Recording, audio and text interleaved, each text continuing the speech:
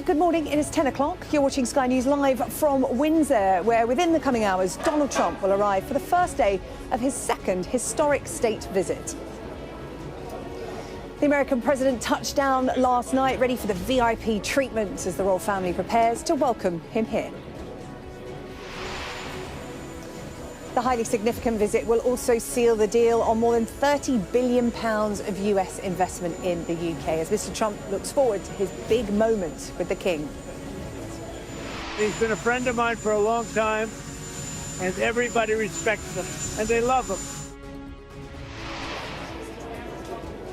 Not everyone, though, is feeling so jubilant. 4 people have been arrested over a stunt that saw images of Jeffrey Epstein projected onto the walls of Windsor Castle.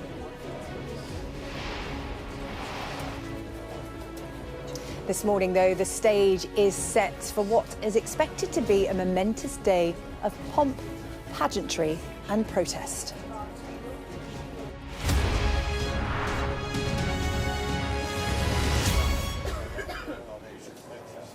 Hello, good morning to you. You're watching Sky News live from Windsor today. President Trump arriving shortly here for the first major moment of his second historic state visit to the UK. The King, Queen and other members of the royal family are all primed and ready to roll out the VIP treatment for the American president and the First Lady. As he landed last night, Trump spoke about his love for the UK, but that feeling across the country isn't entirely mutual. Protests planned for later this afternoon here in Windsor and in central London. And 4 people have been arrested following a stunt that saw images of Mr. Trump and the paedophile Jeffrey Epstein beamed onto the walls here of Windsor Castle last night. The Sky News team will be here throughout the day with all the pomp and ceremony associated with a state visit. But first, let's start with this report from our US correspondent, Mark Stone. Touchdown for Air Force One and an historic second state visit to the UK for President Donald Trump. A smile and a spring in his step, maybe, because he's been looking forward to this. On the tarmac, protocol dictates it's the Foreign Secretary to greet him, Yvette Cooper in the job just a couple of weeks, and hoping no one remembers her visceral criticism of the president in the past. He is the man she called a threat to democracy in 2019, abandoning allies, she said, a misogynist. He may still be that to many, but now, unlike then, he holds the cards and he calls the shots. And so that's what this second state visit is all about. It is an acceptance from the UK that it's not just important to be close to America. The British government's position is that it's vital to be close to Trump's America. It is in their national interest for trade, for security and for foreign policy. Arriving at the US ambassador's residence in Regent's Park for his first night, the president gave a clear indication of just how much this moment of British pomp means to him. He's been a friend of mine for a long time, and everybody respects him, and they love him. The British charm offensive began in February. This is unprecedented, and I think that just symbolises the strength of the relationship between us. Starmer ignored the critics, and it paid off, a trade deal of sorts. Certainly the UK was put in a better position than most, if not all other countries globally. The relationship that we have is fantastic, because I like them, that's why. That's their ultimate protection. It was, of course, the now fired ambassador, Peter Mandelson, who got that deal, the reward of appointing him before the risk did it for him. Peter Mandelson actually did broker a real relationship with MAGA. I mean, it was an incredible act of shape-shifting, but he did it. Lord Maurice Glassman knows Trump well, a Labour peer close to Team Trump, a rare thing. It's hard to overestimate the extent to which he sees himself as a king. I mean, this is real. I mean, very, very real. So it's a huge change, this administration, from the republic to a monarchy. I mean, it's that big. I compare Trump to Julius Caesar or Napoleon, who did that change. Dump Trump! Dump Trump! Dump Trump! For now, the protests don't match those from the last state visit. Not close.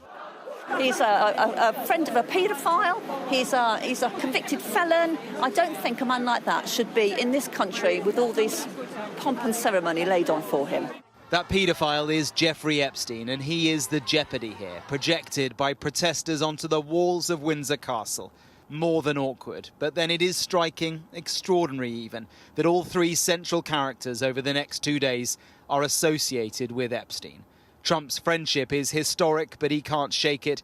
Starmer, now threatened by the Mandelson link, and then by association through his brother, the King, linked too. Of course, the other gamble is that this is a president who changes his mind, shifts position. The next few days are Britain's attempt to prevent that, to cement the special relationship. Mark Stone, Sky News in Stansted. Well, it's a state visit that has been meticulously planned for months in order to bring the maximum amount of royal glitz and glamour, whilst keeping the president away from any potentially problematic pinch points. So let's take a look at how it's all expected to play out today. Well, the President and First Lady will be arriving here at Windsor Castle this morning. When they arrive, they'll be greeted by the Prince and Princess of Wales. That's ahead of being formally welcomed by the King and Queen, as a royal salute is fired both here in Windsor and at the Tower of London. A carriage procession will then take them all on a route through the Windsor estate before the King and President inspect the Guard of Honour at Windsor Castle. They will then have lunch together with members of the royal family in the state dining room. The President and First Lady will then visit St George's Chapel to lay a wreath on the tomb of the late Queen Elizabeth II. Later, Mr Trump and his wife will join the King and Queen to watch a flypast by the Red Arrows. That's followed by a state banquet this evening. Both the King and President Trump set to give speeches. Then tomorrow, the President will arrive at Chequers, the Prime Minister's country residence, to a Guard of Honour, where Donald Trump will have a bilateral meeting with the Prime Minister, Sir Keir Starmer. Then later in the day tomorrow, the leaders will attend a business reception hosted by the Chancellor Rachel Reeves, and a news conference is expected to follow that. The Prime Minister will then bid his farewells to the President and First Lady as this historic state visit draws to a close. Well, regardless of any protests or objections to his visit, there's no denying that the UK is rolling out the red carpet for Donald Trump's highly anticipated second visit. Some of the touches we'll see unfold here in Windsor and throughout the trip have never previously been deployed for any other leader. Well, our royal correspondent Rhiannon Mills has been taking a look at how Britain hopes to woo the president with some VIP treatment. It is the fairy tale setting for the ultimate state visit. But even this fortress has needed a little extra for welcoming the UK's controversial friend. Of all of the big royal events, this feels like it is on another level. Not just what we're doing to make sure that the president stays safe, but also to avoid him seeing anything that might upset him, such as those protests. After all, this is a man who regularly changes his mind, and this week is all about making sure he leaves feeling only positive thoughts towards the United Kingdom. And that's why everything about this state visit is meant to be bigger and better. Thousands of soldiers and horses on parade, with more pageantry than we've seen for any other world leader, a symbol of our vital military ties. We're putting as much as we can into this as well. There's a few other extra things thrown in there with a beating retreat. It's a big part of what we do is we are part of the sort of PLC of the country, and it's really important that we put the best foot forward as we can to show off our nation in the best light that we can. So it's a lot of pressure, but an enormous privilege. Especially with President Trump coming over, it's one of our greatest allies. I think it's only right that we show a good welcome to the country. It will be helped by the fact that already the president has developed his own special relationship with both King Charles. He's a beautiful man, a wonderful man, and we appreciate it. I've known him, gotten to know him very well, actually. And Prince William. He's a good man, this one. But Prince Andrew will be absent. Heavily involved in Trump's last state visit, he does live on the Windsor estate, but now no longer a working royal because of his own links to the paedophile Jeffrey Epstein, a scandal that Trump really doesn't want to be reminded of. But one that has ramped up the interest in this state visit even further. The stage now set for the overnight stay that Donald Trump has always dreamt of. And the royal family know, for a man who is obsessed with the monarchy, it's again up to them to fly the flag. Rhiannon Mills, Sky News, at Windsor Castle. Well, I'm joined now by our US correspondent Mark Stone and our royal correspondent Rhiannon Mills. Busy 3 days for Donald Trump. Busy 3 days for us. You were at Stansted Airport last night, Rhiannon. You were here until close of play yesterday. There's a lot going on for the president on this state visit, Mark, in a relatively short window. Yeah, it's a shorter state visit than had been expected, actually. So it's just 2 days. Today at Windsor, all the pomp. Tomorrow, the kind of meat of it, the political side of it, the meeting with Keir Starmer up at Chequers. But behind, I mean, the first thing to say, I think, is that the organisers are going to be very relieved. There's a light drizzle, but not much. There was an expectation a couple of days ago that it was going to be absolutely pouring it down, which would have kind of genuinely, literally put a dampener on the whole thing. I wonder whether the horse-drawn carriage that's going to go down the Great Walk, is it? What's it called? So he's not going through the Long Walk, but he's going certainly around the grounds at Windsor. So those carriages, I should think. I wonder whether they will be, or whether they'll be able to risk it and having it open. He's going to absolutely love that. For Donald Trump, this is all about optics, this is about, and these images will be projected all around the world and across America. It's about optics. For Britain, it's about a lot more than that. And you cannot underestimate how much planning has gone into this on the diplomatic side, on the political side. Behind all the soldiers, sailors and airmen that we will see today, the politics is all important. And for weeks and weeks and weeks, I've been talking to diplomats in Washington, and they have been, trying to go through every single bit of this to work out that there are deliverables, that something comes out of it. Because ultimately, SJ, that's what this is all about. It's about laying on the flattery for Donald Trump, warts and all, controversy and all, because the British government has recognised that it is not just important for Britain to be as close as possible to the United States, despite the fact, or because of the fact, it's Donald Trump. It is absolutely vital to Britain's national interests on foreign policy, on security, on trade, for Britain to be as close as possible. And the way to do it with Donald Trump is to lay all this on. Yeah, there are certainly going to be some pinch points, aren't there? There's some awkwardness in the air. It's not just mist and rain. Awkwardness on the walls last night. Yeah, awkwardness on the walls last night. There's pictures of Jeffrey Epstein on the walls of Windsor Castle. Awkward for Donald Trump, awkward for the Prime Minister, awkward for the royal family as well, with the links to Jeffrey Epstein. But, rolling out the red carpet and rolling out the senior royals as well. And there is a certain element, and we were talking about it last night, Mark, that, a lot of people will be holding their nose and getting on with this. And the royals, just have to get on with it. They can't get involved with the politics, but they can get involved with the pomp and pageantry. Yeah, and as Mark said, you speak to anybody in diplomatic circles and they will keep trying to hammer home. It's all about the deals, it's about the conversations that happen, in a way, away from the cameras. We, of course, will be obsessed with the interactions between Donald Trump and we're all members body language of the royal experts family. on a day like today, aren't we? Amazing. And also, look, Mark is more of an expert on this than me, but Trump is a man who, he sees the camera and he wants to say something. So we've had over the years those quite funny moments where, I don't know, November in Paris when he met William, he called him a handsome guy. He, like in the past, has said that Queen Elizabeth was a great woman in front of the cameras. So we're kind of watching out for those moments. But what is so important today is, ahead of the kind of important political meetings tomorrow, today is about making sure that Donald Trump feels that he is receiving the ultimate welcome.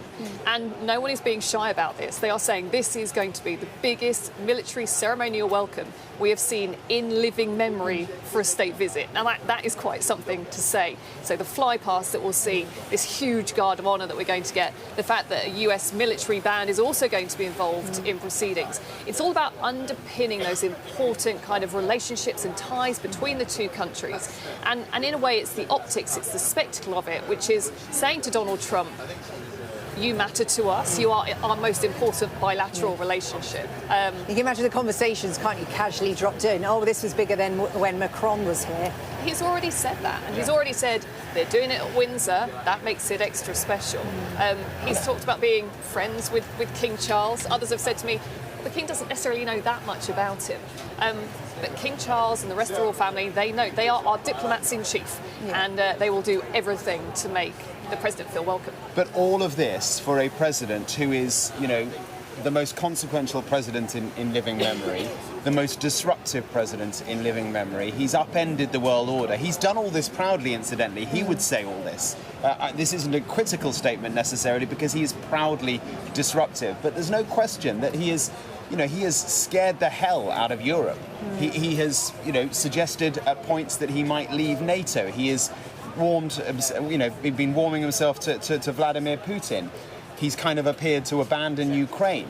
So you might well ask, well, why on earth is he getting the biggest state visit that That's Britain... what the protesters are asking today. Right, that Britain has ever had. And the answer to that is because he is all those things, because he is such a great disruptor, or such a huge disruptor, the view of the British government, and we will find out in the months, years ahead, whether the gamble was right or not. The view of the government is that you've got to keep him as close as possible, and that's what they're going to do. How does this compare to the first state visit? Because everything you've listed there about him being a disruptor, seen as abandoning Ukraine, there's war in the Middle East, is a very different backdrop to the first time around. How does it compare in those terms? Because obviously, we saw him last time he was here walking ahead of Queen Elizabeth, the etiquette, all of that kind of what are we going to get? I have to pick you up on that one. Yeah. The walking in front of the Queen thing, 2018. I got into trouble. Rihanna, you did get into trouble. We've all fallen into that wasn't trap. the state visit. We were talking about it on the podcast, and we said it was the state visit, and we got a call from the royal correspondent. That's why you're here, Rihanna. Yeah. That was when he came in 2018. He had tea with the Queen. We had that little misstep. Actually, it was probably the Queen's fault. Anyway, 2019. I don't think it was. She was trying to get him to move over. Yeah, but Prince over. Philip's always done that in the past. Hey, look, this is all on the podcast, guys. We want to listen to the podcast. We won't get into that. But 2019, the one thing that I've been told is he was on his best behaviour. He'd said some rather unpleasant things about Theresa May in the run-up to 2019 state visit. It was a loving though when he got here, wasn't it? He was apparently charm personified, and mainly because he absolutely revered Queen Elizabeth II. He could not get enough of spending time in her company. But just briefly, you bring up the first state visit. Who was very critical of that? Pretty much everyone in the then Labour Party, not in government, now in government. Not least one Yvette Cooper, Foreign Secretary, who said at the time that she didn't think that the state visit should happen because this is our closest ally, a country we've worked with who is currently walking away from democratic values as opposed to building alliances. Well, nothing's changed. He is still, in the view of many people, a threat to democracy. He's still abandoning allies, so many people would argue. What has changed is a realisation that if he wasn't all-powerful in Trump in his first term, he is now. He's calling the shots. If you're not in Trump's world, you're out. And the last point I make is that it's very clear from talking to, where I'm based in Washington, talking to other diplomats of other European or world nations, they will say they're envious of this. They can't put this on. They're envious of the fact that Britain's got this trading arrangement that is better than most other countries. So it's kind of working for now, but it's high risk. OK, well, it's going to be a really interesting day. Mark and Rhiannon, thank you. You'll be with me throughout the course of the day following events. It's all set to officially start at around 11 o'clock. Let's bring you scenes live now around Windsor. As Mark was alluding to there, it's quite a misty, damp, drizzly kind of day. President Trump expecting that carriage ride around the grounds of Windsor, that gold carriage that he wasn't afforded on the first state visit, but he has been promised it this time around. It's very misty scenes around Windsor. The weather forecast is due to stay dry, so we should see Donald Trump in that gold carriage being taken around Windsor later on today as part of this day of pomp and pageantry. Of course, tomorrow, eyes move to Chequers, the Prime Minister's country residence, where it'll be much more about politics, business and trade, foreign affairs. That's where the real talking will begin. The hope is that today will have softened up the president ahead of those difficult conversations. Well, speaking of pomp and pageantry, let's bring in our royal commentator, Alistair Bruce, because you are right across this, Alistair. And as I said, it's due to get underway in just under an hour's time. Talk us through it. Well, I think you're going to see the very best that the United Kingdom can do. We've got a coach here delivering the King's closest bodyguard, created by Henry VIII. He just got out of how very modern, getting off a coach. ready to go off and play their part. Yeah. You will see a series of normal events for a state visit, but done with much greater quantities of soldiers and in a very controlled environment of the Windsor Great Park area. Yeah. So in a sense, it will be without crowds of people who normally respond to these events, and yet it will still deliver the same pageantry feel. Yeah, I mean, you're getting a real behind-the-scenes look ahead of all that glitz and glamour, the vans and the trucks and the coaches coming and going as final preparations are underway. And it's worth pointing out, Alistair, as you drive into Windsor, there's literally a ring of steel around the castle and the grounds because, of course, all eyes are going to be on this spectacle of President Trump, the American president, being paraded around the grounds of Windsor Castle in a gold carriage. Talk to us about the significance of that.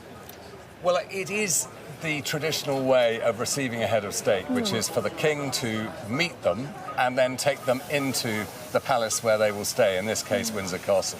So the carriages are being laid on, and the ones that the king will choose to use are there and splendid with all the horses as well, and the Household Cavalry who will provide the escort.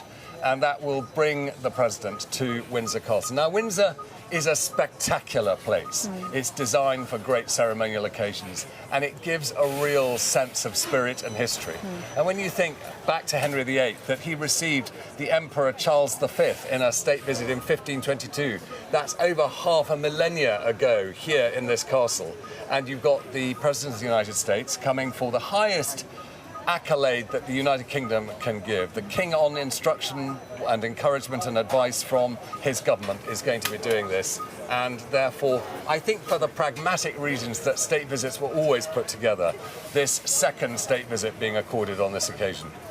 In terms of bands and parades and the sort of military that will be on display, what are we expecting there? You'll have the mass bands of the Grenadier Guards, the Coldstream Guards and the Scots Guards, because the Guard of Honour will be formed by the Grenadier Guards, Coldstream Guards and Scots Guards. The largest Guard of Honour that's been laid on for a state visit ever in our history. And in addition to that, you'll see the Household Cavalry, the Life Guards, the Blues and Royals, and also the guns of the King's Troop Royal Horse Artillery, who will fire a gun salute when the King receives the President as soon as he's brought to the King by the Prince and Princess of Wales from Marine One. And of course, the state banquet, we will have pictures from inside there, the President and the King expected to give speeches. Talk to us about what that's like behind the scenes in terms of who sit next to who, you know, because important conversations as well as small talk will be happening around that great table. The King's private secretary, working with the Comptroller of the Lord Chamberlain's office, bearing in mind they know what precedent is and who sits where, will have made the table plan work. And the tradition is that the King sits in the middle of the table with the Queen opposite, and they will then have with them the President of the United States and the First Lady, and they will entertain, in addition to other people in the British government, members of the American administration. And they're over here in large number when they come. And it won't be long before the sounds of aircraft in the sky ebb a bit, because they'll clear the airspace above Windsor in order to get the President's Marine One here. Of course, we will have the Red Arrows, a fly past for the President later today as well, which is always a spectacle to behold, isn't it? Alistair, you want to be commentating and taking us through proceedings throughout the course of the day. What are you most looking forward to seeing? I think the excellence of drill that will be provided when the state colours of those three regiments are lowered to the President of the United States and the King at the centre of this reception ceremony in the quadrangle of the castle behind me. And I think it'll look fantastic. It'll be a great event. OK, well, Alistair, we're looking forward to you taking us through events here on Sky News. As I said, all the official proceedings due to start at around 11 o'clock. Do they normally start on time? Of course. Of course, such precision goes into all of this. Of course, it will start on time. Alistair, Bruce, thank you very much. We'll speak a little later on. You're watching Sky News live from Windsor Castle ahead of Donald Trump's historic second state visit. We'll bring you all the build-up here from Windsor as officials hope that protests don't rain on the President's parade. We've got full details of the tech investment deals done between the UK and the United States as part of this trip coming up as well. And happenings last night, 4 people arrested for projecting images onto the castle here in Windsor. I'll be asking the MP for Windsor about the preparations for today.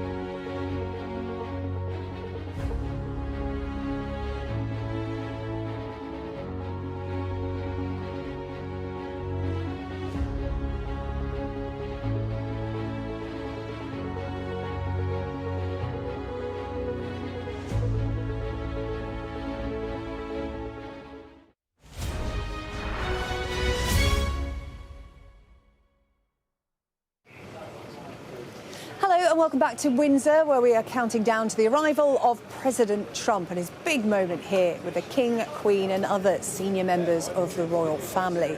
Well, the US President arrived in the UK last night. Images from this historic second state visit are going to be broadcast right around the world. But ahead of all of that spectacle, details of the business deals that have already been done behind the scenes have started to emerge. Microsoft, OpenAI and other American tech companies have announced plans to spend tens of billions of pounds on infrastructure here in the UK. Several Silicon Valley business leaders taking part in this visit, including NVIDIA's chief executive Jensen Huang and Sam Altman from OpenAI, which is bringing its Stargate program here to the UK.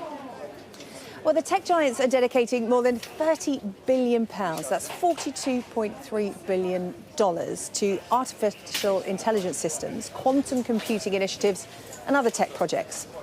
NVIDIA, the world's most valuable public company, has pledged $11 billion in investment in AI data centres in the UK. The new facilities are expected to deploy 120,000 AI accelerator chips in the UK by 2026.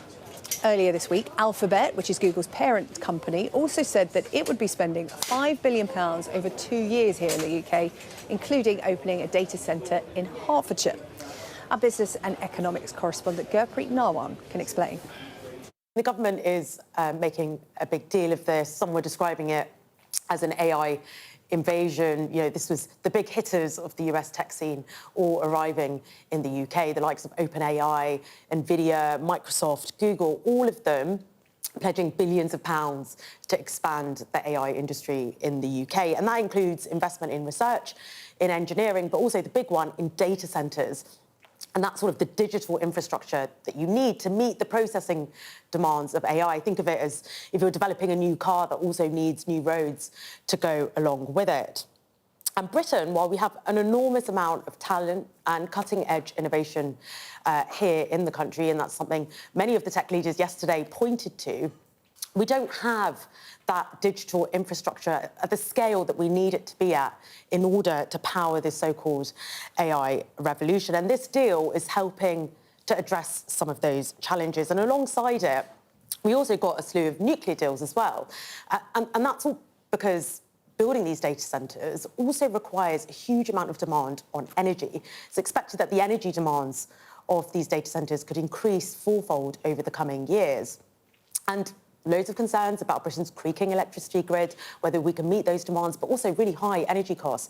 So we also got an announcement on building new nuclear reactors, small modular reactors, which are sort of more affordable, smaller reactors than your typical large-scale products. It's something that governments have spoken about in the past. The ambition has been there for some time, but this is now being packaged up alongside with those tech deals. And the hope is that by powering AI in this country, we could unlock a number of benefits, not just on growth and on productivity, but also gaining greater control over the data surrounding AI in this country, a phrase called AI sovereignty that you may hear a lot about over the coming years. So definitely a win for the government. It's something they're celebrating intensely, but a number of challenges still lie ahead, and we're sure that those will be examined over the coming months and years.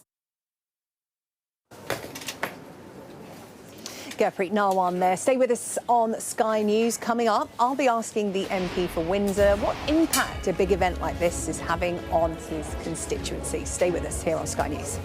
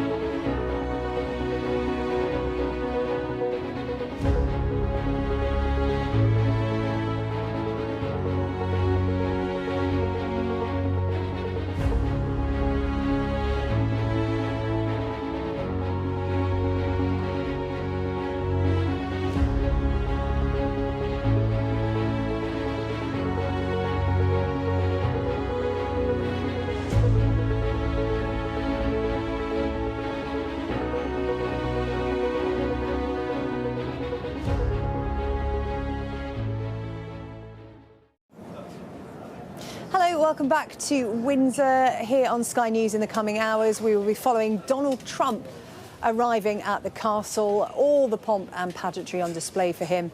All the pomp and pageantry that comes with an official state visit and historic second state visit for the US president. Well, along with the First Lady Melania, President Trump is going to be greeted by the Prince and Princess of Wales here later this morning, before then being formally welcomed by the King and Queen.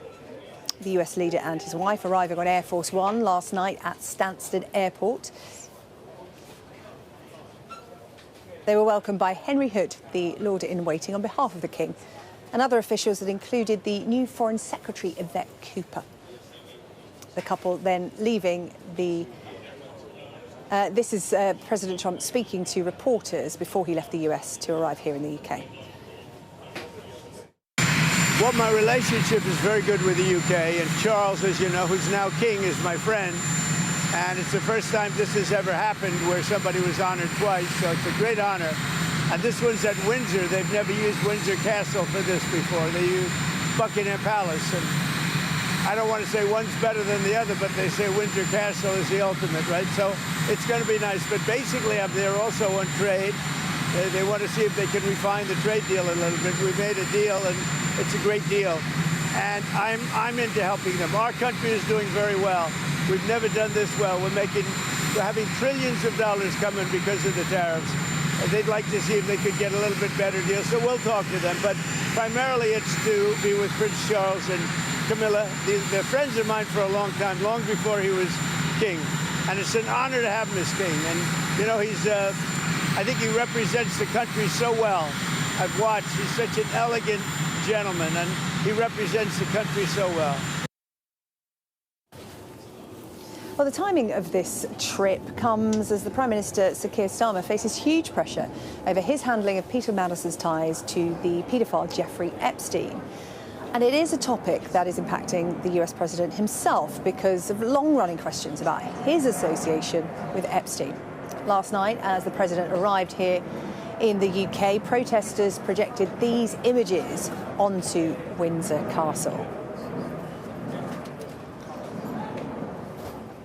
Well, that certainly wasn't planned for. So much planning going into this event. 4 people arrested over what you're seeing on your screen there.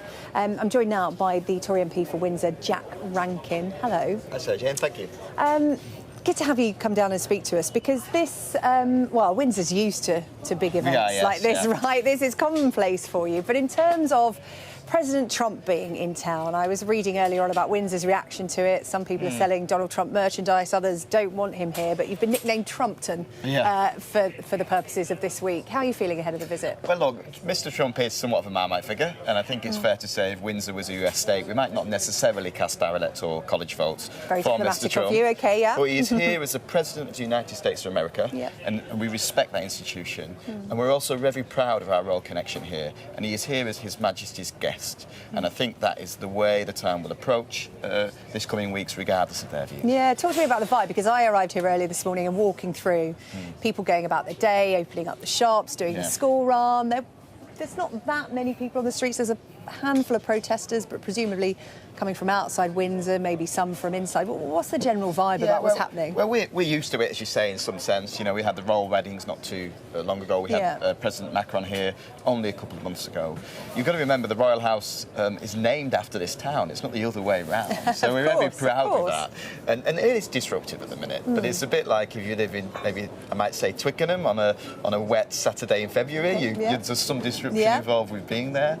So it is something, it is a different scale with President Trump's here, but the Royal Borough have done a good job working with the Crown Estate, with the Thames Valley Police. The stakeholders are all aligned. Just like the pomp and pageantry you'll see today is well choreographed, so is a disruption to town. If you're here, our towns, our cafes, our restaurants, they're open, so please do go and support our local businesses. Yeah, very much so.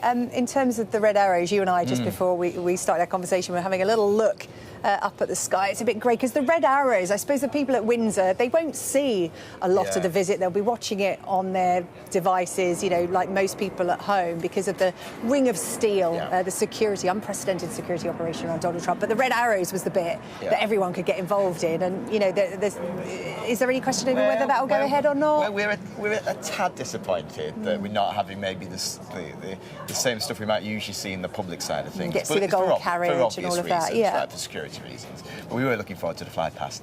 I think I would be something of a propagandist to say that it's always sunny in Windsor, because it's quite great today. But I do hope it goes ahead, but I have no inside information to share with you on that. No, yeah, me too. It's always a treat to see the red arrows on whatever occasion it may be. In terms of the security operation, how have you liaise with the authorities about that? Because, as I said, it's been unprecedented. It's been in the making for some weeks now. And, you know, we went behind the scenes, Ashna Hiranag, our correspondent with the police, you know, going through the river, putting up the big boards around the grounds. Talk to me about what that's been like and the effect on Windsor. Well, I mean, it has been disruptive. The ring of steel that we see around the Long Walk, for example, I'd never seen that before. I think that's pretty unprecedented.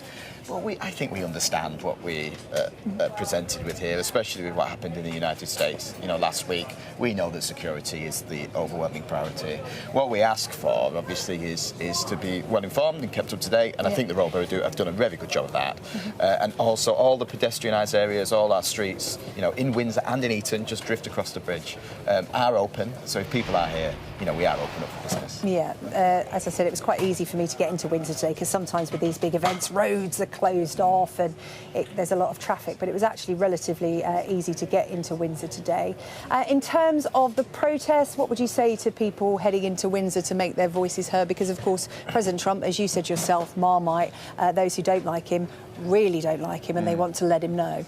So people have the right to protest, right? One of the things that is important about our bilateral relationships with the US is based on common values. Just down the river is where Magna Carta was signed. People in democratic society have the right to protest. I'll defend their right to do so. I would say gently that I don't quite think today is the place to do it. Today is the pomp and pageantry. Mr. Trump is here as the President of the United States. He's here as head of state, being welcomed by the King. People would say it's really expensive, though, these state visits, and it all comes out of taxpayers' pockets. So a lot of people are going, why are we doing this for him a second time, particularly given the fact that he is so controversial? Well, for the first question, I'll just finish.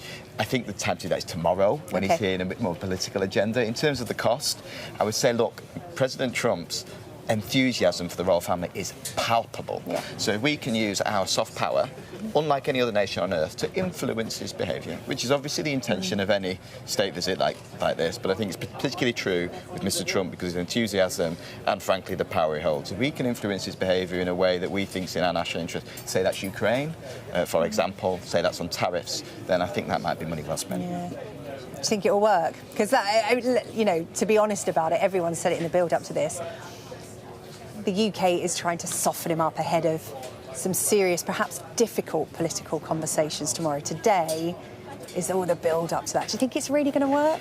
Well, we'll watch the pomp and the pageantry later. If that doesn't fill the patriotic British heart with pride, yeah, I don't the rain know what doesn't will. upset it and all. I think Mr. Trump buys into that a little bit. So I hope the King all the best of success today. OK, thank you so much. Jack Rankin then, Tory MP for Windsor. Really appreciate you coming down to see us today. A busy day for Windsor. Thank you very much indeed.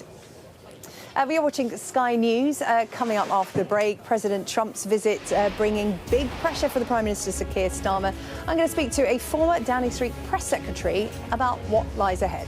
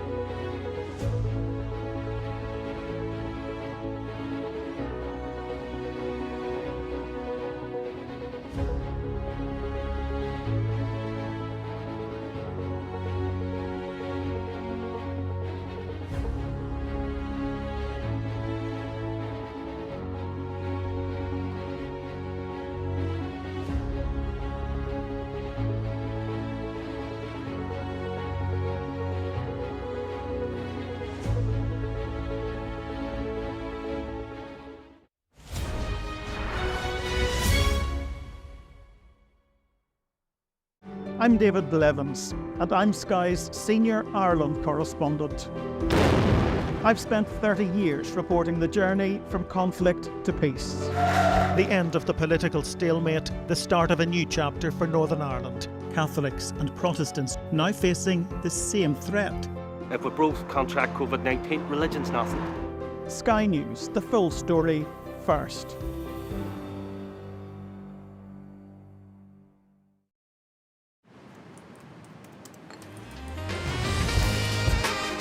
You want to talk business? Meet me in the On-Board Lounge.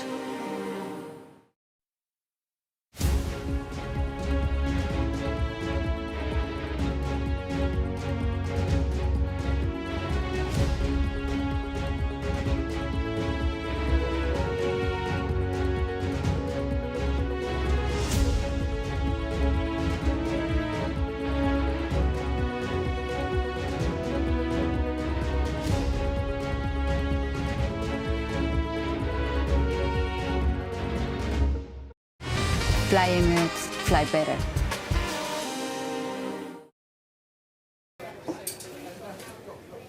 Hello, welcome back. We are looking ahead to the arrival of Donald Trump here in Windsor. It's a day of VIP treatment for the US president as the royal family prepares to welcome him.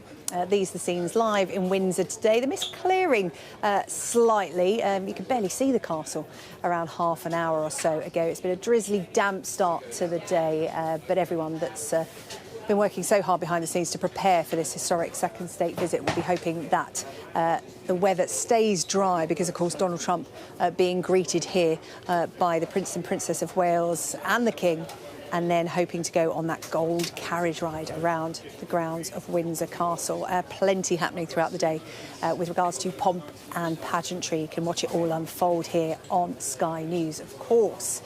Well, it is a big day, not just for the US president, but for the Prime Minister Sir Keir Starmer. This is as the pressure well and truly builds up on him to make sure that everything goes smoothly, because, of course, the backdrop to this is this ongoing issue of connections with Jeffrey Epstein. Jeffrey Epstein, of course, the disgraced financier, convicted paedophile who has associations with Lord Mandelson, who was sacked by the Prime Minister, and, of course, the awkwardness of the fact that the President arriving here today has his own links with Jeffrey Epstein.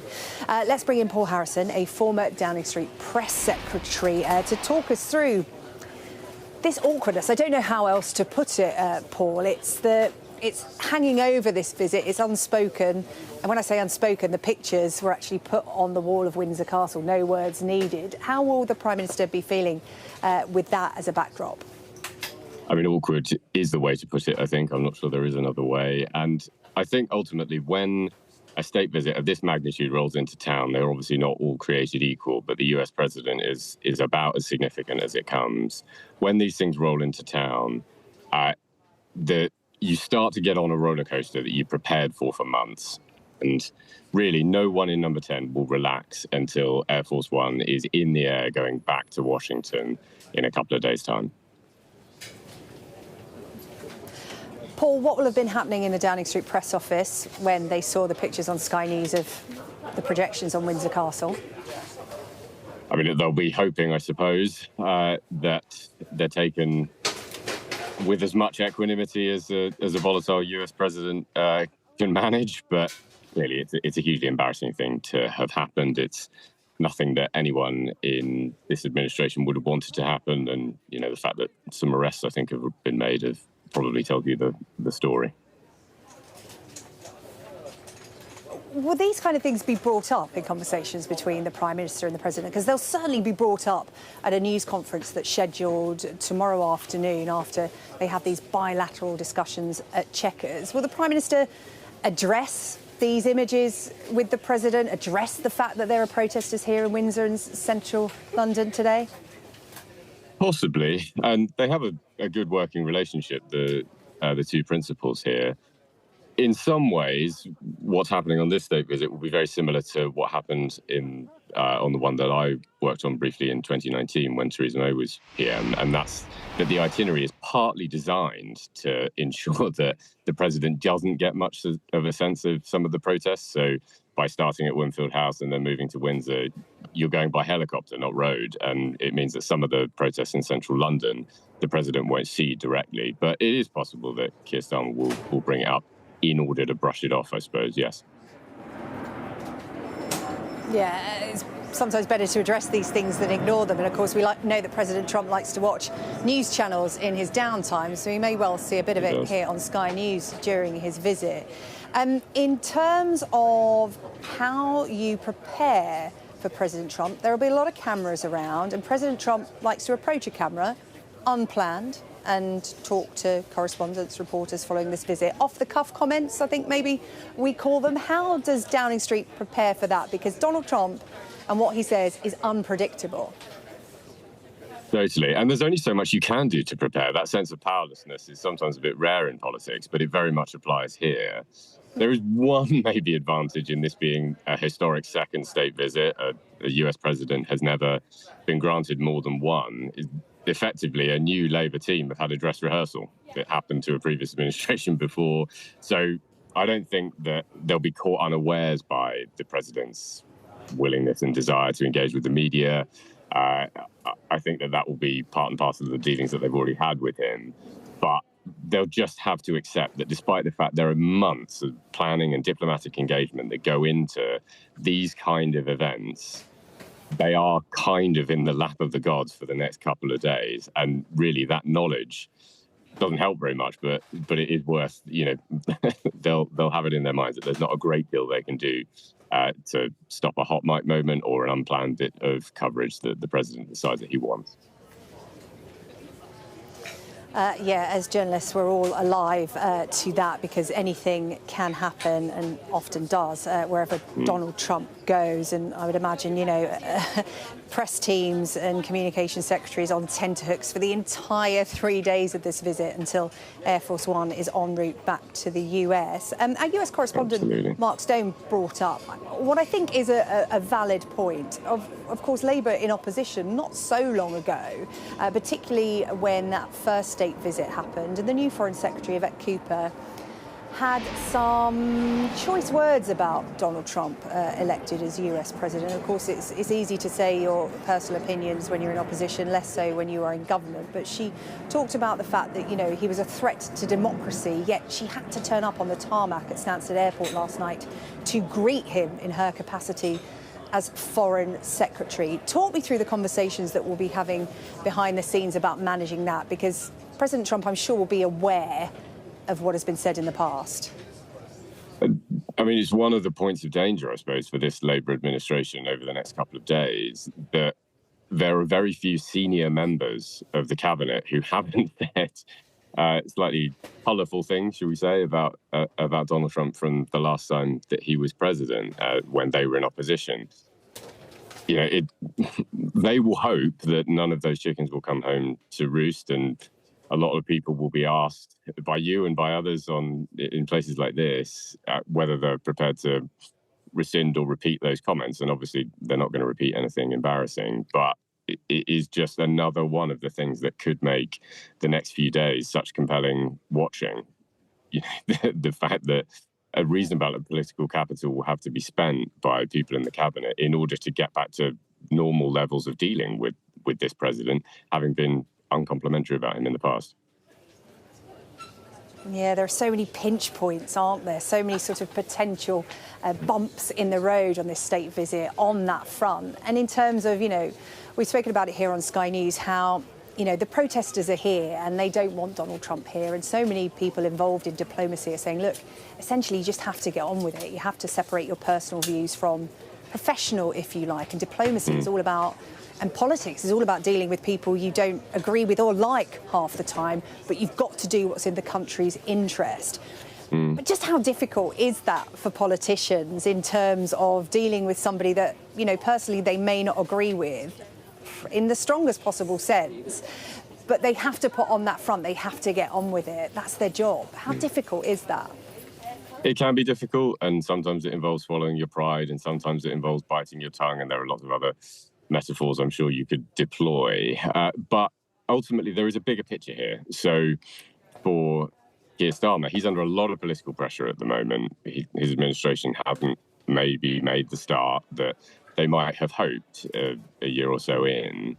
But, you know, we're talking about one of the most powerful men in the world that is now here for this visit. And there is upside opportunity to deepen trade links, to, you know, work on digital integration, as we see this morning, as you guys are reporting. So there is upside for having to do these things, even if they feel a little bit unpalatable. So often, actually, politicians will embrace these opportunities. The truth is, I don't think it's a secret that in terms of their natural personality, I don't think there's a great deal of commonality between Theresa May, my old boss, and Donald Trump. They are, and that's not to say anything negative about either, but they are just completely different people, cut from completely different cloth. And that doesn't mean that where there's an opportunity to cooperate or an opportunity to explain something that your administration is doing, you don't take it, because that's part of being a politician, and it's part of your own self-interest too. Well, look, it seems that it's going to get off on a good foot. I mean, ahead of this visit, President Trump has said about the King, he's a beautiful man, he's a wonderful man, and he said that he really likes the Prime Minister, Sir Keir Starmer. So you feel like they're going to get off on a good foot. But in terms of what would be your final advice to the Prime Minister before he enters the public stage with Donald Trump on this state visit? Because, of course, it's not just about what's said, but it's about the body language as well. What would be your top tip to the Prime Minister ahead of his first appearance on camera with Donald Trump? Well, I mean, firstly, I agree with your characterization. I think in some ways, often the way that state visits and other big bits of diplomatic engagement work is that you end up finishing with a press conference. And to a certain extent, that is the moment of maximum danger. So you're building towards that the entire time that that foreign leader is on the ground. I suspect that part of the reason that the choreography has been determined as it is that today was always going to be, as you say, hopefully the easier day, because Trump is hugely enamored and impressed by the royals, and he will love the opportunity to go to Windsor and to stay there and enjoy the hospitality from the royal family.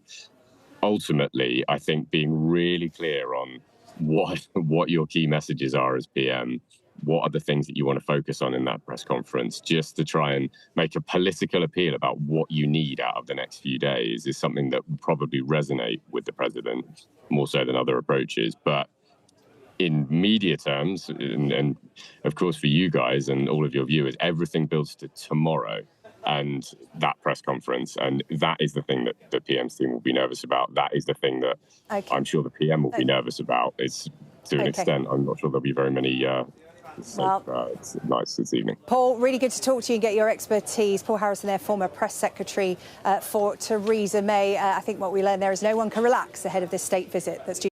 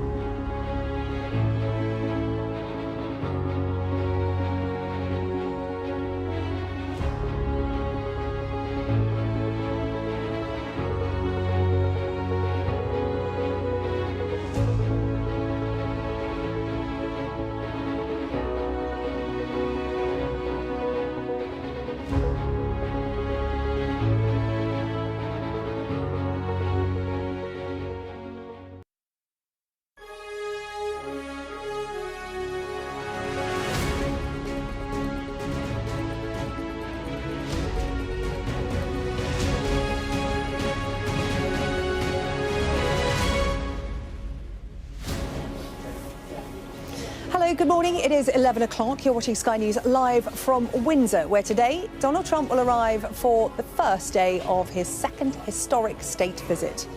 The American president touching down last night, ready for the VIP treatment as the royal family prepares to welcome him here.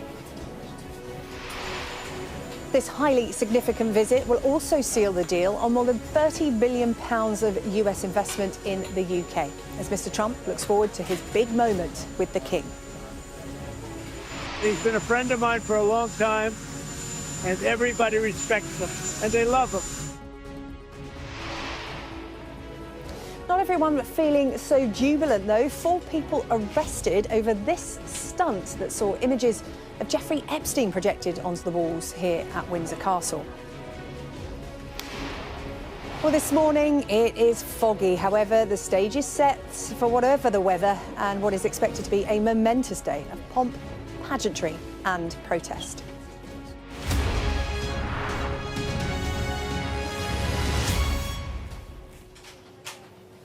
Hello, good morning. You're watching Sky News live from Windsor Castle today, where President Trump will arrive shortly for the first major moment of his second historic state visit to the UK. The King, Queen and other members of the royal family all primed and ready to roll out the red carpet. VIP treatment for the American president and his First Lady. As he landed last night, Donald Trump spoke about his love for the UK. But that feeling across the country isn't entirely mutual. Protests planned for later this afternoon, and 4 people have been arrested following a stunt that saw images of Mr. Trump and the paedophile Jeffrey Epstein beamed onto the walls behind me here at Windsor Castle last night. The Sky News team will be here throughout the day, covering all the pomp and ceremony that's associated with a state visit. But first, let's start with this report from our US correspondent, Mark Stone. Touchdown for Air Force One and an historic second state visit to the UK for President Donald Trump. A smile and a spring in his step, maybe, because he's been looking forward to this. On the tarmac, protocol dictates it's the Foreign Secretary to greet him, Yvette Cooper, in the job just a couple of weeks, and hoping no one remembers her visceral criticism of the president in the past. He is the man she called a threat to democracy in 2019, abandoning allies, she said, a misogynist. He may still be that to many, but now, unlike then, he holds the cards and he calls the shots.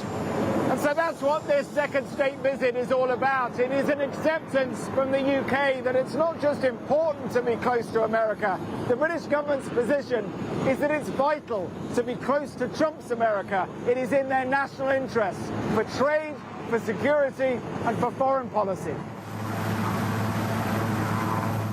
Arriving at the US ambassador's residence in Regent's Park for his first night, the president gave a clear indication of just how much this moment of British pomp means to him. He's been a friend of mine for a long time, and everybody respects him, and they love him. The British charm offensive began in February. This is unprecedented, and I think that just symbolises the strength of the relationship between us.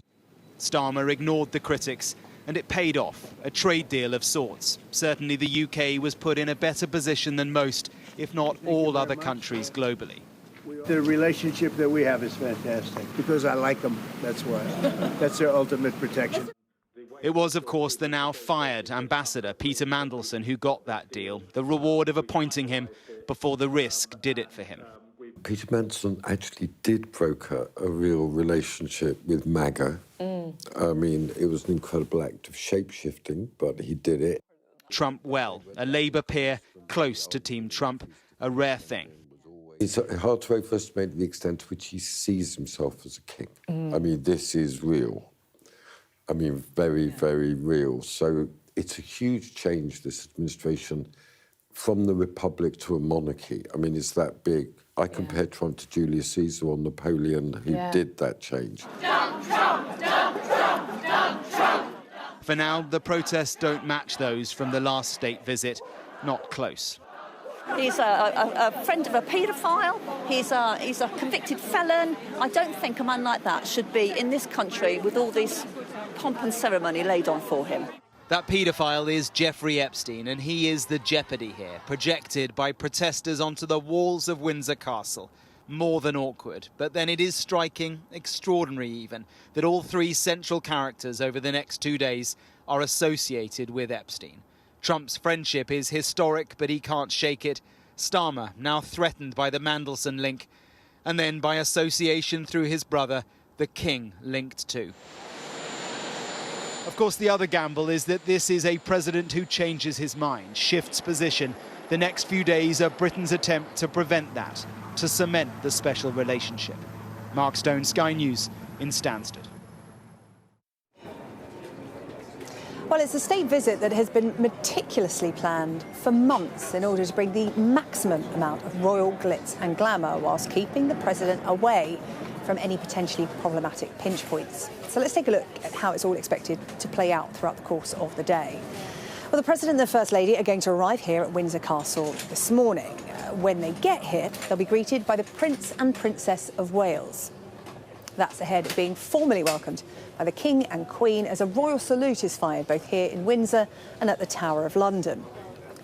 A carriage procession will then take them all on a route through the Windsor estate for the King and President inspect the Guard of Honour at Windsor Castle.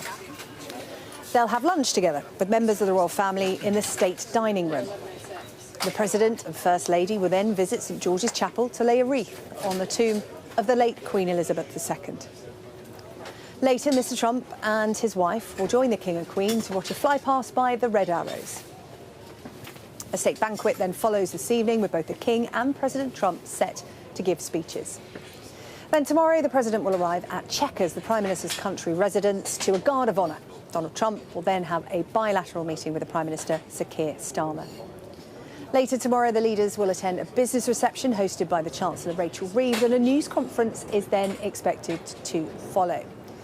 The Prime Minister will then bid farewell to the President as the state visit draws to a close. Well, we were just moments ago watching Mark Stone's report, and he joins me here now alongside our royal commentator, Alistair Bruce. Mark, that's all the style. I'm going to talk to Alistair about that. That's his area of expertise. But let's talk about the substance, because behind all this glitz and glamour, there'll be a lot of talks going on, a lot of conversations about business and foreign policy. A huge amount.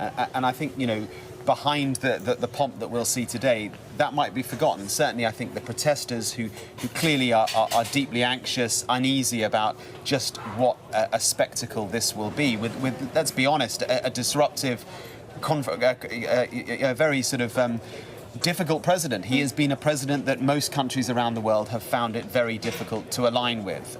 And the answer, in Britain's case, is this, is to throw it on, to bring him as close as possible, because the British government's position and their view is that regardless of who the president is, the kind of bedrock of the relationship, that so-called special relationship that the Brits bang on about all the time, it sort of transcends these difficult presidencies when they come about. And their view is you've got to be as close as possible for reasons of foreign policy, for tech, for trade. I was just looking at some of the numbers. I mean, I think I've just had a coffee with someone who's been right at the heart of organising the next couple of days. And his view, I mean, he would say this, but I do think he has a point. His view is that the tech side of things that we're going to see announced, deals signed tomorrow at Chequers, is absolutely huge. And there will be the so-called tech bros who will be at the state dinner tonight, who will be there tomorrow in Chequers. And for Britain, for the British economy, for British jobs, this is really important. Jensen Huang, who's the chief executive of NVIDIA, said today marks a historic chapter in the US-United Kingdom technology collaboration. We're at the big bang of the AI era, and the United Kingdom stands in a Goldilocks position where world-class talent, research and industry convene. So, you know, that gives you a sense of just how much of a big deal this is in a tech sense. And if, you know, the British government's response to people who are understandably uneasy about the pomp and the level of pomp that we're going to see today, their response would be, this is about jobs, this is about security, financial security and geopolitical security for the UK. As one diplomat said to me yesterday, American leadership is, and being close to American leadership, is better than anything else. Yeah. That's what this is about. Yeah, and it's interesting, of course, news like this always comes out just as the state visit is about to start, as you said, to remind people what it's all about. It's not just glitz and glamour, but that is very important, Alistair Bruce, because it's what leads to these deals. And of course, the Prime Minister will be thinking, well, we're not done yet. We've got plenty more to discuss at Chequers. So talk to me about how today and all this pageantry feeds into that. Well, this president let it be known that he is really interested and loves a little bit of pageantry about him and the office that he holds. And on the advice of the Prime Minister, the King is laying on the very best. This is a building that has been providing a backdrop for great state occasions and for visits of this kind for centuries. And it is the perfect backdrop. It is different from the first state visit because that was at Buckingham Palace. This one here at Windsor just lends itself, because this isn't Disneyland. This is a real castle with a real history. And for the United States, so much of its evolution has come from this land. To have the head of state of the United States coming here to be given the highest welcome is only done with the best of ceremonial and military precision, and that will be delivered all with legitimate things that, as I say, are not from Disneyland. They're from an evolution of reality. And the President will today be a part of that page of history that carries on, and he will be inscribed into the story of this castle by a result of his visit today. You only have to look at the Oval Office and the way that Donald Trump has redecorated it with all the gold to get a sense. I was going to say he gets a gold carriage today. Right, so. I mean, he loves all that sort of thing. You know, go to Mar-a-Lago and see how it's decorated. He loves that. This is the real deal. Mar-a-Lago was built, you know, less than 100 years ago. He will absolutely love all of this. And for him, this is about optics. America's love for Britain, America's love for the royal family, the pictures across America will be him with the King. He will absolutely love that. And also, if I may say, his mother, were she still alive, would be cutting out pictures of her son. Yes. At royal events, in the way that she cut out pictures of royal events when she was a child. Yeah. And I think that's part of why he's been so fascinated. And if Britain's got it, flaunt it. If it's going to help us in a geopolitical sense, in a sense, that's exactly what the King is here to do. And just a quick word that doesn't do it justice, but a word about foreign policy, because, of course, much interest on this state visit in the UK and in the United States as well, but the eyes of the world. Our colleague Yalda Hakim had an interview with President Zelensky. He's watching this really closely. He had a message for the Prime Minister about, you know, what he wants him to talk to Donald Trump about here. So the eyes of the world really on this visit for that reason. Yes, and alongside the sort of the principles that the King and the President and then the Prime Minister and the President, there will be side meetings, of course. A lot of the deals and a lot of the discussion is done on the sidelines. And so Yvette Cooper, the new Foreign Secretary, she's going to be spending time with Marco Rubio, who's here. He's the Secretary of State, America's Foreign Secretary, effectively. He's also the National Security Advisor in the United States. Steve Witkoff is here. He's kind of Donald Trump's kind of Swiss Army knife, fixer-in-chief, Middle East envoy, also so heavily involved in Ukraine, Russia. All of that will be taking place on the sidelines. I've seen, you know, kind of, you get a hint of the controversies just walking around here. There's a Palestinian flag. I've seen an Israeli flag as well. I've seen images of Jeffrey Epstein. That there is jeopardy, there is controversy alongside the pomp that we will see today, the tech deals that we will see tomorrow. Is the British government would hope an attempt to get as close as possible to the American presidency, to understand his thinking on things like Ukraine, on Gaza, and much, much more. Protesters alongside the pomp. Alistair Bruce was just looking over our shoulder there. There's a minivan just gone inside. That's the staircase party of the Household Cavalry Regiment, and they're going to be inside Windsor Castle when the President goes inside with the King, just as we lose him from our cameras and they go up for lunch. So every element of the progress that the President will make from where Marine One lands to where he gets his lunch will be through a line of troops, naval people or Air Force personnel. Yeah, it's not just for the cameras, it's very much for President Trump. Mark and Alistair, thank you very much.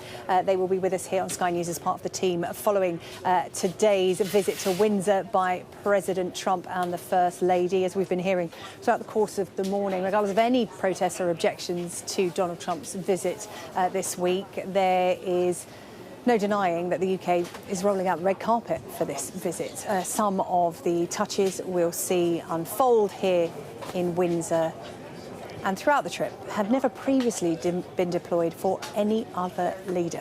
Our royal correspondent Rhiannon Mills has been taking a look at how Britain hopes to woo the president with VIP treatment. It is the fairy tale setting for the ultimate state visit, but even this fortress has needed a little extra for welcoming the UK's controversial friend. Of all of the big royal events, this feels like it is on another level. Not just what we're doing to make sure that the president stays safe, but also to avoid him seeing anything that might upset him, such as those protests. After all, this is a man who regularly changes his mind, and this week is all about making sure he leaves feeling only positive thoughts towards the United Kingdom. And that's why everything about this state visit is meant to be bigger and better. Thousands of soldiers and horses on parade, with more pageantry than we've seen for any other world leader, a symbol of our vital military ties. We're putting as much as we can into this as well. There's a few other extra things thrown in there with a beating retreat. It's a big part of what we do is we are part of the sort of PLC of the country. And it's really important that we put the best foot forward as we can to show off our nation in the best light that we can. So it's a lot of pressure, but an enormous privilege. Especially with President Trump coming over, it's one of our greatest allies. I think it's only right that we show a good welcome to the country. It will be helped by the fact that already the president has developed his own special relationship with both King Charles. He's a beautiful man, a wonderful man, and we appreciate it. I've known him, gotten to know him very well, actually. And Prince William. He's a good man, this one. But Prince Andrew will be absent. Heavily involved in Trump's last state visit, he does live on the Windsor estate, but now no longer a working royal because of his own links to the paedophile Jeffrey Epstein, a scandal that Trump really doesn't want to be reminded of. But one that has ramped up the interest in this state visit even further. The stage now set for the overnight stay that Donald Trump has always dreamt of. And the royal family know, for a man who is obsessed with the monarchy, it's again up to them to fly the flag. Rhiannon Mills, Sky News, at Windsor Castle. You're watching Sky News. Coming up after the break, Donald Trump is due to leave central London momentarily. We'll bring you all the build-up live ahead of his arrival here in Windsor.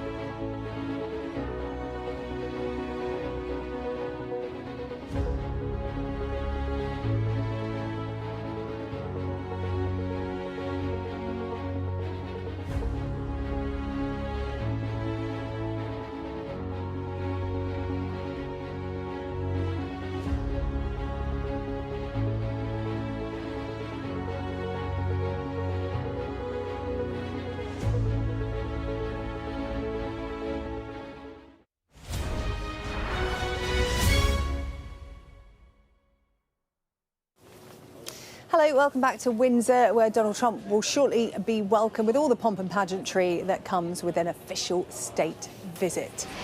These are the scenes over Windsor Castle this morning. A bit of a moody scene there, a bit of mist. There's been some drizzle in the air, but it's hoped that the rain will stay away because, of course, Donald Trump has a gold carriage procession around the grounds of the Windsor estate scheduled for this afternoon. As you can see, people assembling outside the walls of Windsor Castle. There are some protesters here, not in huge numbers, but they are here, and members of the general public as well, just coming to have a look because, of course, Windsor so often the scene for these kinds of occasions, state visits, royal weddings and celebrations. It's something Windsor is very much used to, but there is something about this particular visit that has got people talking and turning out on the streets of Windsor and in central London as well. Let's bring in Lord Ricketts,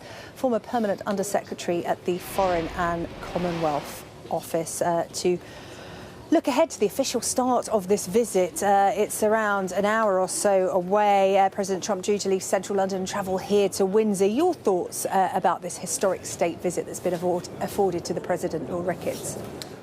Well, good morning. This is pomp and pageantry with a purpose, because Donald Trump, obviously a very powerful man who has centralised power in his own hands in the US, important ally for the UK, will love the treatment that the royal family have in store for him.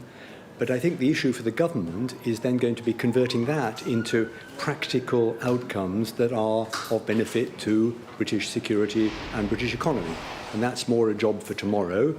Today is about creating that goodwill, getting Donald Trump in a good mood for then tackling the issues which really matter to the UK. Trade, technology investment in the UK, the wars in Gaza and in Ukraine, where both Putin and Netanyahu are basically acting far beyond where Trump or Keir Starmer would want them to be. So there's an important policy agenda which is for tomorrow, and today is really the preparation for that in terms of the pageantry. Yeah, let's talk a little bit more about the purpose of this visit, because the government will be keen that that is not lost in all the pomp and pageantry. As you said, it's a precursor to tomorrow when there'll be some tough conversations, some business being done. But of course, there are protesters here. They need to be convinced of that purpose. And a few hours ago, news was released about tech investment, US tech investment here in the UK to the tune of billions of pounds. That's deliberate, isn't it? Releasing that ahead of this state visit, because a lot of criticism about the taxpayer money that's being spent to the US president. It's the government almost saying, look, you know, this isn't money wasted. This is money well spent. Look at what we're getting in return. Exactly. It's as I say, pageantry for a purpose. And of course, America is the world's greatest economy. It's the leader in these future technology areas. And as you say, it's a very, very important announcement we've had that Microsoft are going to be investing £22 billion in new data centers and AI infrastructure in this country. There's other investments coming into the nuclear program, opening up the American market for UK nuclear energy technology. So these are very, very consequential announcements. Of course, they need to be followed up, implemented to create real jobs and put Britain in an important place in the race for a dominant position, prominent position in AI, quantum computing and those sorts of areas. There's also a very complex foreign policy agenda. And you're right, I think justifying the controversy of inviting Donald Trump on this visit is in part, you need to show that you've made progress on those foreign policy areas as well.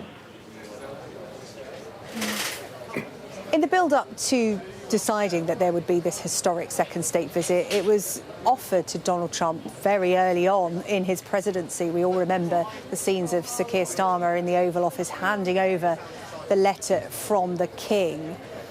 This will have been a calculated risk. I'm interested in the conversations that would have been had in the build-up to that offer, because President Trump is controversial, more so now than when he paid the UK a visit the first time around, and he is very unpredictable. Everybody here on tenterhooks as to what he may do or say. Yes, and particularly at the press conference which comes at the end of the visit. I mean, in a way, that's been carefully designed. So we have the ceremonial part today. That will be kept well away from the public. Then we have the business talks at Chequers. And then at the end, we have the press conference where, as you say, that will be a roller coaster. And it's completely unpredictable where Donald Trump will go. I suspect that your colleagues in the media will use the occasion to try to extract from Donald Trump all kinds of things about the Jeffrey Epstein issue, about Peter Mandelson. I don't think all that will overshadow today or the business talks tomorrow. But yes, an invitation to someone as unpredictable and controversial as Donald Trump was always going to be a risk. I think the Prime Minister had to balance possible advantages against that. He could have waited and done it later in Donald Trump's term.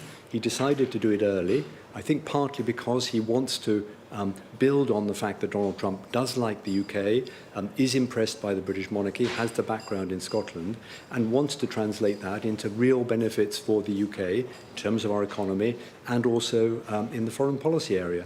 And just a word on that, Donald Trump, when Keir Starmer met him months ago in the White House, was tending to take more Putin's position on the war in Ukraine. He has moved some way away from that now, and I think Keir Starmer can take some credit for that. And there are ideas about ramping up the pressure on Russia through sanctions against countries that buy Russian oil. That'll be an area. Gaza, I think, is even more difficult because the Secretary of State, Marco Rubio, has basically lined himself up with Netanyahu on his decision to launch a military attack on Gaza City. And also Britain is gearing up to recognize Palestine as a state next week at the UN. So rather more tricky minefield on Israel and Gaza for Keir Starmer to walk tomorrow, with that final act of the press conference where, who knows what will come out of that. Yeah, so many important conversations going on officially in those bilateral talks and on the sidelines as well. A lot of this done softly, those sort of off-the-record conversations. It all feeds into this diplomacy that will be operating behind the scenes away from our eyes. You touched there on foreign policy, and of course that's going to be some of the most important conversations that the Prime Minister has with the President and other members of the government, with other members of Donald Trump's team. But for you, what would be a win foreign policy-wise for Sir Keir Starmer to come away from this state visit having got a particular point across, or having had the President concede or agree to something? What will be the most useful conversation and takeaway from any foreign policy discussions on this visit? I think the trade and technology outcomes are pretty much pre-scripted, and we will read about those in detail tomorrow. I think on the foreign policy agenda, the really big thing that would be great to see Keir Starmer deliver from his meeting with Trump tomorrow would be agreement on how to go forward on further pressure on Russia. That war in Ukraine goes on every day, civilian casualties in very large numbers, Russia pushing forward. And the Americans have produced this idea of sanctions on countries like India and China, which buy cheap Russian oil and therefore fuel the Russian economy.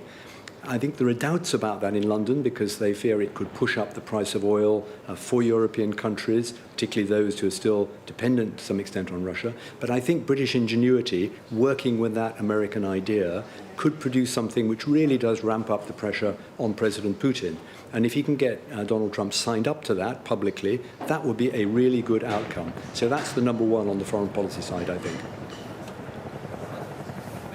Lord Ricketts, really appreciate your time this morning ahead of this historic second state visit from President Trump here to the UK. That's Lord Peter Ricketts there, former Permanent Under-Secretary of the Foreign and Commonwealth Office.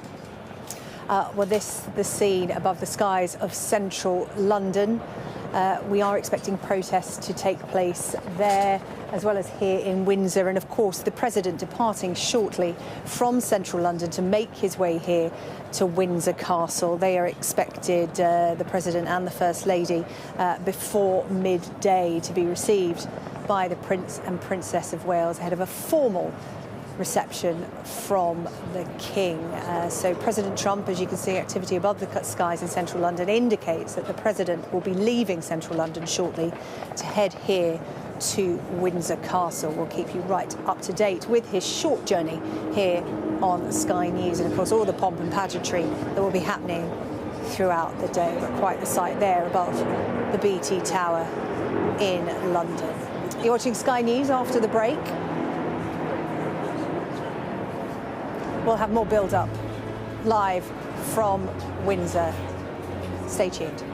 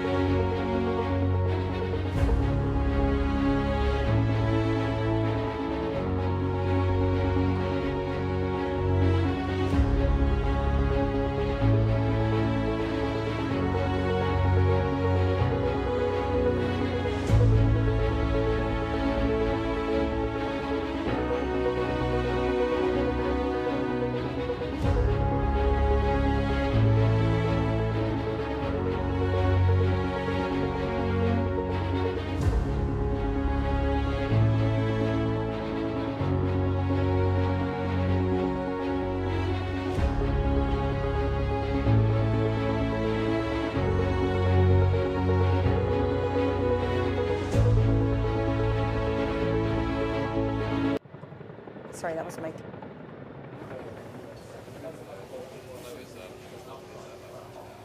Welcome back. You're watching Sky News.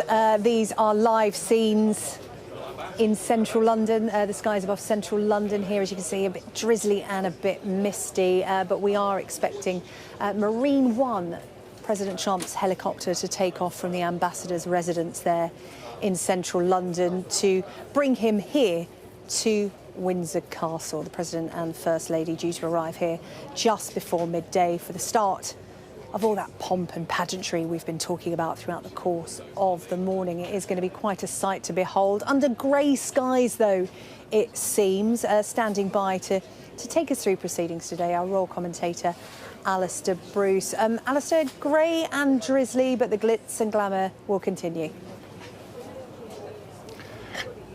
Indeed it will, and it is a process that's about to start, and from central London to Windsor Castle. And yes, it's grey overhead and there's a little bit of rain in the air, but the scarlet and gold of the uniforms of the Household Division and other military personnel taking part will lift that, as will the carriage procession that the King and Queen will take the President and First Lady on. But we're looking at the lower ward, Curfew Tower to the left, the great Henry VIII gate there of Windsor. Meanwhile, as we try and clear our lens, looking out towards the gardens of the American ambassador's residence in central London, and shortly Marine One will lift off. Of course, Marine One is not just one helicopter, it's a number of helicopters, and they travel in a group in order to confuse deliberately, so nobody quite knows which one the President is flying in. They're great big helicopters themselves. They are designed to provide immense capability for communication for the President whenever he is on board, in order that he is always able to remain connected with his executive responsibilities. But he stayed overnight here in central London with the ambassador and his wife, and it is a piece of American soil in the United Kingdom.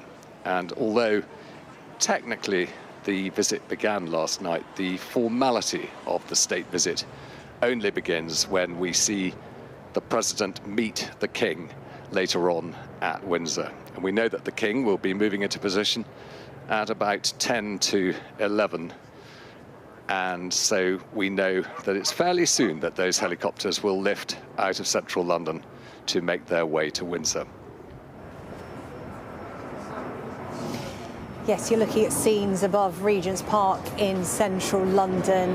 These are the skies above the Ambassador's residence. As Alistair said, that is where the President and the First Lady spent their first night of this official state visit, this historic second state visit, before they head here to Windsor for the day. And a full day in store for them, Alistair. As you said, they will be greeted by the King. First of all, they'll have a greeting from the Prince and Princess of Wales before that official meeting with the King. That the first picture opportunity for the President of this state visit. Some of the optics that we know the President is keen to create around this state visit. What happens then? What's happening throughout the course of this early part of the day, the first steps of the state visit for the President and First Lady? Much of the tradition is being concertinaed into the Windsor setting. So it is normal for a head of state to be met by a senior member of the royal family to be escorted to the King. On this occasion, the Prince and Princess of Wales will meet the President and First Lady as they alight from Marine One and literally escort them across a short distance of grass where the King will be waiting at Victoria House. Then, after the formalities of meeting their old friends, the carriage procession will form, and the escort of the Household Cavalry will then take them through the Great Park up to Windsor Castle itself, where there will be a more ceremonial and formal salute to the President, which is the highest accolade that the United Kingdom can give to the head of state of the United States. And one has to remember that it's on behalf of the whole of the United Kingdom that this state visit occurs, and the best is laid on for the head of state of the United States. Not just the best, Alistair, but we understand the best of the best. President Trump getting the VIP treatment over the course of the next 48 hours because, of course, the President of France, Emmanuel Macron, was here at the start of the summer back in July, and we are being told very publicly, no doubt for good reason, diplomacy reasons, that President Trump is actually getting more bells and whistles than Emmanuel Macron. What exactly is he getting that's extra today? Well, what is different is that, sadly, the sun isn't out, and it was when President Macron came. And, of course, ceremonial does look better in sunshine and less glamorous in rain. What is different, too, is that, as you will see in that picture of Windsor Castle and the Long Walk, there's a huge metal fence all around the area where the President will be. So the public are being kept out of this occasion. And there you can see at the side of the road a huge fence, a light beige fence that literally is keeping people out and also making it impossible for people to see the procession, which will come up from the right and go in through that gate at the top of the Long Walk, which is called the George IV gate. So plenty of differences, but inside the quadrangle, through that gate that we can see, will be 3 regiments forming a Guard of Honour, and that is the first time that 3 regiments have formed that Guard of Honour for a head of state. And so, in essence, the King's instruction, following on from the recommendation by the Prime Minister and the Cabinet to make the invitation to the President of the United States, is the King has said he wants the very, very best laid on, and the armed forces have done their best to provide just that. We're waiting for the Marine One formation to take off from the gardens in Regent's Park of the American Ambassador, where the President stayed last night, and when they take off we'll see them head towards Windsor. It's not a long distance, and anyone who's had the opportunity to watch the speed of helicopters, they cover ground very, very quickly.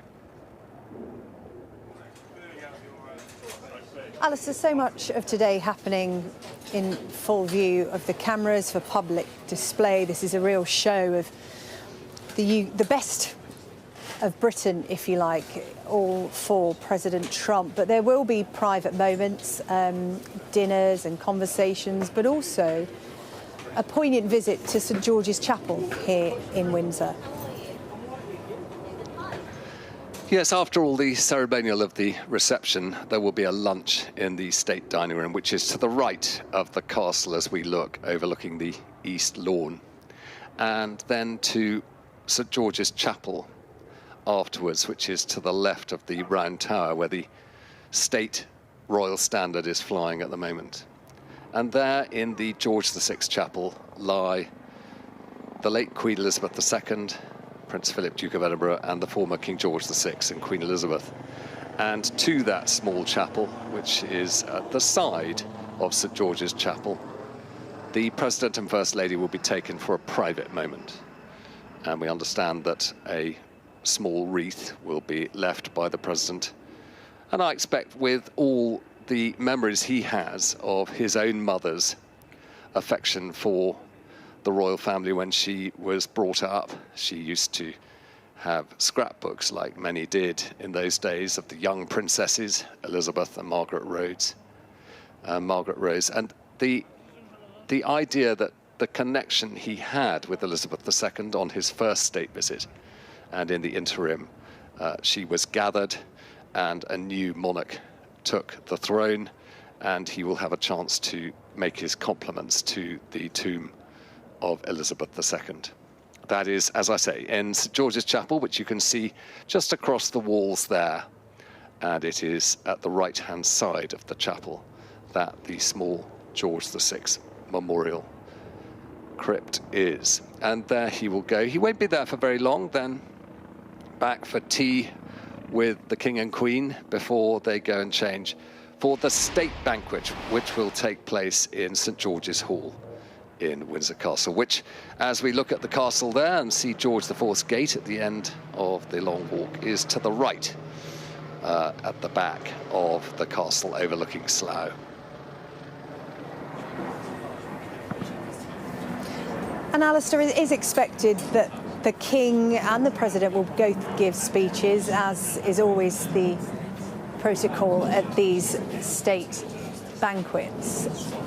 What kind of tone and what kind of subjects can we expect the King to cover? Because, of course, behind all this pomp and pageantry is the politics, which, of course, the King cannot get involved in. What is the subject? What is the substance of the King's speech on these kind of occasions? The subject that tends to be covered by heads of state at state banquets is friendship, history of closeness, the integrity of commitment to one another, and things like that. And of course, a great deal of personal reflection. And for the King, who has known 10 of the 14 presidents who have existed in the United States since he was born in 1948, the King has a lot of close associations with the United States and with presidents. And so I think that with that experience, the King can always reflect in his welcoming speech much of that, and also will reflect, I'm sure, upon his late mother and the fact that the President came as a guest of his late mother for that first state banquet.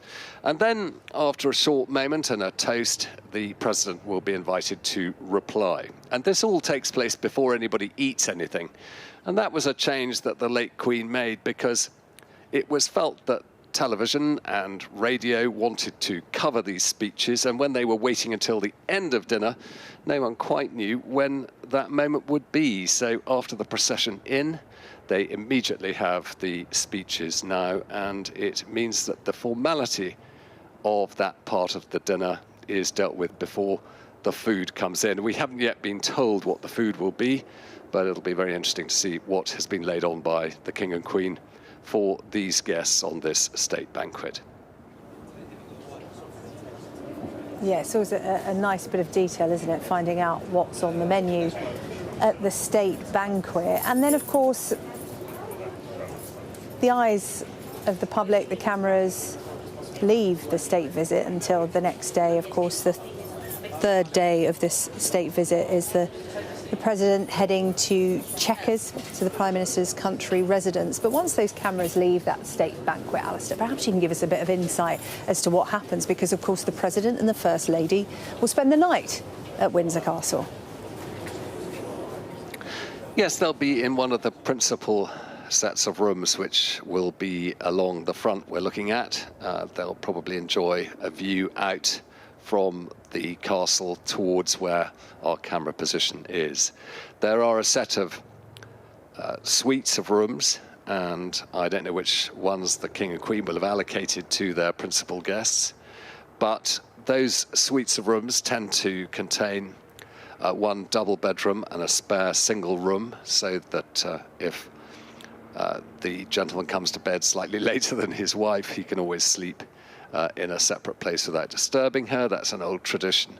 There's also a dressing room, bathrooms, of course, and sitting rooms. And for the president, there would be undoubtedly a room set aside in order for him and his suite to maintain the executive responsibilities he has to the United States. So all that will have been borne in mind. And remember, people like Secretary of State Rubio will also be living at the castle tonight, and other members of the president's team who will be in the principal rooms. And traditionally, when George V and George VI lived here, if they had formal visitors, they all stayed in their suites and only gathered with the King and Queen for dinner or for luncheon or to go to the races. So there didn't used to be much interaction in the castle in the old days, but now the whole angle of what the building is about is to ensure that the King and Queen can better entertain the President and First Lady. And of course, there'll be a breakfast tomorrow morning before the President goes off to meet with the Prime Minister at Chequers, and the political process takes on a new and different energy, and the First Lady will go off with the Queen and others to attend to other engagements, but they'll both take leave of the King tomorrow morning. That's the kind of detail we're here for, Alistair Bruce. All the stuff that's not publicly known, the separate bedroom off the main suite, just in case the President decides to stay up a little later than the First Lady. Of course, it's a really busy schedule for the President and the First Lady in quite a small window. We call it a 3-day visit, but it's actually 2 working days. Of course, the President and First Lady arriving on Air Force One last night at Stansted Airport. They were then brought directly to central London, the Ambassador's residence near Regent's Park. They're due to leave there any time now. As you can see, our cameras are trained on the airspace above the Ambassador's residence, waiting for Marine One, the President's helicopter, to take to the skies and bring him that short distance here to Windsor. And as Alistair was explaining, a number of helicopters will be taking off at the same time, a formation used for security. So nobody quite knows what one the President and the First Lady are travelling in, but they are due to leave any time now, because as I understand it, the President was due to arrive here at around 5 to 12. So we are moments away, hopefully, unless he's running late, of course. As I said, it is a busy schedule, but we are waiting for him to take to the sky any time now. While we wait, I'm going to tempt fate by coming away from these pictures in the hope that the helicopter would take off. It's live TV, that's always what happens. But I'll bring you these latest pictures we have of inside the walls of Windsor Castle. The Secretary of State, Marco Rubio, making that journey from the United States last night as part of the President's delegation travelling with him. Marco Rubio meeting officials. Of course, a lot of this diplomacy goes on away from the President and the Prime Minister, members of both Sir Keir Starmer's team and the President's team, having casual conversations, official talks. It's all going on around the pomp and pageantry today. But Marco Rubio walking around the grounds of Windsor Castle as those preparations are made for the arrival of President Trump and the First Lady, greeted, of course, by the Prince and Princess of Wales and then by the King. So it's all happening in the walls of Windsor Castle already ahead of President Trump's arrival. Alistair Bruce standing by. Mark Stone, our US correspondent, is also here alongside me. We're just watching and waiting, really, Mark, because, of course, we were led to believe that the President would be arriving here in Windsor just before midday. I mean, I don't know if he's cutting it fine. I know it's a short helicopter ride. These things tend to move pretty swiftly. Your thoughts? Because this is where the action starts to take place. We've been building up to it. We're about to see the start of this official visit, really, aren't we? I've just been talking to some of the guys, the folk who've gathered down here in Windsor. That there are people who are not fans of President Trump, and there are people who are big fans of President Trump. Brits who absolutely love him, and there's kind of an interesting dynamic because the people here who are big supporters of Donald Trump tend to be supporters of, guess who? Nigel Farage, Reform, or parties further to the right of Reform. So there's a kind of weird dynamic for Keir Starmer here, because the guy he's cozying up to is closely aligned and has a kind of political rapport with people who support Keir Starmer's biggest threat, and that is Nigel Farage and Reform. So there is a kind of awkward political dynamic to this, and as you say, but beyond the domestic politics and the awkwardness of that is the geopolitics. And I think I heard you saying a minute ago you saw Marco Rubio. He's in there already, is he? Yes, he is. Yeah. So he that gives you a hint of the fact that this is about much more than just the principles. It's not just the king and the president. It's not just the prime minister and the president. There's more going on behind the scenes. Marco Rubio is I think it's fair to say, one of the quieter, more measured voices on foreign policy in the Trump administration. Has just been in Israel. There are Israeli flags, there are Palestinian flags here. Israel is a massive challenge at the moment. We've seen what's going on in Gaza City over the course of the last couple of days. And I think behind the scenes, on the sidelines, there will be discussion about Gaza, about what next, about the day after that. There's so much to discuss, so much resting on these 2 days. It's really important. Well, the royals, we understand, will be reinforced today. We're just hearing word that the Queen will be part of this state visit in full after recovering from acute sinusitis. That coming from the royal household. The Queen will be attending this state visit in full and will be part of the royal contingent that welcome the President and the First Lady here to Windsor Castle within the next few moments. We're looking at an expanse of green here, Mark. Oh, it's just disappeared, but these are the skies above the residence. Of course, Marine One is what will be transporting the President and First Lady here. I think that's Primrose Hill, yeah, those dogs were having a lovely time. Stealing the show there. It's raining there, so he'll fly, as you say, on Marine One. There'll be a decoy helicopter as well, I think. So usually 2, sometimes 3 helicopters, all look exactly the same. And he's in one of them, the others decoys because of security. There's a bit of rain on that lens.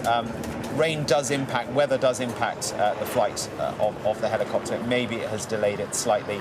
I don't know if it's raining harder in central London. It's holding off here, which is a great relief. It's starting to get a little bit windy here. Yeah, I was talking to some of the military who have been organising this for weeks now, and one of their big concerns was the rain, because that kind of literally puts a dampener on it, makes it a lot harder. The soldiers get very, very wet. The good news is it's holding off, for now at least, for the beating the retreat later on. It could be a bit wet, but I mean, the great British weather, right? Yeah, and the carriage as well. I mean, the carriages that Trump will travel in, we think they're going to be covered, just in case it rains. It might be a relief for the president with his hair, like mine, tends to go up. I mean, mine's doing a good job of flying away as well, Mark, so we've all got that in common today. And of course, the red arrows, whenever we see the red arrows at celebratory events, there's always a bit in brackets at the end that says subject to conditions. Of course, the red arrows need the best conditions to be able to fly, and that really is going to be the crescendo of all this pomp and pageantry today, that fly past from the red arrows. These are the pictures I was talking about here on the right of the screen, Mark. Marco Rubio, who I think, can you see him there at the back on the right there? Marco Rubio, this is part of the President's team, and of course we talk about all the politics and the diplomacy and the important talks happening tomorrow. It's already started. Yeah, it has. Sideline discussions, building relationships, you know. The new Foreign Secretary, Yvette Cooper, she does not know Marco Rubio very well at all, so there will be relationship building going on the sidelines. Very, very important. Yeah, you can see there the screen on the left, central London. I'm sure our cameraman will pop into view any moment now to wipe that lens. But there it is. There we go. That is Marine One. One of the helicopters, as we were saying, they do fly in formation for security purposes. Usually, maybe not today. We'll see. But that, we believe, is Marine One. Unclear as to whether it is just hovering or just taken off from there. Just waiting to hear about that. But it seems to be heading in this direction. So President Trump set to leave from Windsor Castle. That is Marine One. And then official proceedings get underway, Mark. What are you going to be keeping an eye on today? You said you were down there talking to the protesters because, of course, the numbers have been building. When I came here earlier on, not that many people out and about. There are going to be protests happening in central London as well, so we'll be keeping an eye on that. But in terms of the optics, what are you looking out for? Well, I will be interested to see how big the protests are. I mean, remember for his last state visit, there was that blow-up Trump blimp that we were saying is now in a museum. Yeah, we're not going to see that this visit. I don't think we're going to see that. I think the protests, it feels to me as though they're going to be quite a bit smaller this time. I think times have changed. Politics has changed. There is clearly a movement here in the UK, a political movement that finds itself closely aligned with Trump's politics, whether it be concerns over immigration. I mean, you know, we spent so many hours talking about the challenges here of immigration, the small boats coming across to the UK. That's mirrored in the United States with the southern border. Now, Donald Trump has taken a very hard-line position on immigration, and it's worked on the southern border. There have been far, far fewer, almost no illegal crossings, according to the Trump administration's figures, on the southern border. Now people, that resonates with a proportion of people over here. They think that his hard-line policies on immigration are working. And so, you know, you get a sense of the political dynamic and how that has changed from his first presidency to the second presidency. I'm interested to see what the state dinner will look like. It'll be fascinating to see who's sitting next to yes, the seating plan, the seating plan. Susie Wiles is Donald Trump's chief of staff. She is absolutely critical in the running of this Trump administration. I saw her getting off Air Force One last night. She, like many people, is part of the big entourage that's come over. Who's she going to be sitting next to? That's going to be a really interesting dynamic, an interesting conversation. And what will Donald Trump say? What will President Trump say at his speech? Because he will speak after the King at the state dinner tonight. Will it be a straightforward, simple speech? Will there be a hint of uneasiness that clearly the administration has with the way Britain is going politically? We've heard what J.D. Vance said about the UK in the past. I doubt it. I think he will probably stick very much to script. But this is a president who, when he sees a camera, he loves to talk. And so those moments, I think, will be fascinating. And the rapport between the King and the President, that will be really interesting to see as well. Yeah. Donald Trump is unpredictable as he is controversial. As you said, there will be so many moments where cameras are around. Can he resist just having a wander over to talk to cameras, particularly if somebody shouts out a question?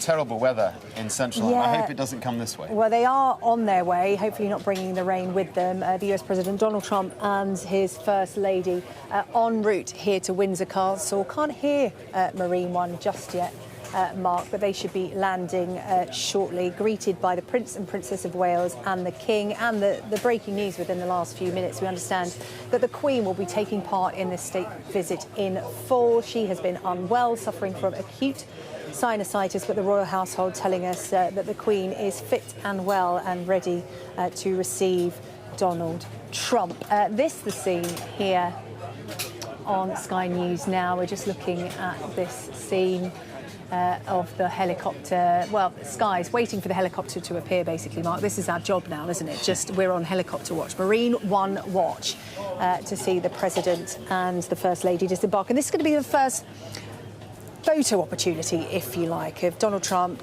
getting off Marine One here at Windsor Castle and being greeted by the Prince and Princess of Wales. I think he's called the Prince of Wales a good guy, great guy.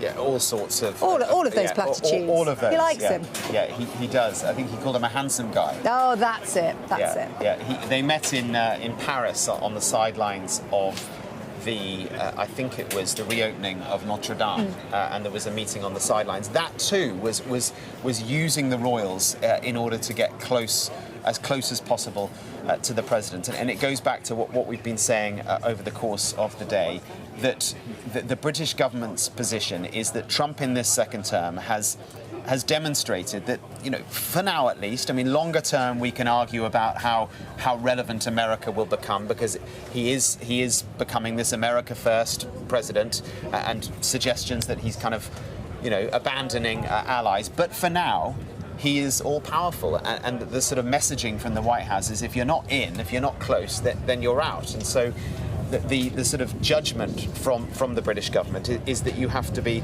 as close as possible. As one senior diplomat said to me yesterday, she said, everything that isn't American leadership is worse.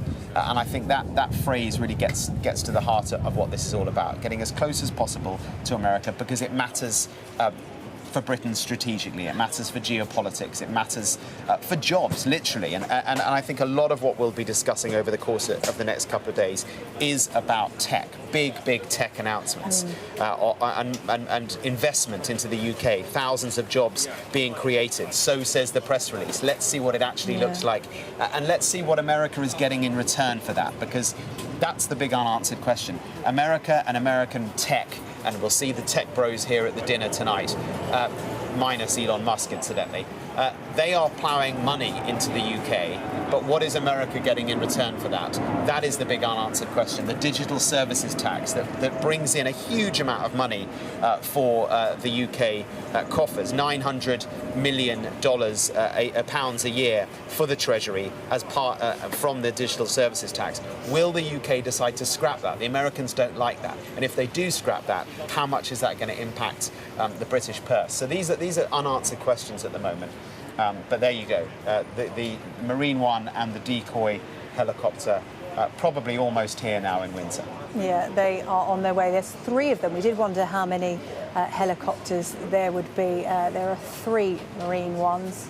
Well, the third one is Marine One, incidentally, is the name given to whatever helicopter the president is travelling. And we don't know what one. So one of them is Marine One. The other 2 are, well, one behind it is the same type of helicopter, and the one behind that looks like a Chinook. Yeah.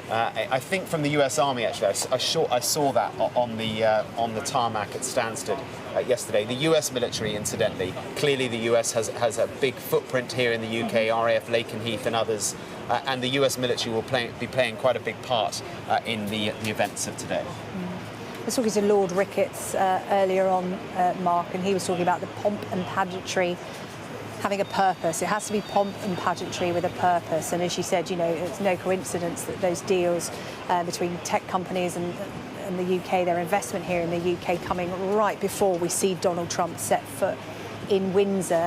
And the question now, or certainly from the Prime Minister, will be what else? What else can come of this? We probably won't find out until that news conference tomorrow. But how much will we get a drip feed of what's going on in terms of the bilateral conversations, the bilateral talks? I think we'll get very little today. I think the meat of that will be tomorrow. There will be the news conference will be the last thing that happens tomorrow at Chequers. That could be a tricky one, right? It's all going to be very polite and proper today, might not be tomorrow. That will be a moment of big jeopardy for both sides, I think, because honestly I think a lot of the questions will be about Jeffrey Epstein. We saw his face projected onto the side of Windsor Castle last night. I think 4 people arrested as a consequence of that.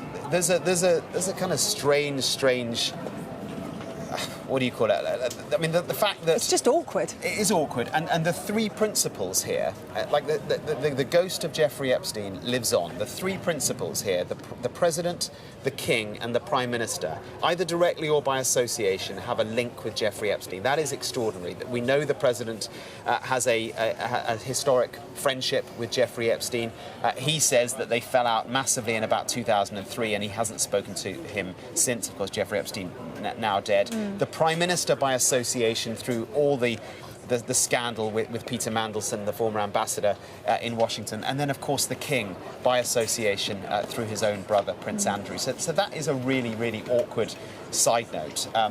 Projected, as I say, onto the side of Windsor Castle last night. Yeah, and no doubt when the press have an opportunity at their press conference tomorrow. At the end of tomorrow, they will no doubt be asking questions of that, and no doubt both the President and the Prime Minister have had extensive meetings with their communications people and press people as to how they will handle it, because they don't want that to be the headline from tomorrow, Mark. I think it'll be the first, second, third and fourth question. Keep asking until they get an answer. But before that, though, before the news conference, there will be deals signed, tech deals will be signed, and I think clearly that will be what the British government and the US government want to focus on. But today is all about the pomp. Yeah, words tomorrow, body language today, Mark. I joked earlier on that everybody becomes a body language expert on these kind of state visits. Particularly, lip reading a big thing as well, particularly when it comes to Donald Trump, because he is just so unpredictable. Yeah, and I just, he talks about how he and King Charles have had a long-standing friendship. He's known Camilla, the Queen, for a long time. I'm interested to see what the rapport will be like. It'll be fascinating. Yeah, it will be fascinating. You can watch it unfold here on Sky News. Here you have the scenes inside the castle walls behind us. You can see those on the right of your screen there. Everybody moving into position, because this has been months in the planning. And the Prime Minister quick out of the blocks once the President was back in the White House to offer this invitation from the King. You know, a lot of people were shocked by the speed with which it was offered, but it just underlines the importance to the UK of good relations with the United States. And I think we can hear, well, I can see the Chinook from our position here, just going past Marine One, President Trump in Windsor airspace. You can see that there on the left of your screen. Behind us we've got crowds assembled, some protest. It's very peaceful at the moment, though, Mark, in terms of, we haven't had much noise. It's been very quiet here today, but the numbers slowly building behind us. And of course, the big thing is they're not going to get anywhere near the President. If you wanted to see the President in the flesh, good luck, because intentionally they are keeping him away from the public. That is in large part to do with security.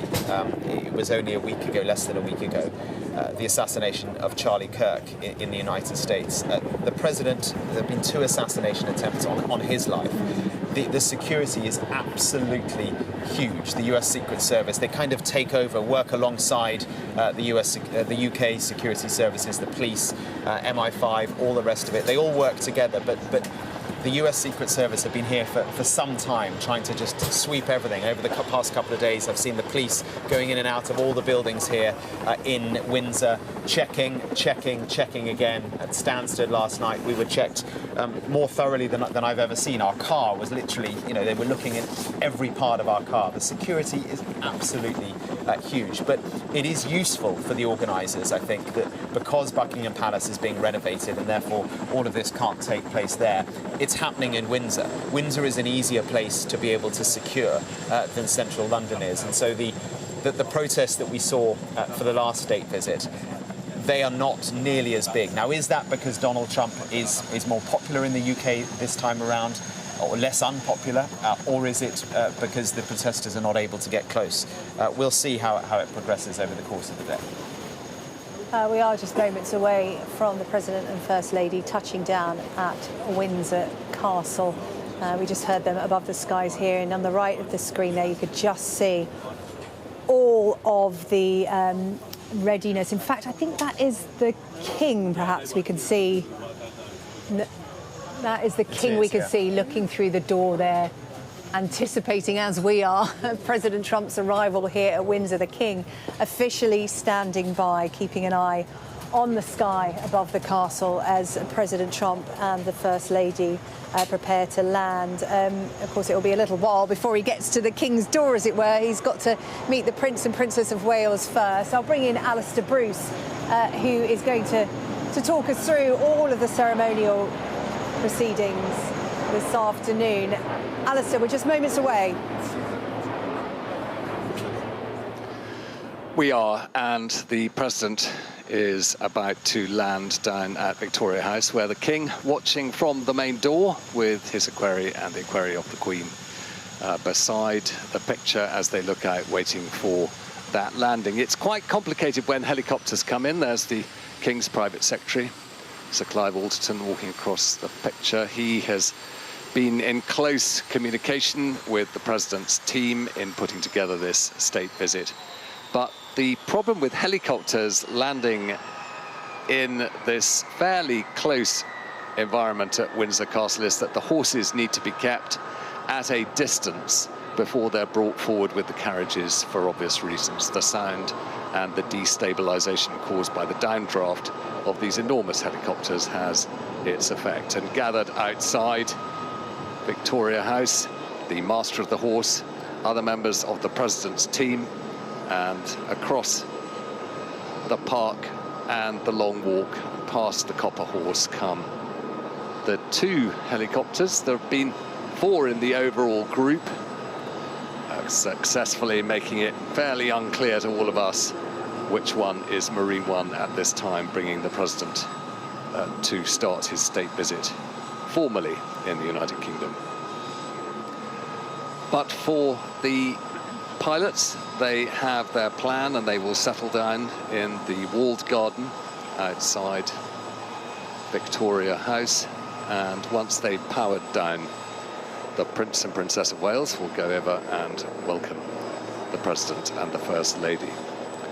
Waiting beside the King at the moment, ready to get into one of the Escort landau's in the procession, is the Secretary of State Marco Rubio, Scott Bessent, the Secretary of the Treasury, Susie Wiles, who is the President's Chief of Staff, and Steve Witkoff, who's the Assistant to the President and Special Envoy for Peace Missions. Meanwhile, in the quadrangle at Windsor Castle, we can see the Guard of Honour and the Grenadier Guards with their state colour. Also with them are the Guard of Honour formed by the Scots Guards and the Coldstream Guards. But they will wait until that carriage procession comes into the quadrangle when the highest salute will be given to the King's principal guest.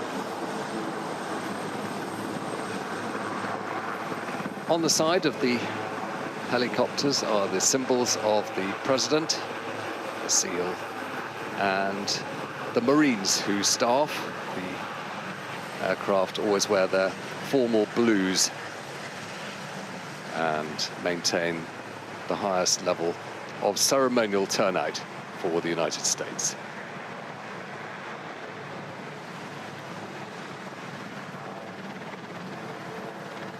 Guiding now the aircraft into position.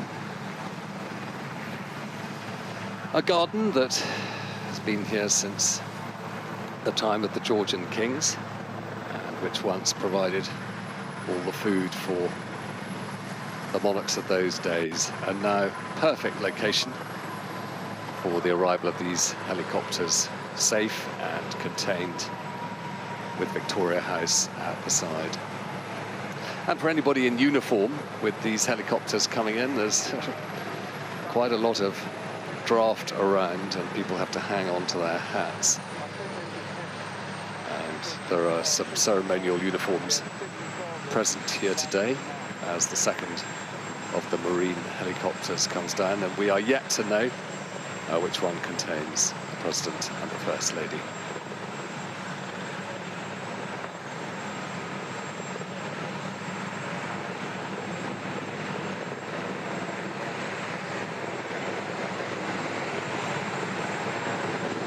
The Prince and Princess of Wales will be waiting also with the King and Queen, and will shortly move forward to make the welcome.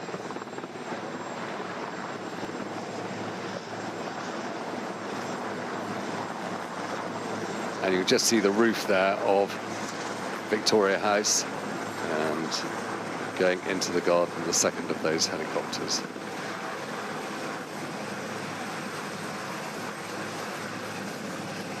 On Armed Forces uniforms or on Armed Forces hardware, the flag of the United States is always shown as though it is flying forwards. And this is a tradition of demonstrating that the United States always advances forwards. It's a a small symbol, but one that's taken very seriously in the armed forces of the United States.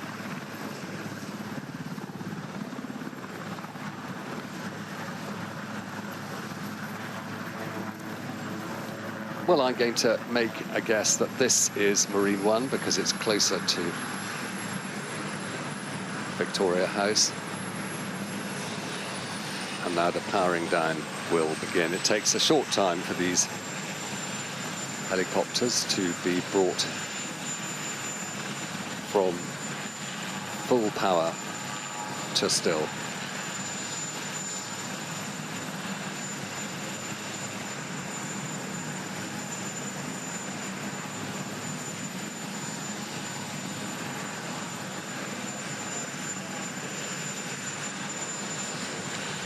For the King and Queen, the duty just to wait for the guests to reach a point where it will be safe to alight from these helicopters. You can see the seal of the President of the United States just beside the door of the cockpit there.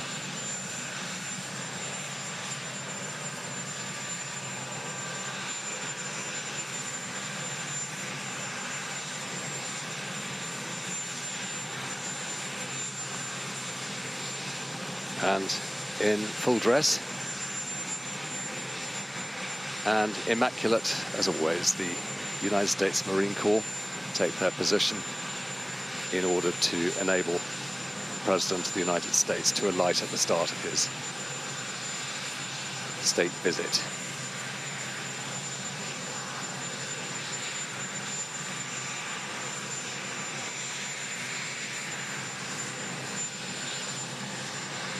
Shortly, the Prince and Princess of Wales will come over to the aircraft in order to welcome the President and the First Lady.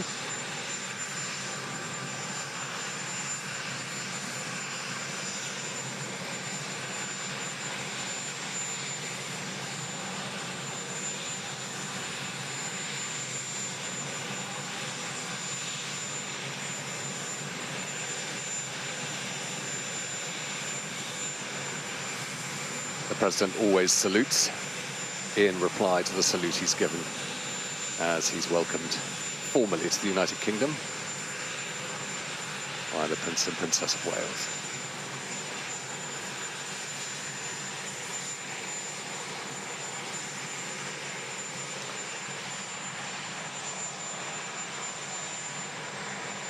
It's a short walk now to Victoria House, where the King and Queen will now be waiting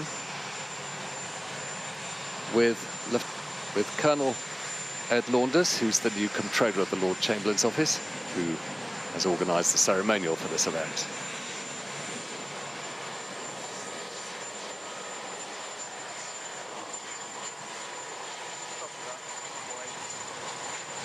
And the presentation by the Prince and Princess of Wales of the President and First Lady to the King and Queen.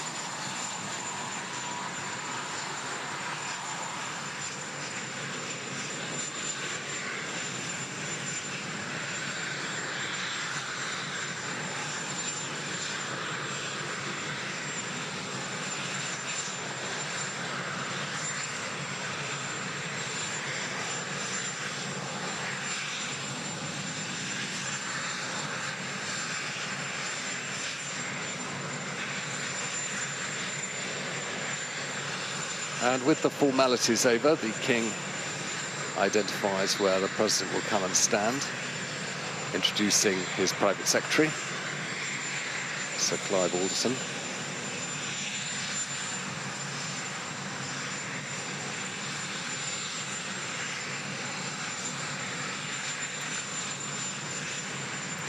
The introductions taking place while the preparations are made, the Queen's private secretary too. And all of this time, the carriages will be being prepared to come forward, along with the escort of the Household Cavalry, Sovereign's escort, which will be in 4 divisions, provided by the Life Guards and the Blues and Royals. The Queen is wearing a brooch with a large sapphire, which was a present to Queen Victoria from Prince Albert, the Prince Consort, when he married her. And of course, most of the buildings that are here in Windsor that we will see were part of his design for the royal grounds here at Windsor. But I wonder, could he ever have imagined that presidents of the United States would come freely to the United Kingdom for state visits? Because it's really only Woodrow Wilson, who was the first president of the United States at the end of the First World War, who made a visit to Britain while in office. Principal carriage here, the Irish state coach, and in it will travel the King and the President.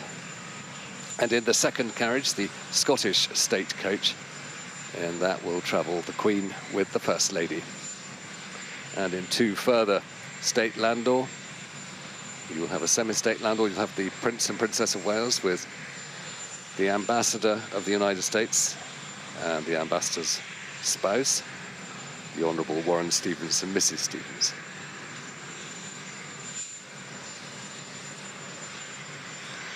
Horses seem very relaxed, and they were held off, as I was saying, until it was quieter here at Victoria House. And the journey from here will take this procession to Windsor Castle along Frogmore Drive.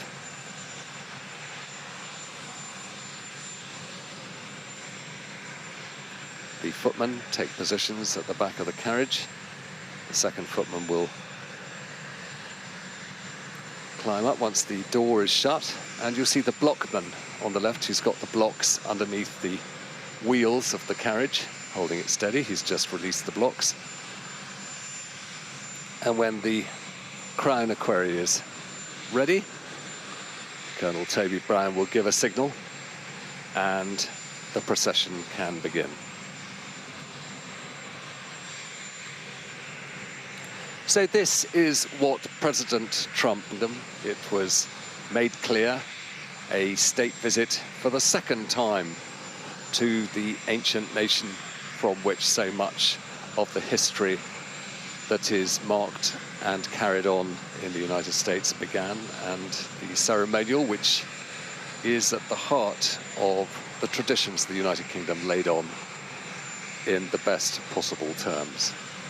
You see the postilion with his whip out over the other wheeler horse here. The Windsor Greys that are closest to the carriage are known as the wheelers, and they act as a sort of brake. And there is the signal. He is now ready. And they're off.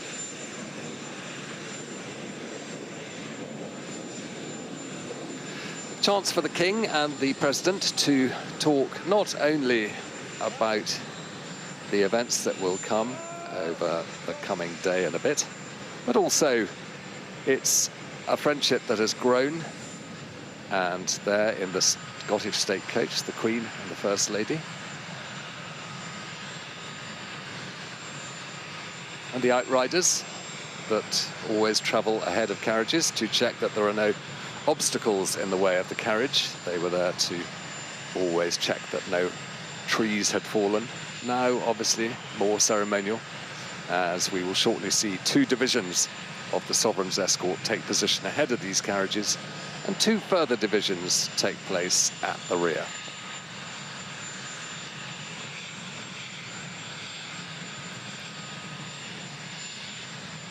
The Irish state coach, which is supposed to be one of the more comfortable ones to travel in, but if you're not used to travelling in a coach, it has a strange feeling, very similar to being in a boat at sea. It is sprung by straps that hang from the two wheel ends. And a royal salute being given.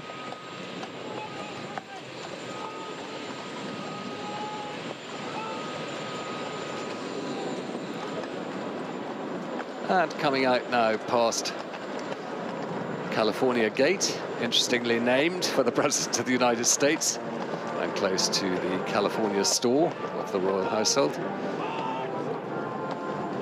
the United States national anthem from the band of the Household Cavalry.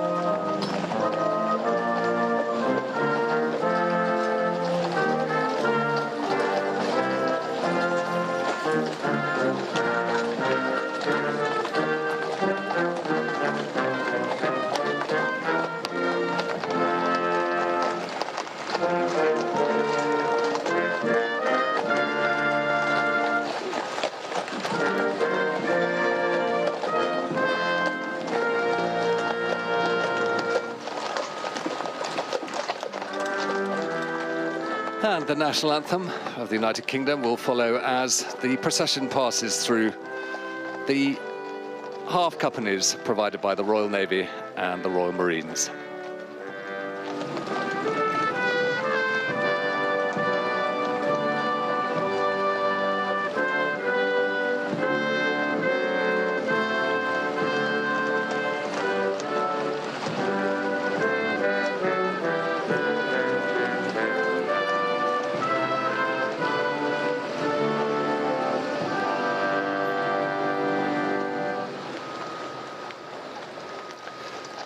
And the semi-state landau, which contains the Prince and Princess of Wales, who are travelling with the Ambassador of the United States and his wife. Closed off today, I'm afraid, because the rain has become quite persistent here. But with the Outriders leading, following the first two divisions of the Sovereign's Escort, the Royal Navy, the senior service of the United Kingdom, providing the half companies, or streetliners as we know them. And there will be streetliners all the way from here to the castle itself, underscoring quite how many people are involved in this event.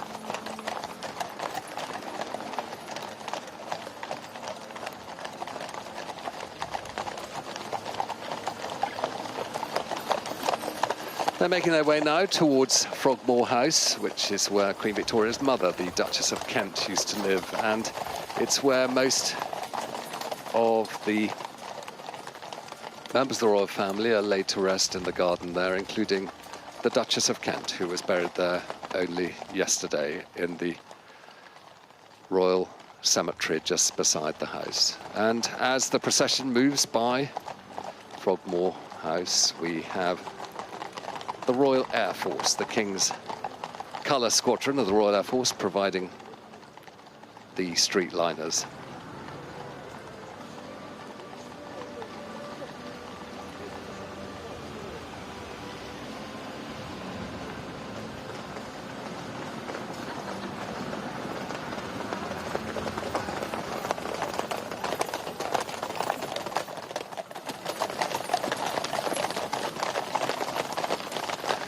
First division of the Sovereign's Escort, provided by the Bluesome Royals with their blue tunics and red plumes, and the second division,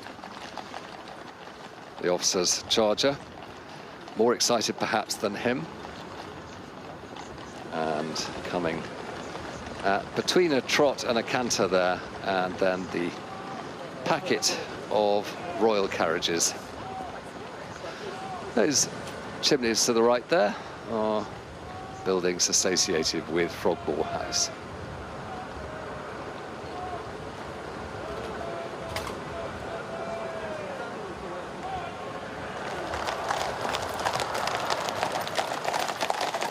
The King and the President getting a chance to see this Victorian plan for the great park that was laid out by Queen Victoria and Prince Albert. Travelling beside now the dairy that was designed by Prince Albert, where moving water was used to chill the milk of the Jersey cattle and to separate it from the cream that was used up in the castle. And Although it's done somewhere else now, they still follow the same routine. Here, the Grenadier Guards and Irish Guards and the 1st Battalion, the London Guards, are forming street liners past Frogmore Cottage, where, for a time, the Duke and Duchess of Sussex lived.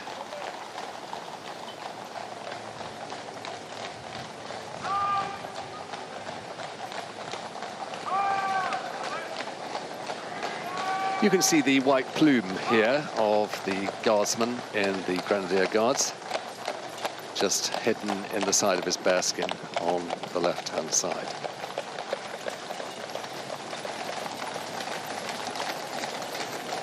Frogmore Drive now straightens up, making its way up the hill. It's quite a stretch for these horses up to Windsor Castle. One member of the royal family once said it's all right living in a castle and you can go for a wonderful walk, but always remember you've got to walk back up the hill at the end. It is the inevitability of castles that they find themselves at the top of hills.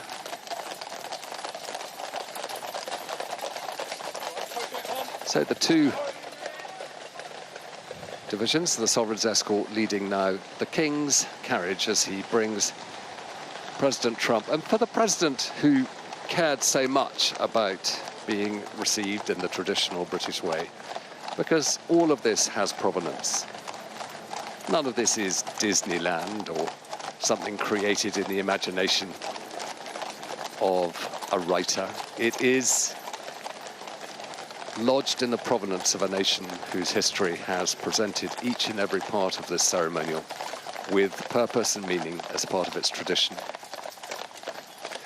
The Scottish state coach is made principally of glass, and it's therefore much easier to see this view straight up towards the castle itself. Literally at the top of that hill, just turn right and pass through into George IV's gate here, where the sentries wait to make their salute, and that's the view we get as they come up. Meanwhile, the King's Troop Royal Horse Artillery moving into position. They've fired a gun salute to mark the arrival of the president. The moment he alighted from Marine One, a signal was sent and they fired their gun salute. You can just see Marine One setting off in the background there, heading to base.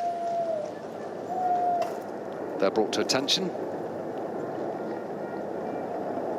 and prepared to present arms, which is the highest salute and mark of respect a soldier could give, because as you will see, in a sense, they offer their personal weapon to the person they're saluting. It's a sign of immense respect to this principal guest of the United Kingdom today. George IV laid out much of the grounds here at Windsor. And it was after the Battle of Waterloo that the decision was taken that, having defeated Napoleon, Windsor should be made to look more splendid. And the oak trees that are laid and planted along the side of this approach to Windsor Castle enhance the Englishness of the countryside here. A royal salute being called by one of the half companies.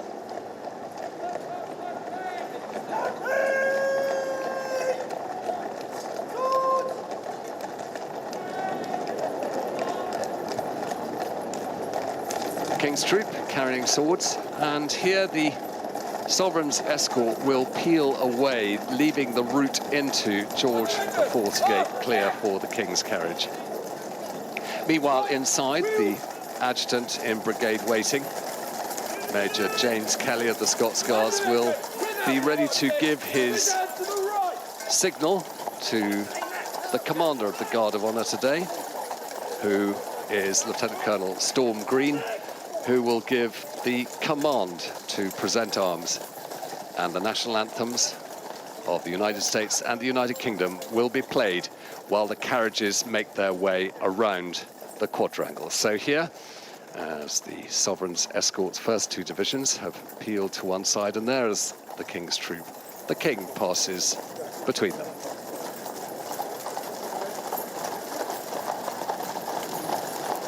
President of the United States with the King entering Windsor Castle.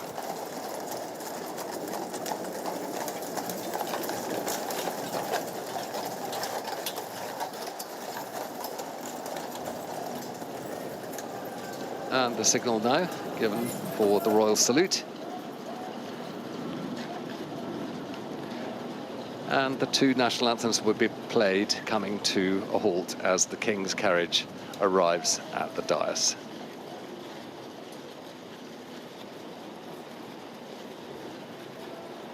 Underneath the round tower, where the first castle was built by William the Conqueror just after his conquest in 1066.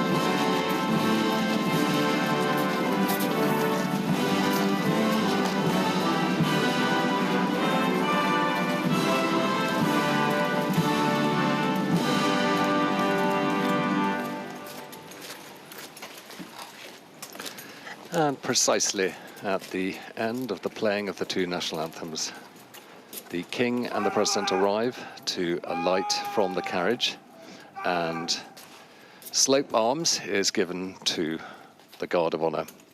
This enormous Guard of Honour, larger than any that has been laid on before. And there'll be a bit of reorganising as those who have travelled by carriage take their position either on the dais, where the King, the President, the First Lady and the Queen will be, or the Prince and Princess of Wales just to the right of the King, just beyond our camera.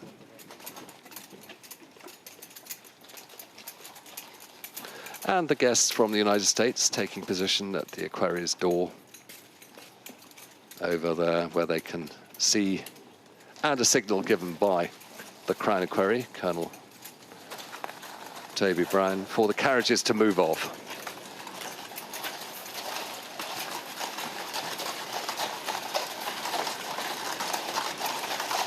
And once the carriages are out of the way, once again, the highest of salutes will be given by the Guard of Honour, made up of the Grenadier Guards, the Coldstream Guards and the Scots Guards, and the word of command will be given by Lieutenant Colonel Storm Green, who is in command. And those three state colours, which are in themselves huge to manoeuvre, will be lowered again in salute to the President of the United States. And the national anthem of the United States will be played again. The carriages will go down to the Royal Mews.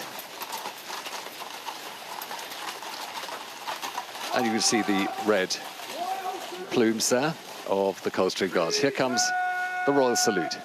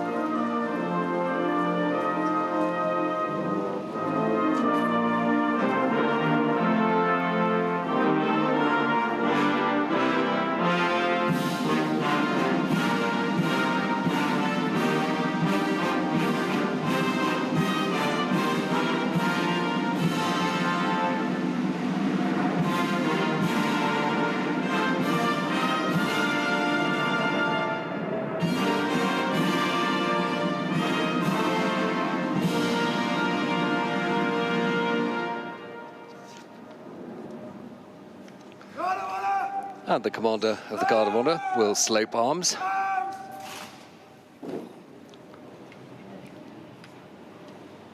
And he will go and invite the President of the United States to inspect the Guard of Honour.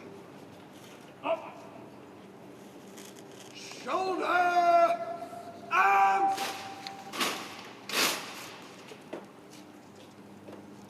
He will say, Mr. President, the Guard of Honour of the Grenadier Guards, Coldstream Guards and Scots Guards is present and ready for your inspection.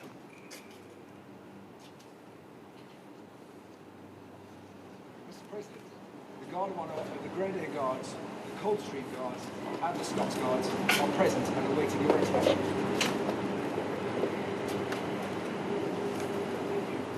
And with a salute, the commander will now take position and lead the President to inspect the Guard of Honour.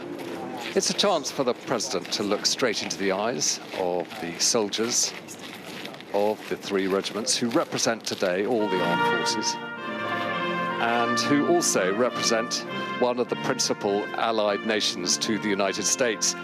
Regiments that for generations have served side by side with the United States Armed Forces on both battles and peacekeeping operations. And the King following. Meanwhile, the commander encouraging the President to now pay his respects to these soldiers.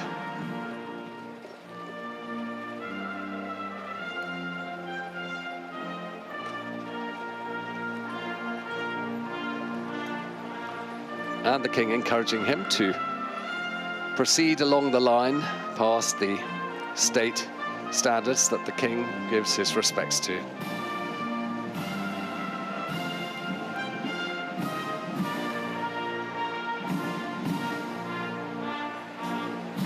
And the music chosen very suitably, the great Trumpet Voluntary by Clark, which in its way enhances this event.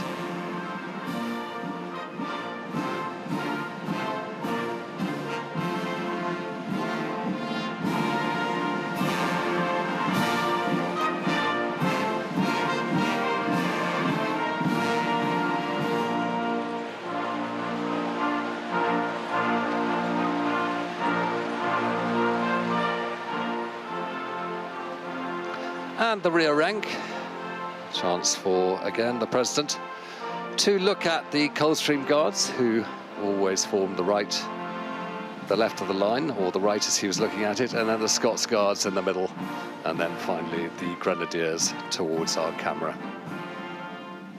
And you can tell the different regiments by their plumes and by the buttons. And closest to us, the Grenadiers have buttons equally spaced and a grenade at the collar and a white plume on the left-hand side. The Scots Guards buttons in threes in the middle, so no plume on either side. And the Coldstream Guards have their plume on the right-hand side, and it's red, and their buttons are in twos. The commander takes leave of the President with a salute by the sword.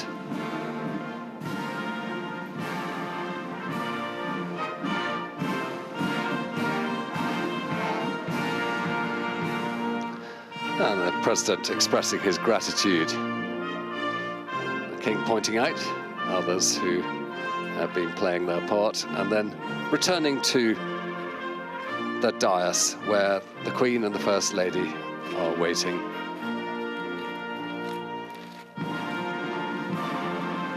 The King and the President will now witness the march past of the King's Troop Royal Horse Artillery with the guns that they use to fire the gun salute, followed by a rank past of the 4 divisions of the Sovereign's Escort that brought the carriage procession here, and finally a march past of this 3-regiment strong Guard of Honour.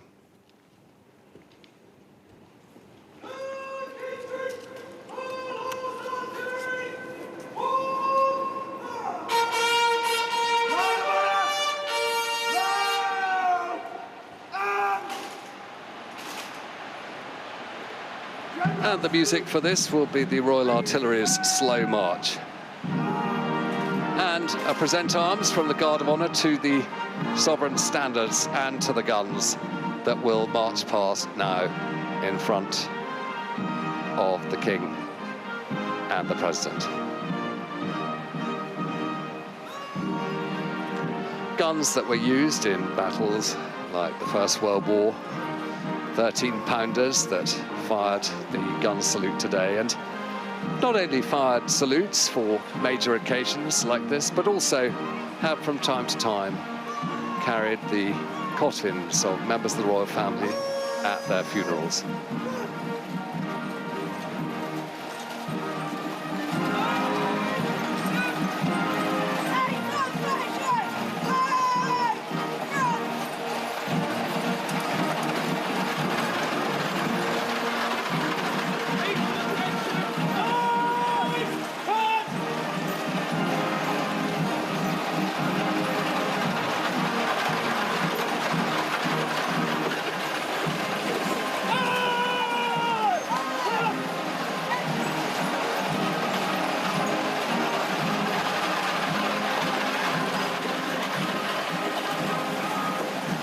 And we must always remember that for the President, he's not just looking at this parade from there. He sees in the background the massive round tower of Windsor Castle set on its mound, and from which is fluttering the State Royal Standard, 36 feet long, blowing in today's rather rigorous wind here.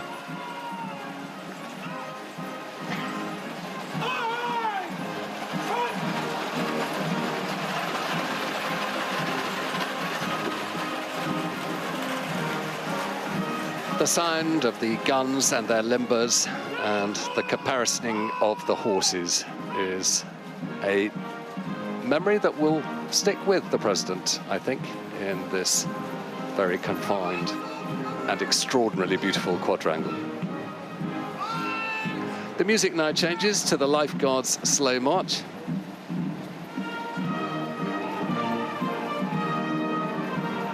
As the rank past begins of the Household Cavalry, the 4 divisions, and the trumpeter there on his charger, just holding it all together.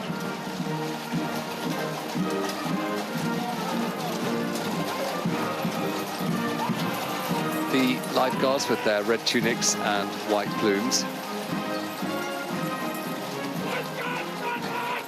And then the Blues and Royals Slow March will be played as the Blues and Royals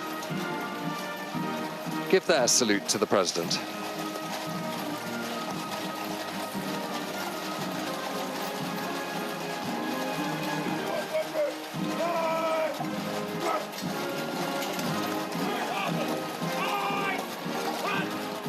And the Household Cavalry will be feeding out of the quadrangle down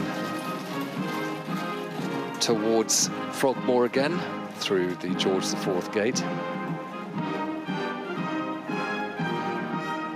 And at the back there, the axes carried by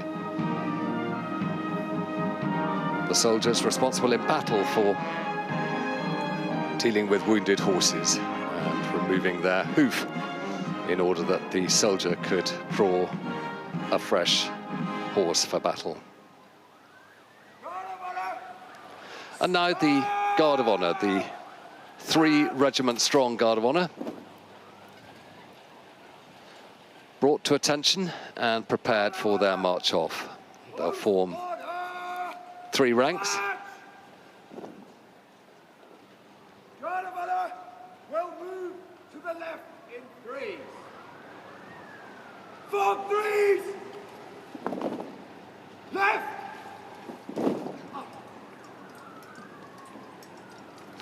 And the state colours.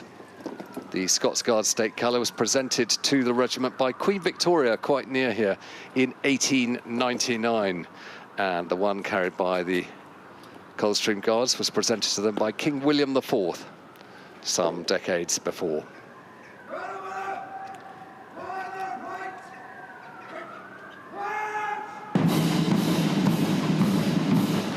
And as they march past and turn in order to give their last eyes left to the President, once again, as the music plays, let's remember the strong tradition of fighting side by side, the armed forces of the United Kingdom with the United States of America. And those traditions are as much a part of the pageantry here, to be marked and acknowledged by two heads of state at the conclusion of this welcoming ceremony.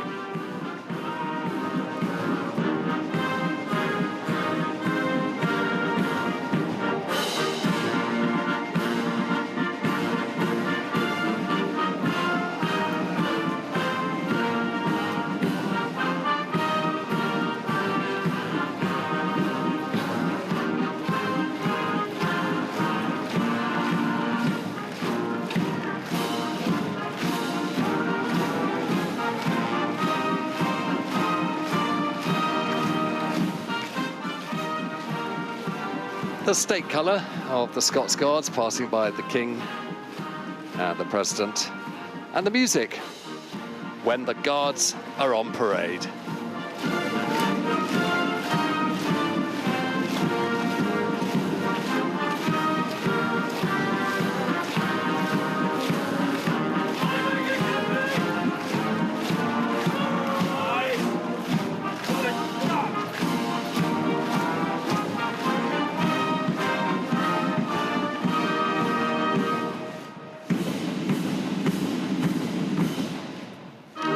Then for the massed bands of the Grenadier Guards, the Coldstream Guards and the Scots Guards, they too now manoeuvre to leave through the George IV gateway.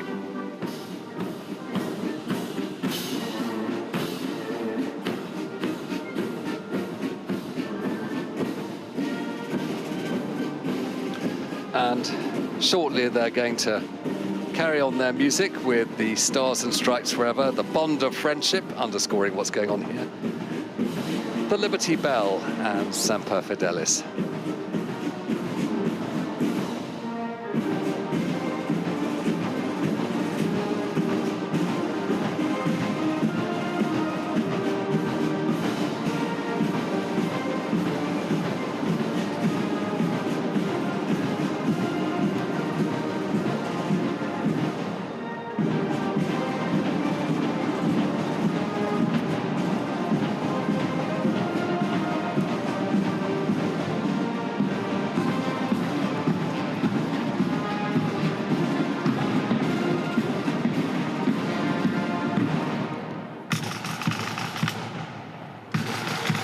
And the pipes.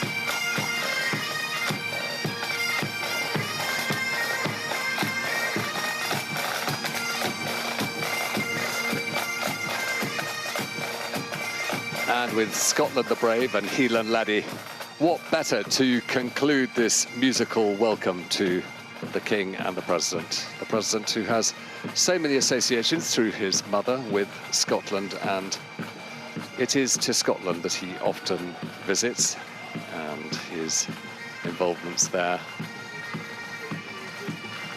The King will now escort the President through the Sovereign's entrance and then up the Sovereign's staircase and into the private part of Windsor Castle, where he'll be taken to his rooms by the Queen. They'll be shown where they'll be staying, and then the family can all sort themselves out, and very shortly followed there by Colonel Ed Launders, who's put this event together, and the two royal equerries, and also with a bodyguard turnout there from the Honourable Corps of Gentlemen at Arms. with their swan-feathered helmets. And for this part of the state visit, the arrival of the President here as a guest of the King and Queen, this ceremonial is now over, and the preparations for a delicious lunch, undoubtedly, with members of the royal family will begin. And for these soldiers, sailors, airmen and women, a chance to get back to their duties.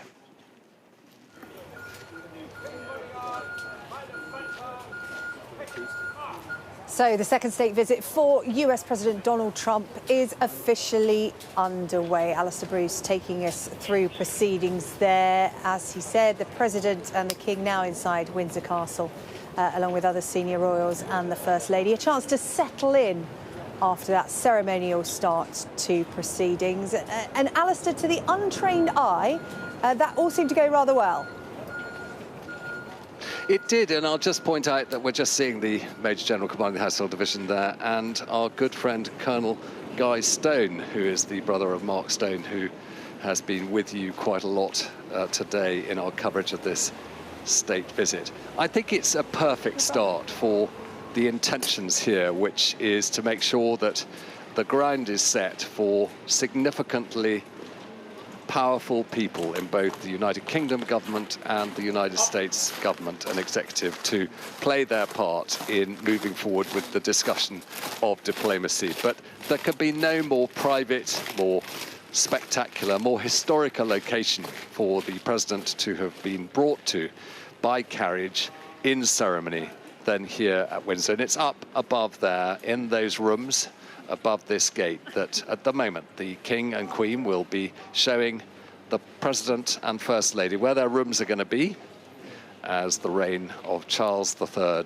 continues. And Windsor Castle is such a spectacular place. It's on the right-hand side of the quadrangle there, St George's Hall, where the state banquet will take place later. And there is the view that was behind all those troops. And what could have been more impactful for the President than that piece of history?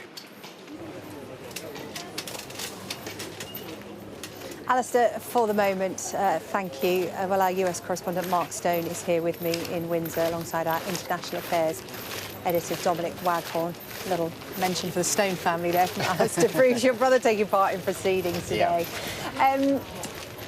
Dominic, I'll come to you first, if I may. That was a real display of ceremonial might from the UK, something that only the UK can offer, and obviously all eyes in the UK and the United States on this visit, but globally as well, a lot of attention on it. Yeah, no one does it better, and you're always reminded of that every time you watch the British military in action with British royalty and the British state, and the full might of all of that combined is hugely impressive, isn't it? And of course the challenge for the government and for the palace in pulling this off was that they are hosting a man who likes superlatives. Now he's got one unprecedented fact, which is he is the first elected leader to be invited twice to have this kind of state visit. But also, you know, the challenge for the palace and for 10 Downing Street was that this had to be slightly sort of truncated, both in terms of days, but also geographically. So what he didn't get was and he won't get, is a sort of a stagecoach parade through London. Now, that's not least because he won't like the process that could lead to. We've not seen many protests here, but cast your mind back to 2019, his first state visit. Hundreds of thousands of people out on the streets. That would have really cast a shadow over. So for various reasons, they've made this state visit happen cloistered, in a cloistered sense. So Windsor Castle, but also in Chequers and Winfield House last night. And that's meant that it's smaller. And so to compensate for that, they've laid on 3 regiments. So we've never seen that amount of military ceremony for any state visit, and that's something he can now fly home with proudly to say that he was the second, well, the only elected leader to get a second state visit, but also he was seeing and lavished with an unprecedented amount of pomp and circumstance and ceremony here. Yeah, it'd be supersized for the American president, Absolutely. if you like, him getting a lot more than other leaders that have visited, and there's purpose behind that, Mark. Yeah, there is. I would add to what Dom said that I think actually, on reflection, I wonder whether the organisers will think this is actually a much better location, clearly better for security because they can contain it in a way that they can't central London protesters, as Dom was saying, but also because it's a castle, right? You know, Trump will love every moment of this, the optics, all of it. You know, this is all beamed back live across America on every news channel, the front page of every paper tomorrow. The Britain fawning over Donald Trump. He will enjoy that a huge amount. But as you say, behind all of that, there is purpose, pomp, but purpose with it as well. This is, on the face of it, a state visit, of course, but there's a reason behind it. It is about the politics, it's about the geopolitics, it's about trade, and that's what we're going to see tomorrow and tonight, because at the state dinner tonight, the so-called tech bros, there will be people like Sam Altman will be among them. Not Elon Musk, incidentally. He's not here for obvious reasons. But so it's about trade, and for what the British government and what officials have told me to push back against those who say, what on earth is this all about? He's such a disruptive president. He's disrupted Europe. He's appearing to abandon Ukraine, all the rest of it, that his domestic agenda is clearly a real concern for some people. So why are you doing it, so say some? Well, the answer, I think, is because they have accepted in this second Trump term that he is, for now at least, he's all-powerful. If you're not in, you're out. And Britain has this to be able to show off to the US president. They know he loves it. They're appealing to what he likes. And they hope, the government hopes, that it will pay off. And I think we'll see the beginning of that tomorrow with deals that will be signed. There will be a signing ceremony of a tech deal before the jeopardy of the news conference that will follow.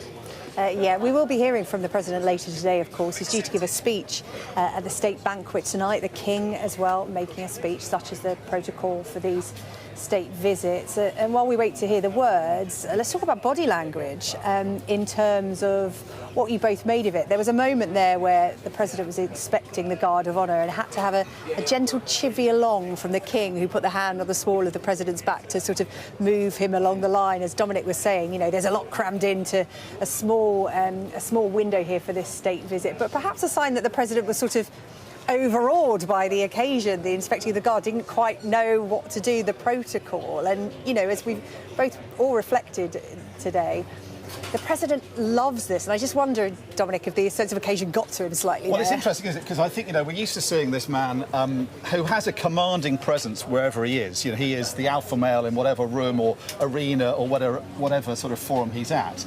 And he's normally sort of very much sort of confident about his physical presence, isn't he? He's the king in the room, usually. Absolutely. And he runs his court like a kind of medieval king. But, you know, ironically, actually in a castle, in this kind of environment, he's slightly at a loss, isn't it? It's not comfortable territory. It's not his comfort zone, is it? And so he's not quite sure where he should be putting himself. I mean, who would be? And unless you're a king or a soldier who's trained for this, it's a fairly, you know, strange environment to be in. Something he's absolutely loving, but I think, you know, he wasn't entirely sure where to go. But we didn't have a repeat of the faux pas that we had with the Queen, did we? Where he was literally all over the place and had to be sort of guided back into position. But you know, I think, despite feeling probably slightly apprehensive about where he should be putting himself, he's clearly loving this.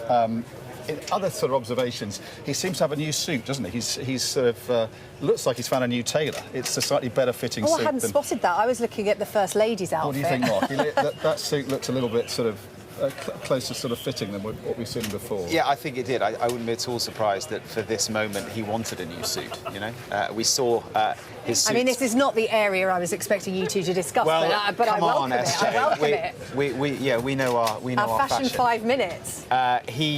We saw all his suits being taken off Air Force One yesterday at Stansted. You know, that like another observation, but just the extraordinary nature of the American president travelling. It's mad, isn't it? You know, the Air Force One. This is the greeting from the Prince and Princess of Wales. These helicopters literally get put in the back of transport planes and flown around the world to wherever the president goes.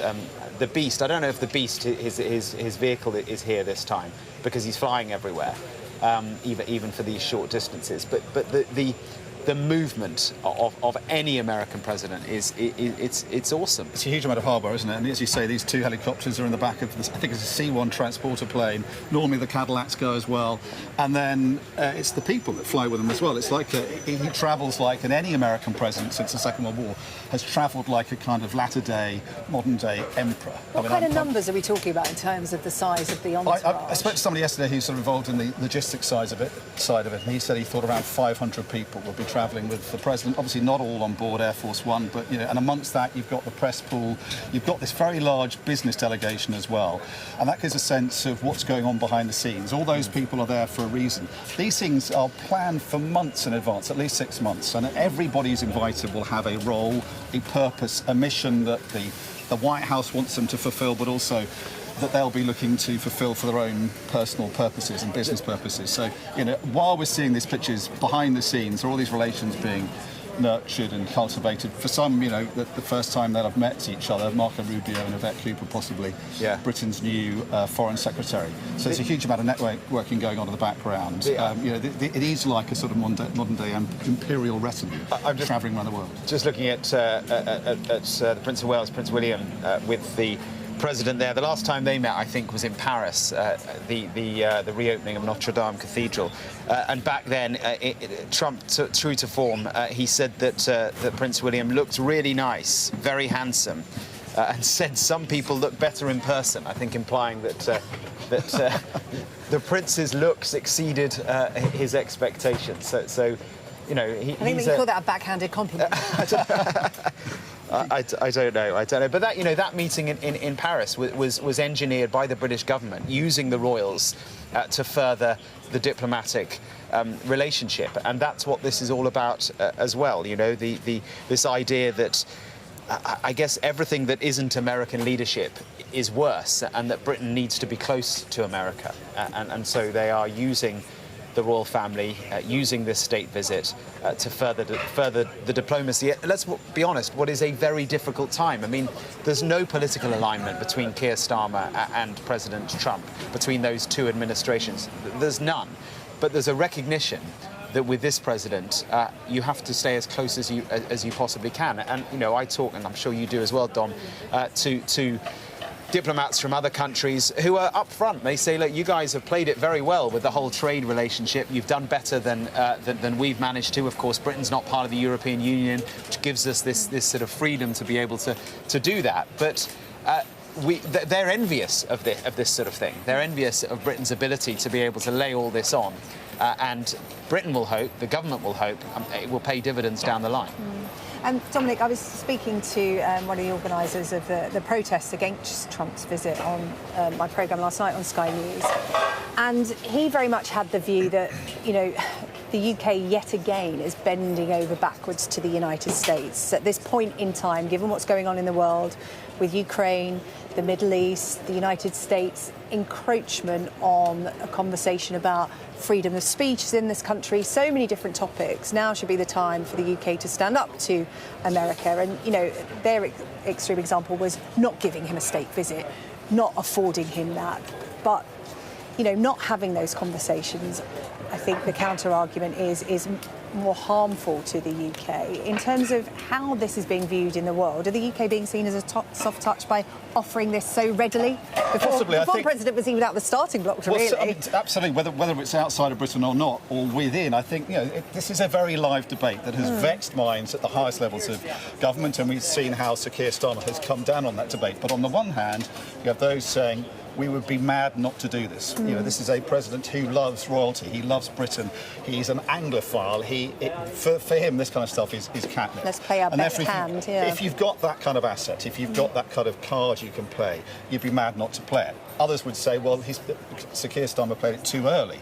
I've spoken to prominent diplomatic veterans who say this should have happened later.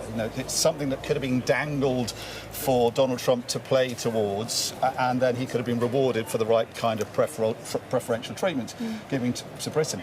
Other critics say it's just demeaning to have him a second time round. This is a man who You know, he's accused by a number of women of sexual misconduct. He's someone who's talked about grabbing women by the genitals. He's someone who has talked about Jeffrey Epstein, the infamous paedophile, as being a terrific guy, a great fun to be with. And the Epstein furore has really raised a stink. It's hard to think of a state visit that's had such an unsavoury prelude to it, and that scandal obviously had rocket boosters put on it by the Mandelson affair as well. So all of that, you know, critics are saying this is not the right time and he's not the right president to give a second state visit to. But those on the other side are saying, well, it's something that we had to do, and we'll see. We'll see what side of the argument wins, and whether this was a gamble that eventually backfires or whether it pays off. And I think ultimately we probably won't know for a few years. Yeah. You know, if in 3.5 years' time Keir Starmer's on his last legs and Donald Trump decides to give Nigel Farage the support he needs to push him into Downing Street,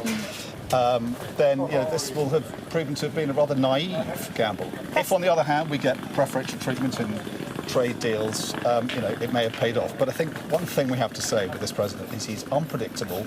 He's somebody who goes back on his word. He pulls American signatures out of international treaties, the Paris Climate Change Agreement, the nuclear deal with Iran. You know, he's ripped up deals that he's himself invented and created with Mexico and Canada. So whatever he says tomorrow, can his word really be held to the same account that previous presidents can be as well? So, you know, it's something I think we'll know whether it's all worthwhile in some time to come. Yeah, Mark, your thoughts on that? Because, you know, you were there when Sir Keir Starmer visited the White House and handed over that official invitation from the King for this state visit, and it was seen as very early on to be handing that out. And if you think of what has happened between then and now in terms of the backdrop, you know, Ukraine, the war, you know, various other things, what's been the journey to get from there to here in terms of the backdrop? Well, it was the trump card up front, wasn't it? Yeah. Right at the beginning. And Dom's right. There were some very uneasy minds at the British government's decision to do that so soon. But I can tell you that I had conversations with top people at the British Embassy in Washington just prior to that to that reveal that Keir Starmer, when he pulled the letter from the King out of his pocket. It was quite a last-minute decision to actually play that card at that point. As Dom said, did President Trump know it was going to happen? I always wondered about that. I don't know. I think he did that day. But in the days and the weeks beforehand, there was a live discussion in the UK about whether or not it was worth playing the card at that point, or, as Dom said, waiting a bit and using it down the line. And in the end, the diplomats in Washington won out. They were the ones that saying, do it now. And Prime Minister Starmer did. But it was kind of, it felt a bit uncomfortable. It felt sycophantic. You know, there was the hand on the shoulder of the president, dear Donald, all of that. But it's a gamble that I think we'll see whether it pays off. The point that Dom made, he brought up Nigel Farage, it's an interesting kind of observation that I've been talking to quite a lot of the pro-Trump people who are down here, British people, some Americans, Brits as well, wearing the Make America Great Again baseball cap. I asked them what their politics is. They are all aligned to Nigel Farage. They think Nigel Farage is the future. They think reform is the future. Some are further to the right of Farage. Tommy Robinson's name has been brought up a few times. They were all the people I spoke to were at the march, the Unite the Kingdom march at the weekend. So that's a kind of weird, awkward dynamic for Keir Starmer, because his biggest threat politically in the UK is Nigel Farage at the moment, if the polls are right. It is reform. And yet reform is much, much more closely aligned politically to Donald Trump. All the same touch point issues like immigration that has been such a massive, massive challenge in the US. And on the southern border, Donald Trump has got a grip of it with his own methods that are controversial. And here in the UK, the people who are down here supporting him, aligned to Farage, they think he's great. Yeah, it's interesting, isn't it? Because a lot of the discussion in the build-up to today has been, you know, it's not about Donald Trump, it's about Sir Keir Starmer. The relationship between the UK and the US will continue, whoever is, in charge of the politics of those countries. But Nigel Farage, we know, has a relationship with Donald Trump. Donald Trump, in turn, has said that Sir Keir Starmer's a great guy. He really likes him.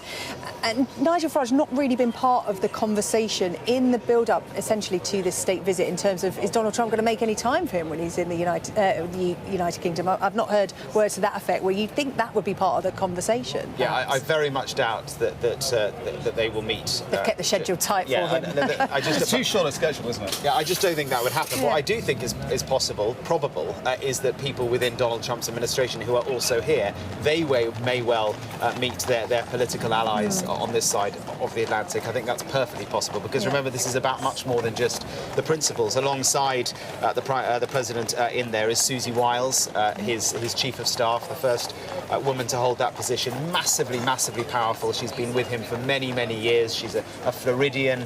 And she's kind of driving the White House policy. She's there. Marco Rubio, Secretary of State, effectively America's Foreign Secretary, also National Security Advisor. He's there. Stephen Miller, the Deputy Chief of Staff to Donald Trump, a hugely controversial man, a man who constantly seems to be extremely angry. His focus is immigration. He's been driving the immigration policy. We've seen what that looks like in America, and that's kind of an important side point, an important backdrop to all of this. What is happening in America, you know, the National Guard are on the streets of democratic cities. That's kind of the sort of the optics. But behind that, there are law enforcement officials pulling people off the streets who they believe to be illegal in America.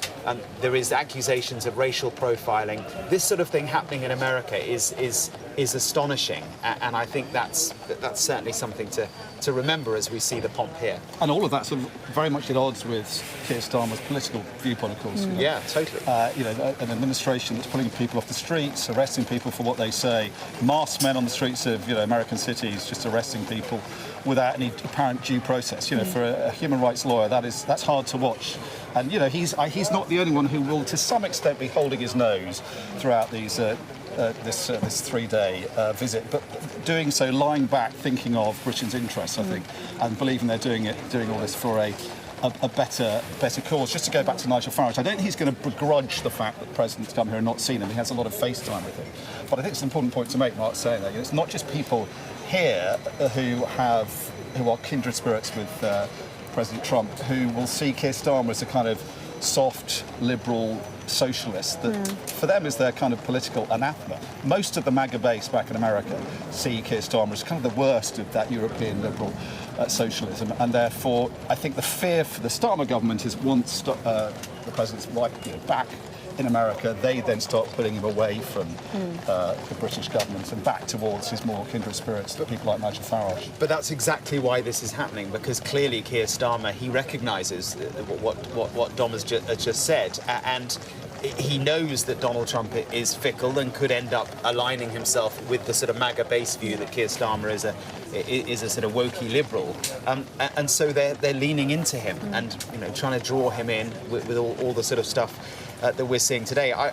A few days before Peter Mandelson was unceremonially fired as ambassador, he gave a speech at Ditchley Park here in the UK, which was supposed to be the kind of setup for what we're now seeing unfold. It was the British ambassador's view of why all this is so important. And I think, you know, Mandelson may have gone, but the view is clearly still that of the British government. And in this speech, he said, we can disagree on issues, and we do, but we cannot be fair weather friends, not when we want to be close partners in good times and an influential voice in difficult times. This has always relied on strategic depth, not just a personal interaction. So they're trying to further the personal interaction here between the British government, between Starmer and Trump, in order to deepen that strategic alliance. It's that kind of, we're in a marriage together, for all its faults, for all the, you know, moments where we bicker and disagree with each other. We're in it together, and it's better for us to stay in the marriage. And that's the kind of sense that has really kept the special relationship a real and live that relationship. Analogy pretty much summing up politics and diplomacy, right? You've got to get along with the people that personally you might not even like, let alone agree with. But it's a relationship that is tested now, I think, more than it ever has been with this president, and that's, you know, one reason why this is happening, to try and to paper over the cracks in that transatlantic relationship, which are widening and have been widening since February. with as much red carpet, gold brocade and sort of brass helmets that you can muster. I was going to say, they've certainly gilded it, haven't they? They've certainly covered it in a bit of gold leaf today. Mark Stone, our US correspondent, our Foreign Affairs correspondent Dominic Waghorn, their thoughts on what is unfolding in this state visit, this unprecedented second state visit for US President Donald Trump. These are the scenes, the ceremonial scenes we had a little earlier here in Windsor. The King, the Queen and the Prince and Princess of Wales welcoming Donald Trump and the First Lady here to the UK. This is as Marine One landed in the grounds of Windsor Castle at around midday today.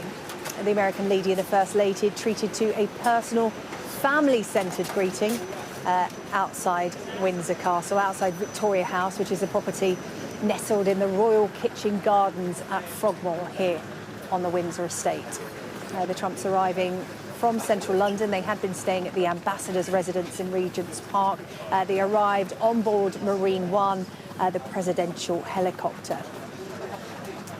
Here it is landing on the lawn of the walled garden a little earlier, timing slightly behind schedule. Unsure whether that was to do with the weather. Pretty rainy, drizzly and misty in central London, and certainly windy here in Windsor. The helicopter left at 12:16, well behind the plaid time of 11:55 a.m. Well, they are now inside Windsor Castle, the President and the First Lady being settled into their accommodation, no doubt being given a tour of that, and they'll soon be having lunch. I'm joined now by our royal correspondent Rhiannon Mills, as well as our royal commentator, whose voice you've been hearing over the ceremonial proceedings today, Alistair Bruce. Mark Stone, our US correspondent, said as he was walking here to our live point, everybody had Sky News on their mobile device, and your voice was booming out around the streets of Windsor. So it was nice to see everybody watching wherever they are today, because it was a real spectacle, a real treat. Whatever you think of President Trump and his visit, this is what the UK does best. Alistair, your thoughts on how it all went? As I said, to the untrained eye, looked like it went really well. Well, apart from a few tetchy horses, no, I think it was fine. But, you know, with the weather as it is and with helicopters coming in and putting helicopters near horses, I think it went remarkably well. And it seemed like a sort of trip through the country as they made their way. We're used to seeing royal processions surrounded by the public, up the Mall, people either cheering or doing whatever they want. But it was very odd to see them travelling through what felt like country lanes. And yet at the same time, the excellence of the armed forces was delivered. And I think for the president, it can't possibly have been more of what he wanted to experience than it was. I mean, it particularly because where he was standing, looking at the great round tower of Windsor and seeing all that ceremonial in front of him, for him, and perhaps I think through all of this, there's the story of his mother, who was so fascinated by all of this as a child, and who cut out every picture she could find in the newspapers and magazines of a young Princess Elizabeth and Princess Margaret Rose. The idea that he was connected now, tomorrow's newspapers will all be about him, with all that same story and what must appear to be like some fairy tale, and yet it is so embedded in history, so much a part of the story of this land, that he has just experienced it. And I expect he's quite heady on it. Yeah, that's the kind of effect the UK government want from this visit, isn't it, Rhiannon? And the senior royals out in force, the King joined by the Queen, because we found out shortly before the President arrived here in Windsor that the Queen is going to be present for the entirety of the state visit today, because she hadn't been very well. That's right. Yesterday we heard that she had acute sinusitis, so she didn't go to the Duchess of Kent's funeral, making sure that she was there today and able to attend all of the events that are planned. I have just had the most spectacular view. I was standing in the quadrangle, right next to the Sovereign's entrance, and I've literally had the US President, the First Lady and all those members of the royal family walk straight past me. I had a completely unobstructed view, and I think whatever you think about this state visit, whether you think it should happen or not, this is UK PLC at its best. It is really showing off the United Kingdom at its finest. The ceremonial, I obviously had a very close-up view. Alistair was expertly commentating over the big picture. But just being there within the quadrangle, it was just the most incredible display.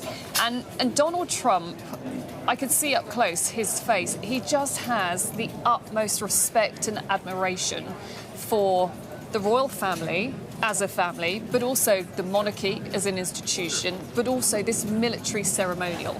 And in the run-up to this, we were told that this was going to be the largest ceremonial display that we've seen in living memory for a state visit. And if you're going to give it to somebody, you might as well give it to this man, who literally loves this stuff, cannot get enough of it. But what was also fascinating was watching the interaction between President Trump and the King. Of course, President Trump, as he was getting onto the plane yesterday, said, he's my friend, he's a great gentleman. Look, the two men just seem to be constantly chatting. And I think it was also wonderful to see President Trump.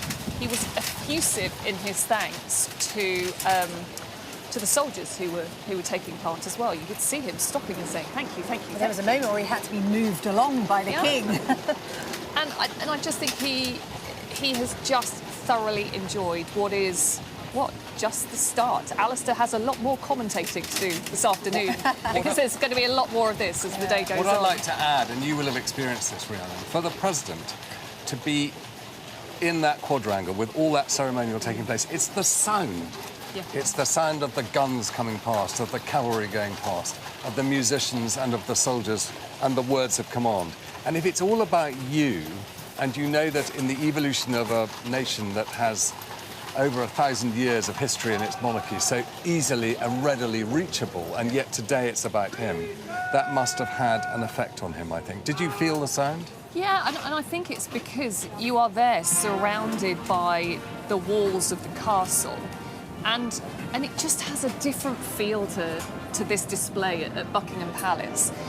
We know that the royal family love Windsor Castle. We know that they like to spend time here privately, and I think, as we saw for President Macron's state visit as well, it does add that kind of personal touch amidst all of the grandeur and the display. It really has felt, and this is the important part of state visits, it's about family to family as much as it is about state to state, and that is why today is so important. Of course, the politics and the backdrop and the controversy, you can't completely escape that. But today is all about making sure that the President just feels as welcome as possible and will leave this country just feeling that he has been welcomed and respected in the most incredible way. Interesting to see the First Lady in conversation with the Princess of Wales. I mean, of course, all eyes will be on the King and the President and their interaction, but of course the First Lady, the Princess of Wales, the Queen, having conversations as well. And it's that kind of diplomacy as well that really plays into it. I was always struck by the story of the Zelenskys taking a letter to the First Lady in terms of, that wasn't talked about a lot, but that was seen as some really soft diplomacy away from, the men taking centre stage, the leaders, and that all plays a part today. The whole family know. I'd love to know what they're talking about, basically, is what I'm saying. The whole family know that they have their part to play. They are the United Kingdom's diplomats in chief, really. And also, don't forget, these pictures will be beamed right around the world. And also, the White House will no doubt be thinking of, OK, what are the pictures that are going to play particularly well for an American audience? That one there, the touch of the King absolutely. On the small of the President's back. In America, they can't get enough of the Prince and Princess of Wales. Tomorrow, we're going to see more of the Princess of Wales spending time with the First Lady, Melania Trump. I know all of our eyes will be on the politics and on checkers. I can guarantee that the internet will go wild for those pictures. Two very glamorous ladies meeting some scouts tomorrow. But today is all about this kind of amazing military pageantry, and it felt like very special to be in there. And we do know that the President and the First Lady are settling in to Windsor Castle because, of course, they'll be spending the night there. And then they're going to have lunch. Rhiannon, you normally come to me with news of the menu. Have we had that yet? Not yet. No. So we should hopefully get news of what they've had for lunch. Also, the different items that they'll be looking at from the Royal Collection Trust. So the Royal Collection kind of have a good old rummage through the archive and find kind of the best bits that they can use to impress the visiting head of state. So, for example, we know that, of course, Donald Trump loves his military history. loves Winston Churchill, so we might see some of that ticked off.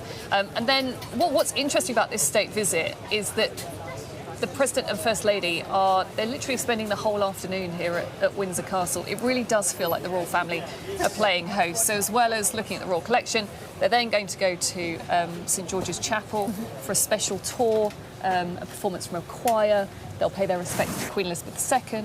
And then this is where Alistair again steps up, beating the retreat, happening this afternoon. And again, this is why we're being told there is more military pageantry around this state visit than any other. Alistair knows all the details about beating retreats. I'll leave that one to you. I'm going to let Alistair rest his voice because, as you said, we are not done with the pomp and pageantry. There's more to come after the lunch break, as it were. Rhiannon and Alistair, thank you very much. The charm offensive, as we've just been discussing, in full swing here in Windsor today. The King and the Queen, the Prince and Princess of Wales welcoming Donald Trump and his wife Melania here to the UK a couple of hours ago in the grounds of Windsor Castle. The US President and First Lady being treated to a royal greeting on the private estate. Well, let's go live to Sir Simon Fraser, former Permanent Under-Secretary of the Foreign and Commonwealth Office from 2010 until 2015. He is also the founder of Flint Global, a geopolitical advisory company. Thank you so much for your time here on Sky News this afternoon. You will have been following the scenes we've been watching unfolding in the grounds of the castle behind us. We've sort of coined a phrase here today in terms of pomp and pageantry with purpose. What do you understand about what the UK wants from these couple of days? Yeah, you're absolutely right. The pomp and circumstance is part of a very important part of the state visit, and obviously something that President Trump values, as we know. But it's part of a broader strategy, which is the British government's attempt to engage with President Trump and the US administration and make sure that we have leverage in wider discussions about the issues that matter to us, whether it's trade, investment, or international political affairs such as Ukraine. So you have to see the whole thing in the round, and of course the substance will come tomorrow, but for today it's the focus on the glamour. We've heard already this morning about deals done between US tech companies and the UK to the tune of billions of dollars. That deal signed tomorrow, but of course it was spoken about before Donald Trump arrived here in Windsor today. That will be a key takeaway, seen as a key win for the Prime Minister from this state visit already. But what do you think he will want the key outcome to be? Well, as you say, given that, in public opinion, there's some sort of concerns about the visit, I think it's important for the Prime Minister and the government that they demonstrate that there are positives coming out of it. And obviously, the investment decisions that have been made around what is being called the tech partnership between the UK and the US is a big thing, involving AI, nuclear cooperation, space, quantum computing. These are really important areas for the development of the UK economy, where the US is a very important partner. So that's important. And then on the other side of the ledger, there's a sort of bit more of a damage limitation agenda, which is around tariffs and trying to tie down the details, the final details of the trade agreement, and to the extent possible mitigate the consequences for the UK of the US tariffs that have been imposed. So those are very important things. And then beyond that, finally, the discussion about Ukraine, European security, America's commitment to Europe, and of course beyond that, the situation in the Middle East, relations with China, is a very big set of issues to be addressed in tomorrow's discussions. It's all very nice and all very positive today. We knew that. We knew that would be the case with all the pageantry on display. We know Donald Trump is a big fan of the royal family and of the UK. This is being seen as the day to soften him up ahead of perhaps some difficult conversations tomorrow, whether that be about free speech, immigration, Ukraine, the Middle East, so many thorny issues. The UK will want to keep it positive, but those difficult conversations will be approaching. How will the Prime Minister take that on? Yeah, well, I mean, this is a very important point. I think the Prime Minister's done quite well in engaging President Trump. Obviously, they have very different political backgrounds and views, but they seem to have struck up an effective relationship in which the Prime Minister has engaged President Trump. But he has to, whilst he needs positive atmosphere, he has to avoid being seen to agree with President Trump on everything. So, as you say, on free speech, indeed on some of the things that are happening in America, on the issues around Ukraine, and of course on tariff issues which are affecting the prospects for the British economy, he's got to be absolutely clear in representing British interests and presenting British views in a clear and differentiated way. But it's got to be, for him, a constructive discussion.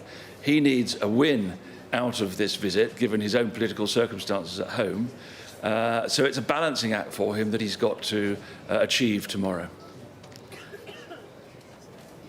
Yeah, a balancing act on all of those fronts. And then, of course, the curveball that came just a week or so before Donald Trump came to the UK was the sacking of his ambassador, Lord Mandelson, to the US over his links to Jeffrey Epstein.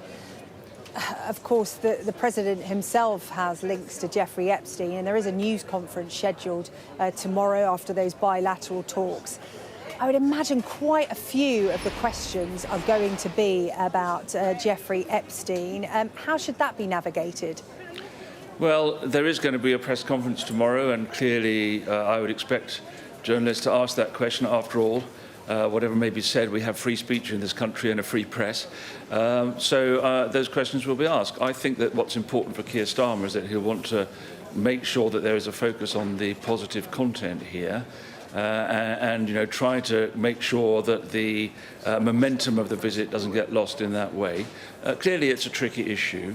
I think that the Peter Mandelson sacking obviously is a significant piece of context, but I don't actually think it affects the conduct of this visit. He was very instrumental in the preparation of it, but it's now being done, and I don't think it's going to affect the future relationship between the UK and the US either. Sir Simon Fraser, former Permanent Under-Secretary of the Foreign and Commonwealth Office, really appreciate your time here on Sky News today, reflecting on this unprecedented second state visit by President Trump to the UK. It's officially underway. These are the scenes earlier on. The President, First Lady, King and Queen now inside Windsor Castle, being shown around, no doubt, settled in before a spot of lunch. I'm making it sound much more casual than it probably is. Our royal correspondent Rhiannon Mills is here. She's just put her coffee down and her jelly sweets. That's our lunch here today outside Windsor Castle. Yeah, we're not having tea with the King. No. Talk to me about what's going to be happening now, because it's all the stuff that goes on in private, away from the cameras, that's just as important. Yeah, and you say probably more formal, but actually I think it's what they're trying to impress on him today is that personal touch, and I think we saw that straight away when you had the Prince and Princess of Wales meeting him off Marine One, and then guiding the president towards father and kind of saying, here you go, Dad, you can take over now when it comes to the hosting responsibilities. I just think of all of the people for us to lay on what is described as the largest military ceremonial in living memory. Donald Trump is the man to have it, whether you agree with this state visit or not. He has a huge amount of respect for this kind of spectacle. And what is interesting, of course, is we've sort of been here before, because in 2019 he had his first state visit. So as soon as Keir Starmer sort of produced that invitation back in February for a second one, I think that's when people started scratching their heads and saying, well, what can we do to make this one bigger, better, more impressive? And that is why you've kind of got all these little touches. So we're going to see a fly past later from US and UK aircraft. This was the largest guard of honour that we've ever seen for a state visit. And also, what's interesting is it's those touches of saying, here you go, Mr. President, this is why our joint relationship really matters. So a US military band is going to be involved in the ceremonial this afternoon. And while we look at the spectacle of it all and admire kind of the amount of rehearsal that's gone into all of this, actually it's what it stands for. And speaking to those in diplomatic circles, they said this stuff is so important when it comes to the US president, and they made sure that they did a lot of this for 2019, 2018 when he came over, because what they want to show him is how important our defence ties are. Sometimes as a president he can think about the mighty American armed forces. This is all about showing how important those ties are between our military here and the other side of the Atlantic. A lot of this happening out of view, you know, as the day's gone on, the crowds have grown in Windsor, you know, people coming to perhaps take a look, protesters, but of course they can't see anything. It's a ring of steel around Windsor for this visit, of course, not just because of what's been going on in the United States in terms of targeting politicians and those with political views, but just in terms of keeping it all positive for the president, keeping the protests away from him, creating this illusion of, you know, welcome and comfort. And I've found that when I was inside the castle grounds watching this ceremony unfold. You didn't see hordes of members of the Secret Service or police. It felt so calm and relaxed in there, and literally felt like, yeah, two heads of state having a lovely conversation and being able to just walk and relax and relax in each other's company. And I think that is partly why they've organised this state visit in this way, is because I think we've here just got at the Windsor beast going behind us, Rhiannon. Oh yeah, look. These got that amazing convoy. Yeah, you can spot. Yeah, that's the beast just going into Windsor. This is the convoy. We were speculating with Mark Stone, our US correspondent, as to whether any of the president's vehicles have made it over from the United States. I think they have. We're not used to seeing these on the streets of the UK, but that just going into the grounds of Windsor Castle there, because it's a huge operation, not just here preparing for the visit, but a huge operation that gets the president from the UK to the United States, Rhiannon. Yeah, but it's also interesting seeing those vehicles, because actually he's being flown everywhere. Yeah. So he was flown from Winfield House here to Windsor Castle. We're expecting him to be flown to Chequers tomorrow. Prepare for every eventuality. Well, right? Exactly. Especially with the weather that we've got today. But yeah, today is all about making sure that the president feels like he is receiving the ultimate welcome. He just seemed to be, I don't know, in his element there inside Windsor Castle. What can he and the King talk about? Because, I mean, I would imagine anyone watching us right now, if they had 5 minutes with Donald Trump, there is a huge range of topics you want to talk to him about. Most of them off limits for the King. So this talk, this small talk, conversation all day today there at Windsor, that's a lot of minutes, a lot of hours to fill. What can they actually discuss? So I think it is fascinating to think about the relationship between the two men, because politically you might think they are absolutely poles apart, and you would be right, I suspect, on issues such as the climate crisis, Ukraine, Canada.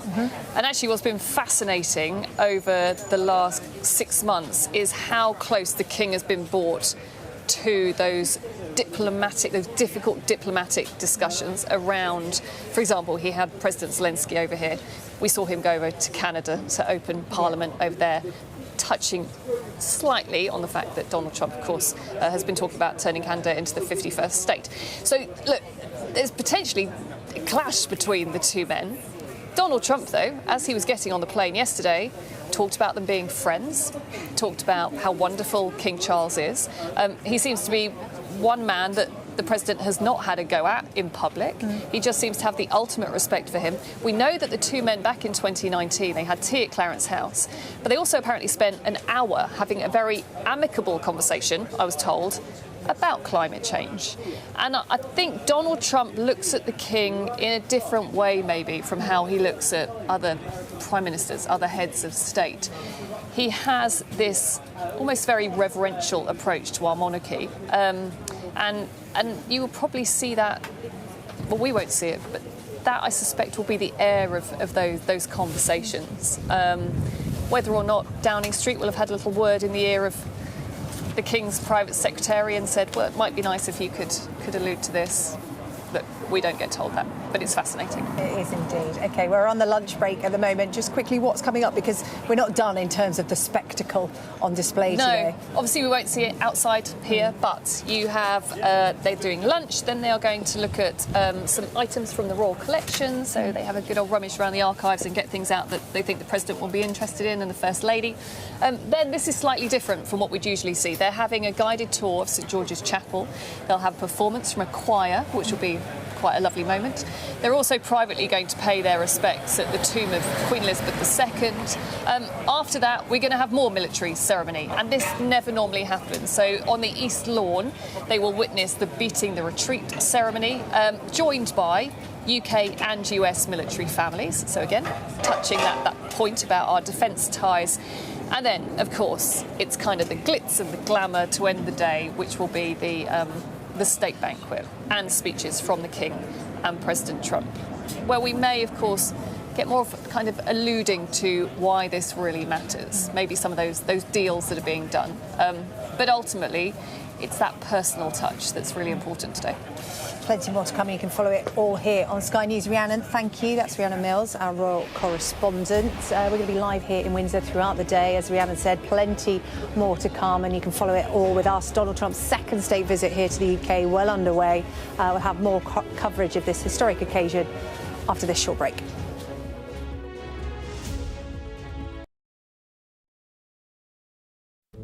I'm Cordelia Lynch, Sky's Asia correspondent, based here in Bangkok. These slums, once gripped by fear and death. There is far less bloodshed now, but it hasn't gone away. Who's asking you to kill? The police will give me the orders, and after I kill the target, I throw the gun away.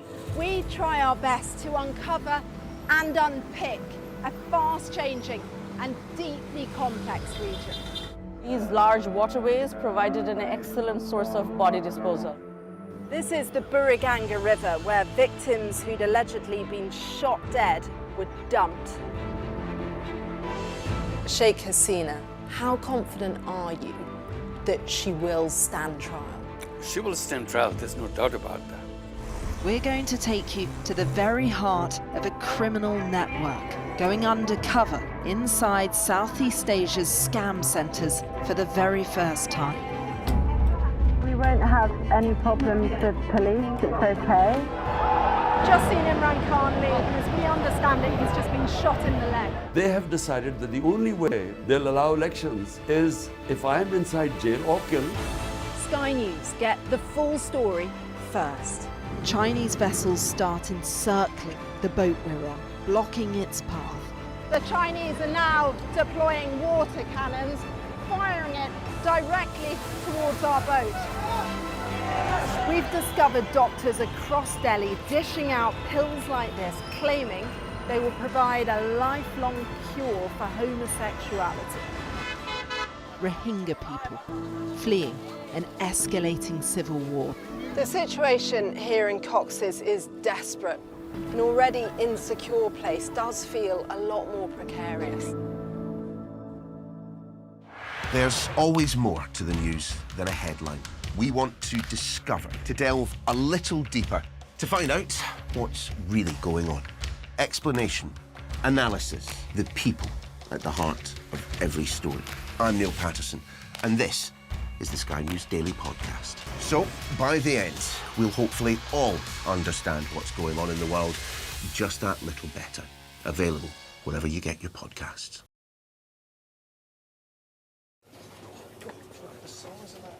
Hello, good afternoon. Live from Windsor, Donald Trump's second state visit to the UK well underway this afternoon. The President and First Lady now inside Windsor Castle behind me having lunch. Later, they will be shown artefacts from the Royal Collection relating to the United States, and they'll also be spending some time in St George's Chapel this afternoon. There will be a beating retreat ceremony that's happening at around 4 o'clock. We will bring that to you live here on Sky News. But not everyone is happy to see the President here in the UK. There have been protests both against Donald Trump's visit as well as people supporting his visit. These are the pictures we have, the latest pictures we have from the streets of Windsor this afternoon. As you can see, all fairly peaceful, but there are some numbers on the streets this afternoon. Well, joining me now live is Ailsa Anderson, former press secretary to the Queen from 2001 to 2013. Really good of you to join us on Sky News this afternoon. I'm sure you've been watching the scenes from Windsor Castle, wherever we find you this afternoon. We are well aware of what this historic occasion means to President Trump. How will the King be viewing this? Well, the King, of course, is the UK's greatest ambassador. He's the ambassador of chief, I think, in the UK. And he's very well versed in carrying out state occasions of this kind. So I think he will handle it absolutely perfectly. He will be very steady, he'll be very gracious. And I think President Trump will be absolutely bowled over by the welcome. I mean, who wouldn't? You know, this is Britain at its best, the UK at its best. We put on this pomp, we put on the incredible military spectacular. You know, God willing, we're going to see the red arrows this afternoon. And I think, you know, we absolutely excel at things like this. And it will pave the way to the more important political discussions that the President will have with Sir Keir Starmer tomorrow.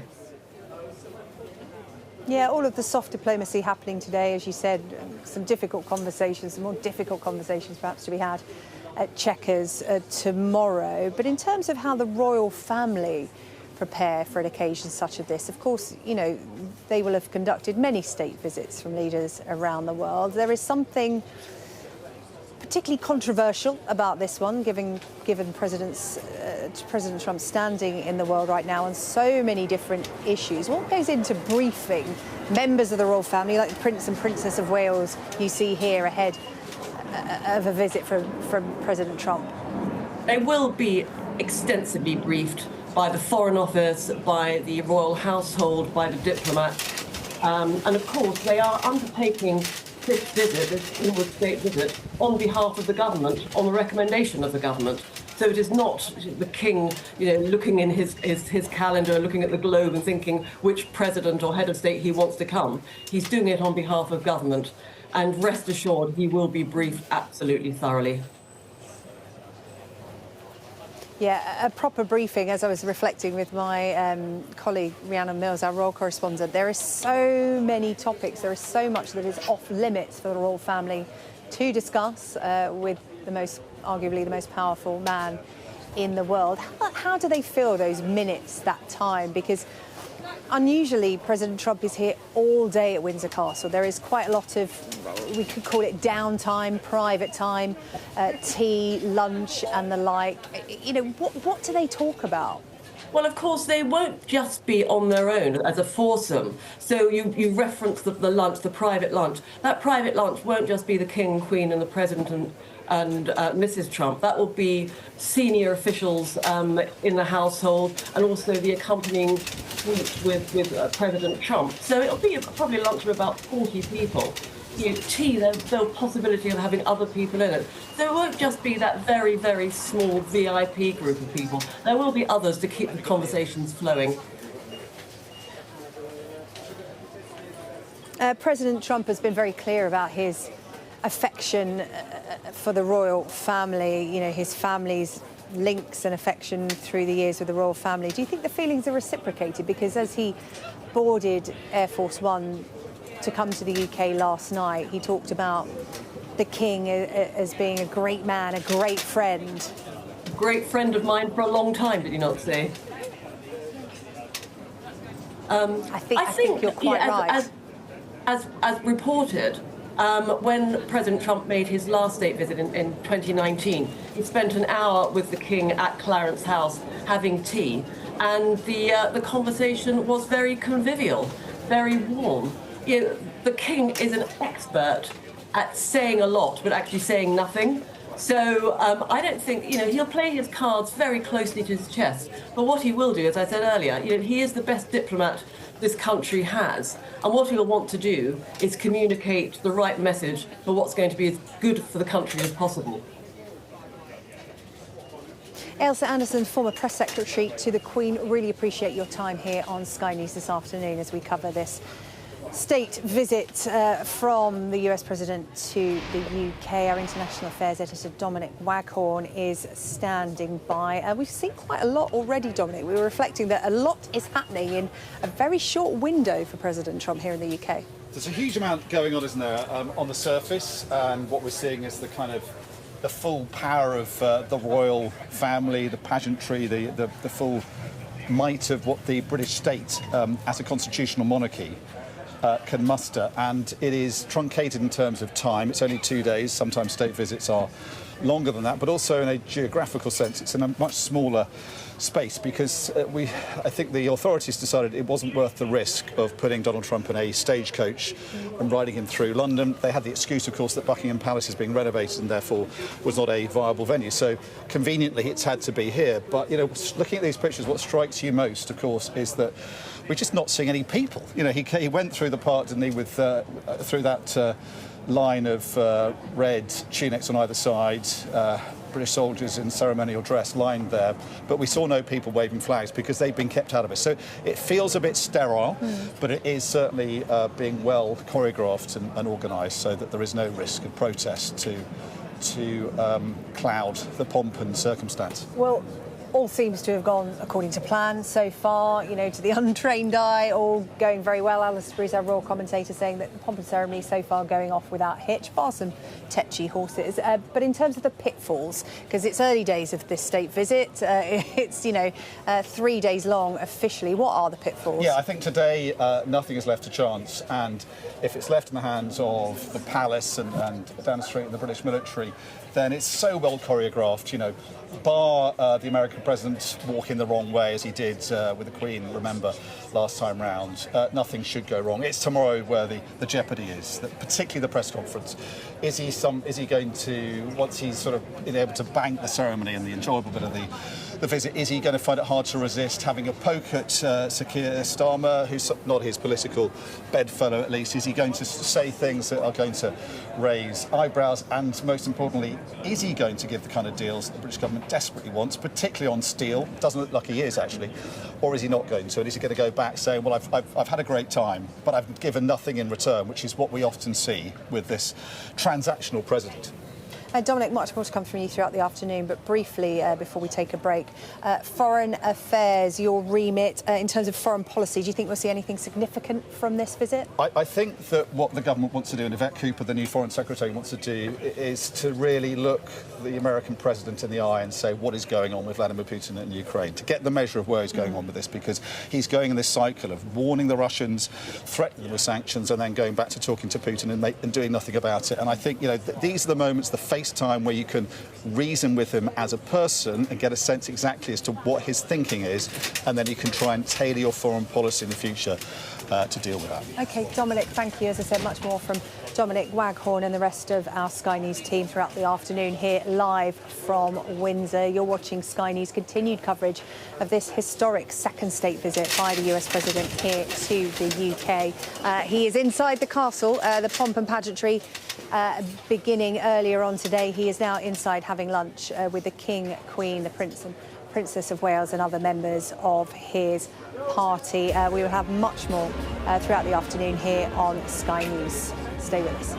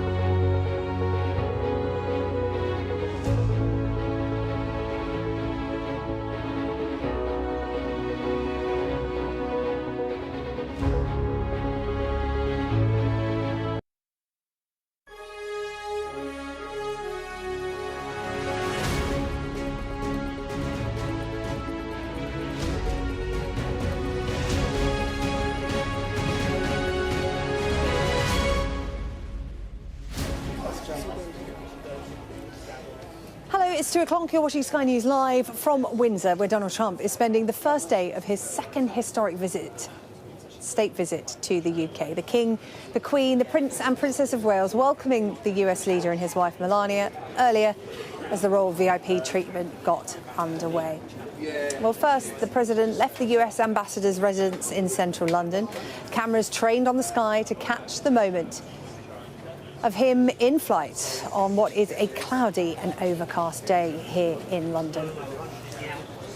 The King was seen waiting for the couple's arrival inside Windsor Castle. He was looking out of the window as his household prepared for the big moment.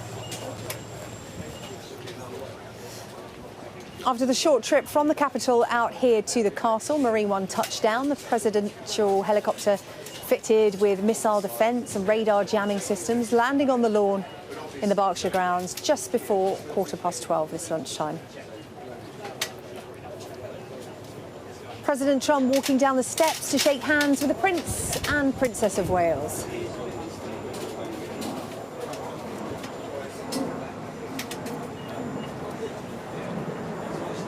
He then walked a short distance to meet the King and Queen, with Her Majesty now due to attend the entire state visit. This is after, as she recovered from illness, we understand she was suffering from acute sinusitis.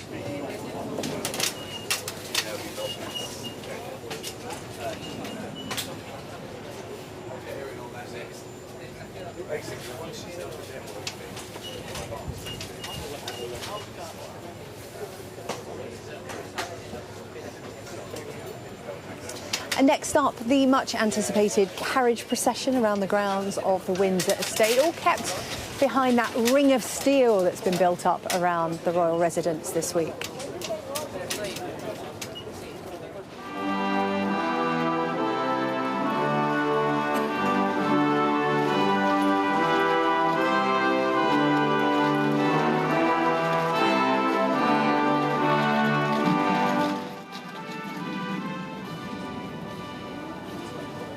The national anthem played as the carriages drew up towards the castle.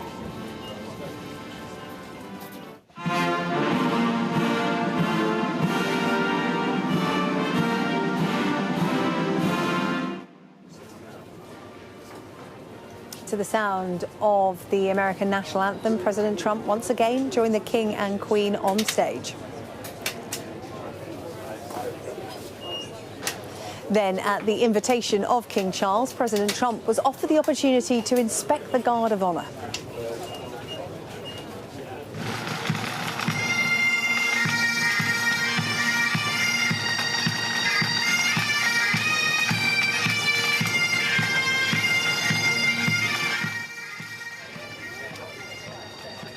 To the sound of bagpipes, the welcoming ceremony drew to a close.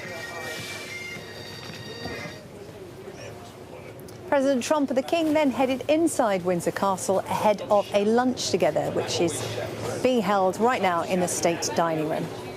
Later, the President and First Lady will visit St George's Chapel to lay a wreath on the tomb of the late Queen Elizabeth II.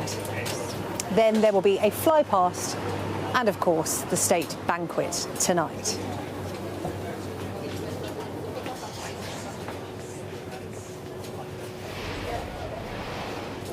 Well, it is a busy day, plenty more to come. Our international affairs editor Dominic Waghorn is following events with me from outside Windsor Castle. We're not allowed in there, Dominic, not for the likes of us.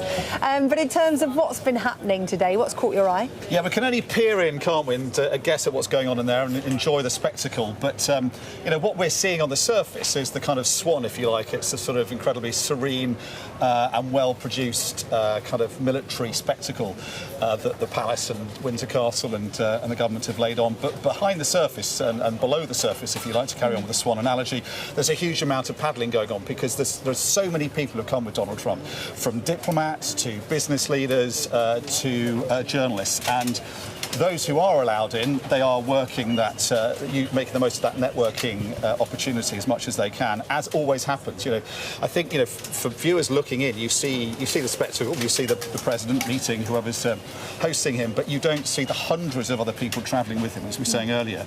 An American president, really since the Second World War, has travelled like a kind of emperor with this retinue of people, huge amounts of, 2 helicopters, a massive transport plane, often the Cadillac 1 and 2, and whatever decoys go with them, and then all these people as well. So that is going on behind the scenes, preparing for the kind of business end of this visit tomorrow. It's only 2 days, which is shorter than most state visits, and they're trying to pack into that as much as they can.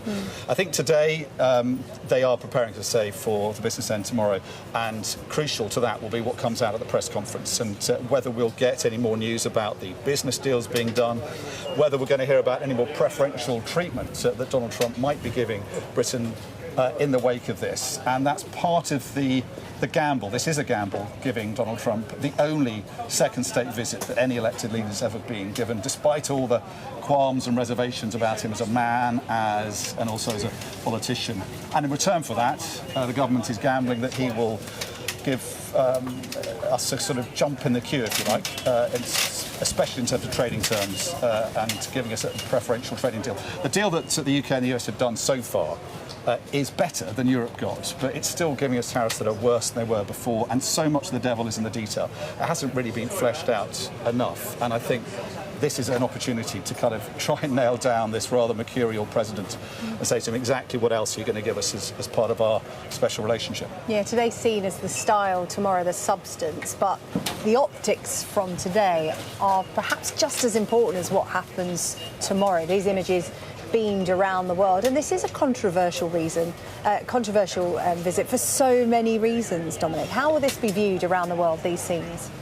I think with envy by our allies, because we have seen any number of world leaders traipsing through the Oval Office and trying to get preferential treatment from the American president, who is transactional, who believes that any deal must have one winner and one loser. And he's opened that kind of negotiation with so many countries, with swinging tariffs that will come down if he likes what those countries then do next. And he has given the UK, it seems, better trading terms, but they want to get more from them. But the critics of this trip say it's demeaning for King Charles here and the other members of the royal family, and it is demeaning because of who Donald Trump is, because of his record with women, his involvement with Jeffrey Epstein. But also, I think the criticism on a sort of broader geopolitical level, and the reservation is this is a president who is unpredictable. And whatever he says tomorrow in terms of commitments he might give the UK, he is somebody who goes back on his word. He changes his mind as often as his shoes, it's said. And so, he may give commitments tomorrow that he may simply renege on later. He's ripped up America's signature on international deals like the Paris climate change deal and the Iranian nuclear deal. That just shouldn't happen. And therefore, he's not somebody who can be held to his word. But I think the government would say they had no alternative. This is a card they had to play, and they have to milk this relationship for all they can, and this is the best way of doing this, deploying the best of British to try and flatter a president who likes to have his ego stroked. Yeah, just where we are now, outside Windsor Castle, I should just point out that the gates in that archway behind us have been closed. They were open, but the chapel, St George's Chapel, just behind those gates, and we know that after lunch the President is going to be taken to the chapel to be given a tour, and he will also lay a wreath at the tomb of Queen Elizabeth II, and obviously that vantage point closed, that is private behind closed doors, so they've shut those gates in accordance with that. But just in terms of today ahead of tomorrow, this is seen as the flattery bit, sort of, buttering the president up against before some difficult conversations tomorrow. And you talk about him changing his mind as much as he changes his shoes. He's been described as fickle, taking the opinion of the person he last spoke to. He loves the royal family, that's why this has been laid on today, but just how long-lasting will the effect be of all this glitz and glamour? I think that's the question. And if you talk to Canada, you talk to Mexico, they thought they had trade deals with Donald Trump from last time round that would secure them preferential arrangements with Trump's America, and he just turned around and basically reneged on them. I mean, Joseph Stiglitz, the Nobel Prize-winning economist, was on Sky a few weeks ago saying that this deal that Keir Starmer has signed or begun the process of sealing with Donald Trump isn't worth the paper it's written on, because he says, that's what Donald Trump does. He goes back on these deals, and so he's one of the kind of critics of that. And Keir Starmer's got to prove those critics and those sceptics wrong. But I guess ultimately that we'll really know whether this has paid off in a few years' time, because we'll see how Donald Trump changes his attitude to the British government over time. And the other point I think, Eshe, is that if you talk to someone like Malcolm Turnbull, the Australian Prime Minister, it's not just that he goes back on his word; it's the fact that he says he's a bully. I mean, he's undoubtedly uses coercive diplomacy. We saw the way he treated President Zelensky in the Oval Office, ganging up on him with J.D. Vance, his vice president. And what Turnbull says is that if you suck up to a bully, he'll only come back for more. So that's the other fear, is that he likes what he gets here. He sees Britain as a bit of a soft touch. He doesn't give us what we want, but he expects to come back for more concessions on his terms and not ours. So that's another part of the gamble that the Prime Minister's got to prove actually doesn't turn out to be right. He's got a lot to prove, I think, and we'll see the beginnings of whether this is working tomorrow, but with all the reservations that we've been saying about this unpredictable president who doesn't always stick to his word. And all of this discussion, all of those points you raising, quite awkward points, but they will probably be put to the President and the Prime Minister tomorrow at the news conference, because, of course, today is all about the softening up. Tomorrow is the hard conversations at Chequers, the Prime Minister's country residence, and the bilateral talks, so much to be discussed. And then there will be that news conference in front of people like yourself asking these difficult questions about a whole range of topics. What do you think we'll get there? Because so much of it is going to make it awkward and very tense. Yeah, and I think that's the moment of greatest jeopardy for Sir Keir Starmer. He knows that Donald Trump, often doesn't know what he's going to say next, and he will shoot his mouth off, and he might be tempted to say something that is going to be uncomfortable for the Prime Minister. It wouldn't be the first time that he's done something to embarrass his host. And I think, they're going to try and control it as much as possible. I'm told the press conference is going to be scaled back. It's not going to be as many people, as many journalists, or as many questions as was originally promised or certainly hinted at. And that wouldn't be surprising. If you're organising this, and if today goes as well as it has so far, not a foot put wrong by the British military and by their guest, then you don't want things to unravel at the last stage in the press conference. But he's going to be pressed on, the American president's going to be pressed on Gaza or on Ukraine, but particularly on trade. Is he going to give Sir Keir Starmer something in return for what he's been given the day before? And I think, already there's some disappointment about that. It seems that a better treatment of particularly the steel industry, the British steel industry, is not going to be forthcoming from this American president. That's been our expectations have been managed by Downing Street already on that. Okay. So are there going to be more disappointments? Are we going to have to rely on these AI and cyber jobs and investments that we've been told about already? Or are there going to be more rabbits pulled out of the hat? I think we're just going to have to wait and see. OK, there's a lot more to get through before we get to that, Dominic. Thank you very much, our Foreign Affairs correspondent Dominic Waghorn there. Already there was a warm welcome from the Royals. You saw that play out on your screens just then. However, some people have been really happy about the President's visit this week. These are the latest pictures we have from around where we are at Windsor Castle. We have seen protests against the President's visit, but we have also seen support for Donald Trump as well. Protesters against the visit are beginning to gather in central London this afternoon. We can head there live now and speak to our correspondent Ashna Huranag, who's following events for us. Ashna. Good afternoon, Sarah Jane. Well, if he's receiving a very warm welcome in Windsor, he's receiving a very cold, hostile welcome from the people of central London who have gathered in their droves. I mean, I say in their droves already, I would guess there's about 200 or so people here. If we take a look at some of the people who are around and the signs that they're holding up, let's read one of them: philanthropy, not bigotry, stop arming Israel. There are so many different types of people who are here. Grannies against Trump and other fascists, this one says. But look at those. I mean, people did say, last year, or 2019 on his last visit, we saw a giant Trump baby blimp. This time, lots of the protesters have decided to hold up a similar image. carriage, but lots of them this time, many of them with a Trump nappy on. I mean, that's the image that he is not going to want to see today. I mean, it's going to be really hard, though, to try and ignore these pictures. The government, the palace, are doing all they can to make sure it's a pristine visit, out of public sight, out of public mind. But it's very clear from being here in the last half an hour or so, as the crowds are starting to grow, there's a real momentum of how people are very aware that he is here in the UK and they are livid about it. Certainly people that have turned out here today that we've spoken to already. You can just see over here, just the crowd that's growing. We're currently just down the street from Oxford Circus, just outside one of the Trump not welcome, some of the signs here on people's T-shirts.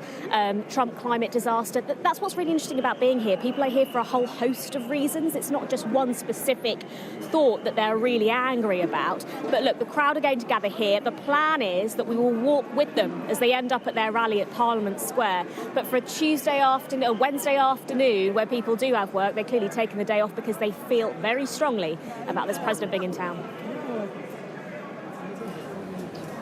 Ashna, thank you very much. I was discussing with our US correspondent Mark Stone where the Trump blimp was from his last state visit. That's in a museum in London, but just seeing behind Ashna there, it spawned some mini Trump blimps and baby Trump blimps behind you there with protesters. So that sentiment very much still alive from that first visit amongst certain sections of the UK public. We'll be following the protests here on Sky News throughout the day, as well as all the pomp and ceremony that's happening here in Windsor.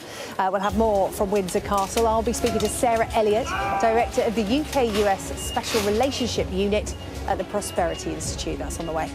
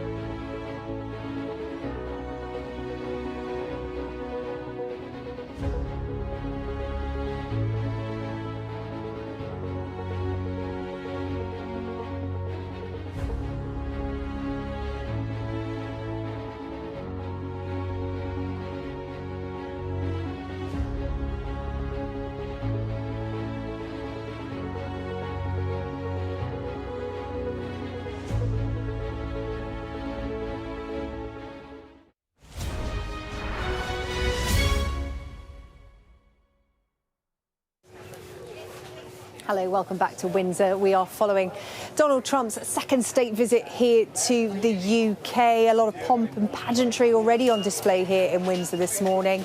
The President and the First Lady, along with the King, Queen, the Prince and Princess of Wales, are breaking for lunch and a visit to St George's Chapel, which is just through those gates behind me now. The gates shut for the first time today to ensure some privacy, because it is a private moment where we understand the President will lay a wreath at the tomb of the late Queen Elizabeth II. Plenty more to come here on Sky News. Let's bring in Sarah Elliott, Lady Elliott of Micklefell, Director of the Special Relationship Unit at the Prosperity Institute. Really good of you to join us here on Sky News this afternoon. I'm sure you will have been watching the scenes unfold on your screen wherever we find you today. Talk to us about the state of the special relationship between the US and the UK going into this state visit. Well, I think it's always been strong, but there have been doubts about, with Starmer being a Labour supporter and Donald Trump being a Republican, but they have seemed to overcome their differences and find what they can work on together. And I think this visit is surpassing expectations in terms of output. Many people thought it would just be a photo op, but it's so much more than that, with the trade tech partnership, with the nuclear agreement, with the Atlantic Partnership. All of these areas are cementing the special relationship and bringing massive U.S. investment. And you have to remember that Rachel Reeves went to China and only received a £600 million investment. We are now doing 31 billion pounds worth of investment into the UK. And that is going to, it basically signifies to the world that the US sees the UK as its #1 allied partner in the world to take on China when it comes to AI and energy dominance. So despite somewhat gloomy economic environment that the UK has at the moment, the U.S. is still insisting on investing and sees it as a very reliable partner that it wants to do business with, and that the U.S. wants to see the U.K. succeed. These economic deals and the nuclear reactor deal will all see fruition much later than Donald Trump's administration. So they are planning for the future. The U.S. clearly has signified that the U.K. is their partner to lead in undergirding the Western civilization in the 21st century. So I think this is a very positive visit, and you can see the warm response that the King has for the President and vice versa. The women seem very familiar with one another. This is clearly an established relationship, and the UK and the US are reaping rewards from it. It's interesting, your view of it being a partnership, this relationship, because it's very clear what the UK wants from this visit, wants and needs from the United States. But depending on who you talk to, especially when you talk to protesters here, it's slightly harder for people to fathom what the United States gets from the UK. A lot of protesters here saying, President Trump sees the UK as a soft touch that will roll over and do what he says, and people saying that the UK should stand up to the United States. I mean, obviously the business interests and trade interests are there, but on matters of foreign policy, I'd be interested to see your view if you see the United States having this partnership with the UK, how they see the UK fitting into their global view, particularly when it comes to foreign policy. Well, when it comes to foreign policy, both the UK and the US face the same adversaries, whether it be Putin or Xi or North Korea or Iran. All of these areas threaten the UK as much as the US. And so it's good that they work together, that they coordinate their militaries. They're both the leading partners in NATO. They need to have this special relationship to keep the peace and stability in the world. And that's what they provide. And so, yeah, there are differences of opinions here and there, but by and large, you have to keep the big picture ahead of you and see the need to cooperate and find common ground. And that's what these two men have done, Keir Starmer and Donald Trump, as well as the King acting in his diplomatic head of state role. And it's working. And I think the naysayers are a bit dismayed that they are able to do this. But I think the rest of the population in the world should be excited by these investments and the partnership. I mean, the U.S. is the largest economy in the world. They have the best market for British goods. The more that the Brits can export to America, the better, and vice versa. I think it's an exciting time for both countries, and it definitely signals to the world and to China that the West is united, and they have seen down many foreign policy crises over the last 80 years since the Second World War, including the Second World War, and so this is a signal that that relationship remains strong. Yeah, I just want to bring viewers up to date with what they're seeing on their screens right now, Lady Elliot. It's the preparations on the east lawn of Windsor Castle. This is where our cameras find themselves at the moment. The President and the First Lady joining the King and Queen the Prime Minister and Lady Starmer alongside US and British military families to view a beating retreat ceremony. That's due to take place shortly. So as you can see, the military all lined up there, ready for that to take place. It's the first time we will see the Prime Minister alongside the President during this state visit. Let's just get back to what we were talking about there. And in terms of the history of this special relationship, you know, this isn't the first time a Prime Minister of the United Kingdom or the President of the United States have not seen eye to eye politically, but have found a common accord and found a way through. Yes. Oh, definitely. You know, and historically, not, you know, we've had all sorts of personalities as presidents, and the British Queen has been marvelous with all of them, and the King is as well. I mean, his early visit to the White House was in the Nixon administration, so King Charles has met 10 U.S. presidents over the course of his life, and so he's catching up with his mother, who had met 14. And this is marvelous, whether you agree with President Trump or not. Had this been President Biden or President Obama, it still would be an exciting moment for both countries. And on the eve, I should say, just happened, the 85th anniversary of the Battle for Britain. You know, that was London, and the Brits have really proved their muster there. And then the Americans came in. They saw that they could help save the UK as well, and that relationship has carried on. And you do have differences. You know, I'm married to a British man, and so I live the special relationship every day. And oftentimes language gets in the way, or personality, or what have you. But that's just the nature of relationships, right? They go up and they go down. But it's exciting to see that this is a mature president. This isn't the President Trump's first visit to the UK, clearly. And there's a comfortable level. They're comfortable with each other. And the Prime Minister has met the President many times now and has had many phone calls. So, you know, I think this is just the beginning in terms of trade and their trade partnership and relationship. I think there's a lot more that the President may do with the United Kingdom. This is not the end. This could be, you know, he has 3.5 more years. So it's exciting at what the potential is there, and that the UK has been very receptive as well. I think that is definitely a Brexit dividend. And that is the kind of positivity that the UK government want to project from this state visit. Sarah Elliott, Lady Elliott Mickelfeld, Director of the UK-US Special Relationship Unit at the Prosperity Institute. Really appreciate your time this afternoon. Thank you so much. Thank you. Let's bring you some of the latest pictures now from those anti-Trump protests that are taking place in central London this afternoon. You might have just caught a glimpse of it earlier. We'll bring you some more of those inflatable Donald Trumps part of this demonstration. A slightly smaller take on the large Donald Trump blimp we saw during that first state visit. They have spawned. There are now baby President Trump blimps in central London tonight. Let's get the take of our international affairs editor, Dominic Waghorn. What do you make of these things? Yeah, they're smaller, but they have proliferated, haven't they? And we remember now the much bigger version of this blimp that we saw the first time around. You have to remember also that, you know, the big protests actually came before the state visit in 2019.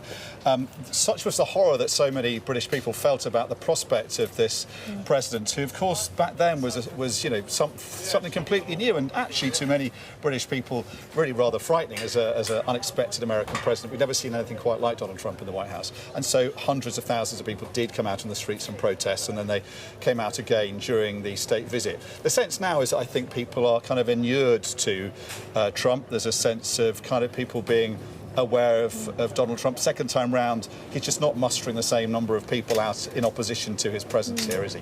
But I think also it's partly to do with the venue. He's not going through London in a stagecoach. Had he been doing so, had he been staying at Buckingham Palace, which he's not staying at because it's under maintenance, I think, but also that's a convenient excuse to bring him here to the more cloistered surroundings of Windsor Castle. Very controlled environment. Yeah, absolutely. And, you know, the great walk that he sort of came up in that ceremonial escort, that has been fenced off. So the public could have got closer to him.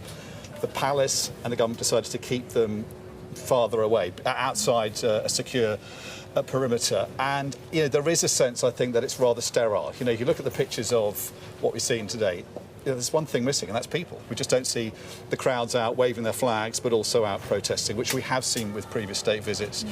And, you know, people might say that may be a bit precious of the government. I mean, when George Bush came here back in 2003, I think there were 400,000 people out in the streets. There were scraps with the police. An effigy of George Bush was toppled in Trafalgar Square. An egg was thrown at his motorcade. You know, that was a risk and something that the government then was prepared to live with, even though George Bush was a very unpopular president because of the Gulf War and the rest of it. That's just something that the Starmer government is not prepared to live with this time round. And so, you know, the trade-off is it does look like a rather stage-managed, choreographed and rather sterile state visit in comparison and contrast with those previous ones. But it's all about keeping President Trump happy at this stage. Absolutely. It's about the optics, we're saying, but the optics most of all, it's about what he sees. Yeah. And he is a, you know, famously thin-skinned president. He may not have reacted to an egg being thrown at him with quite the same equanimity that George Bush decided to.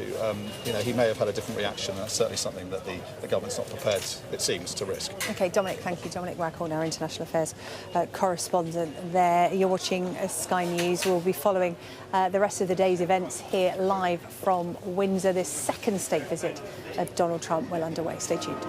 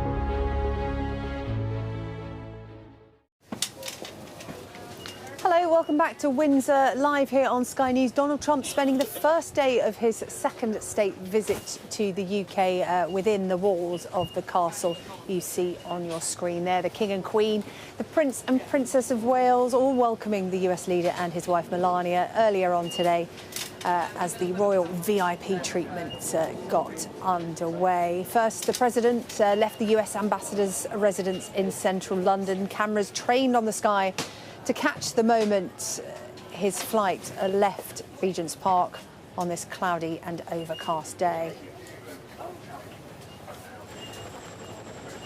The King was seen waiting for the couple's arrival inside Windsor Castle. You can see him there looking out of the door as his household prepared for the big moment.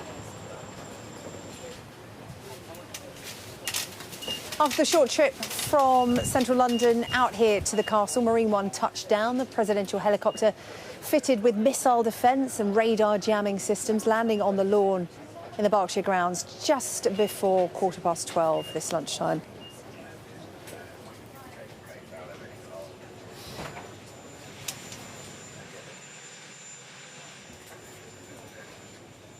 President Trump walking down the steps to shake hands with the Prince and Princess of Wales.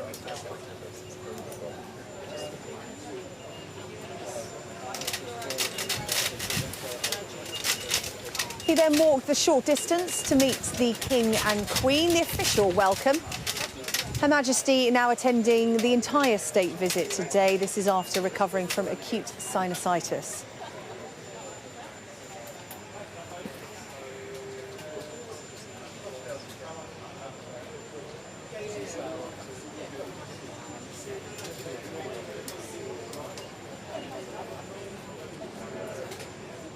Next up, that much anticipated carriage procession around the grounds of the Windsor estate, all kept behind the ring of steel that has been building up around the royal residence this week.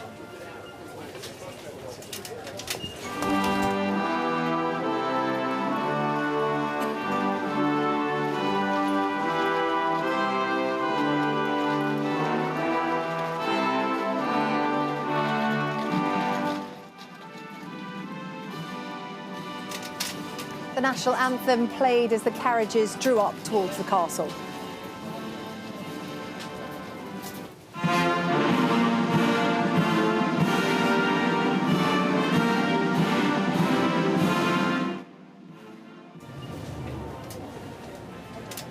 To the sound of the US national anthem, President Trump once again joining the King and Queen on stage.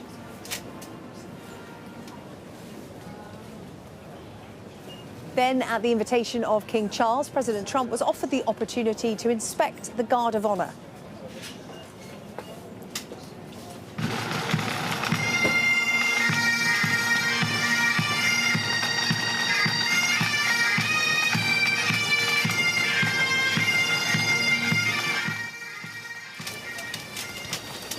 Well, we know Donald Trump's links with Scotland and the sound of bagpipes bringing the ceremony to a close.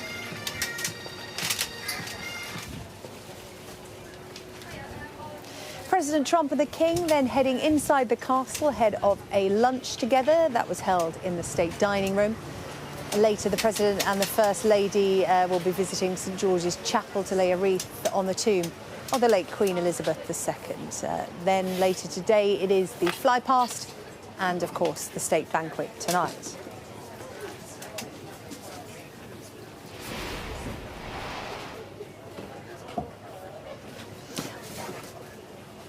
Well, details have been emerging within the last half an hour of the gifts that have been exchanged between the King and the President. Of course, it's all part of the ceremony that comes with a state visit. The King and Queen have gifted President Trump a bespoke hand-bound leather volume specially crafted by the Royal Bindery in Windsor Castle to celebrate the 250th anniversary of the Declaration of Independence. They have also given him the Union flag that was flying above Buckingham Palace on the day of President Trump's inauguration. That was, of course, on the 20th of January this year.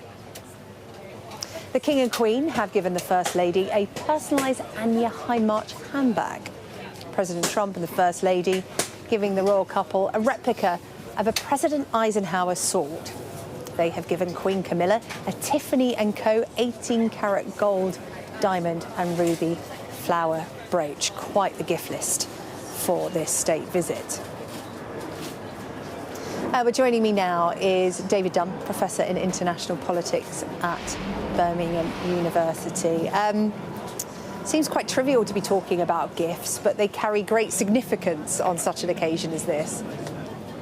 Yes, everything's choreographed to have meaning and purpose and to try and re-establish and demonstrate to the world that the connectivity, historical, cultural, linguistic, constitutional between the UK and the US.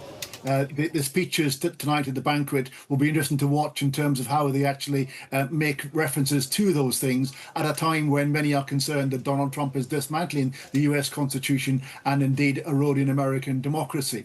So there are efforts to actually reinforce those links, but also those common values and common traditions. And of course, part of the visit to Chequers, where he will be taken to the Churchill collection there, again, no accident, is trying to show what Churchill did to try and pull on Trump's inner Churchill rather than his inner Chamberlain in regarding policy towards Russia. So everything's been thought about, everything has meaning, and that's what these things are about. Well thought through, choreographed events. Yeah, such attention to detail on all fronts, whether it be the gifts that are given or the scenes that we see here that were taking place in the grounds of Windsor Castle earlier on, inspecting the Guard of Honour, something that Donald Trump will no doubt have been looking forward to as a highlight of this visit. In terms of the backdrop, if we sort of pull focus, if you like, out and look at the backdrop to this visit, what are the key events that you think will be feeding into what's at play here, whether it's foreign policy, trade, or indeed scandal? Well, the scandal aspect, I mean, the most obvious concern there is the press conference right at the end when the domestic and international press corps may ask questions about Jeffrey Epstein embarrassing potentially both Starmer and the president in terms of the fact that they have both had issues with the Epstein legacy. But they hope that instead that they will be focused on the massive trade deals, the investment in the UK. Over the differences, because one of the things that Donald Trump will be saying is the importance of trade between the two nations. But he, of course, has raised trade barriers to that trade in that he has risk. Is it? Have you lost me? No.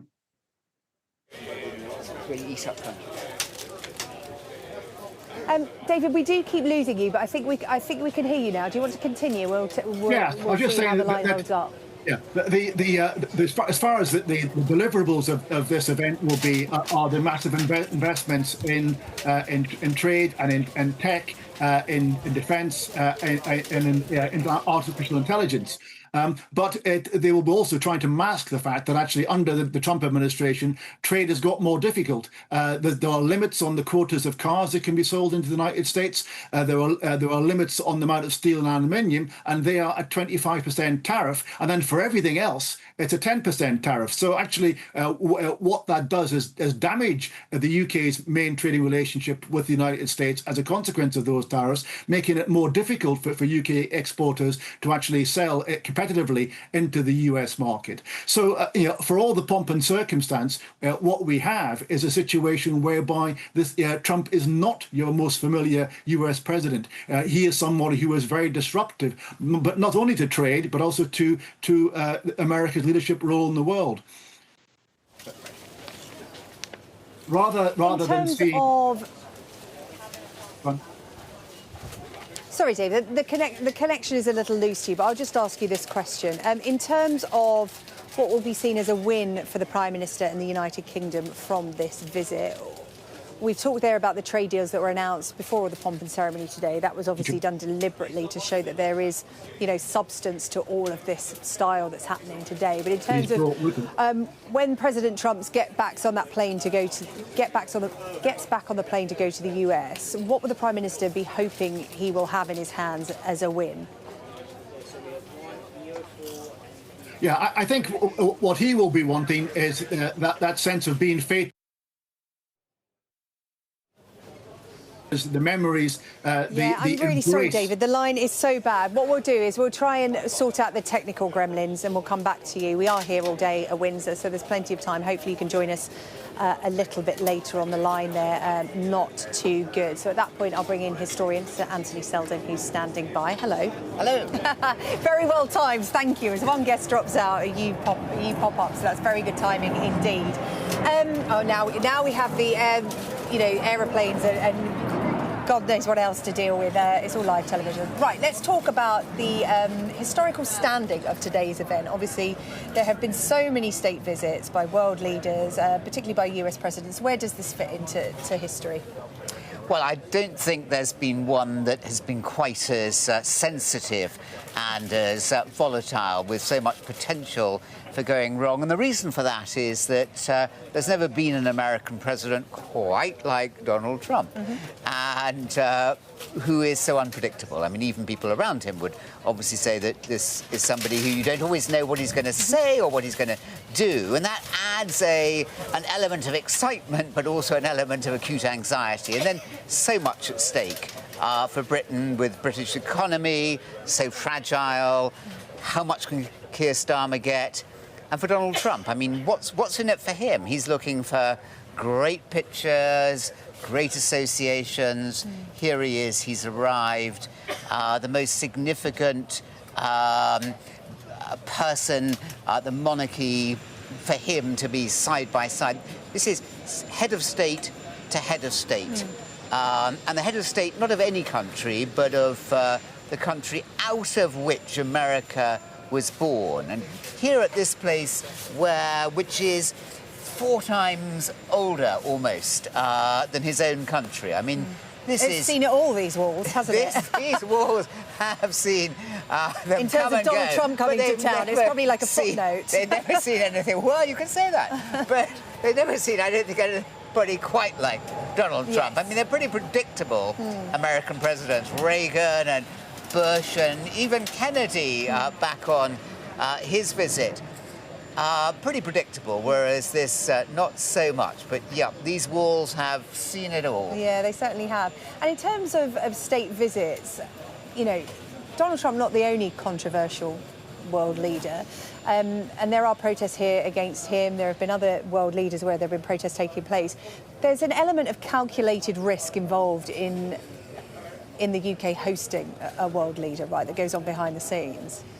Yes, and this is an invitation from the head of state, from the King. You could see the obvious, just to be reminded again, and the incredible glee that the president had when Starmer brought out the envelope.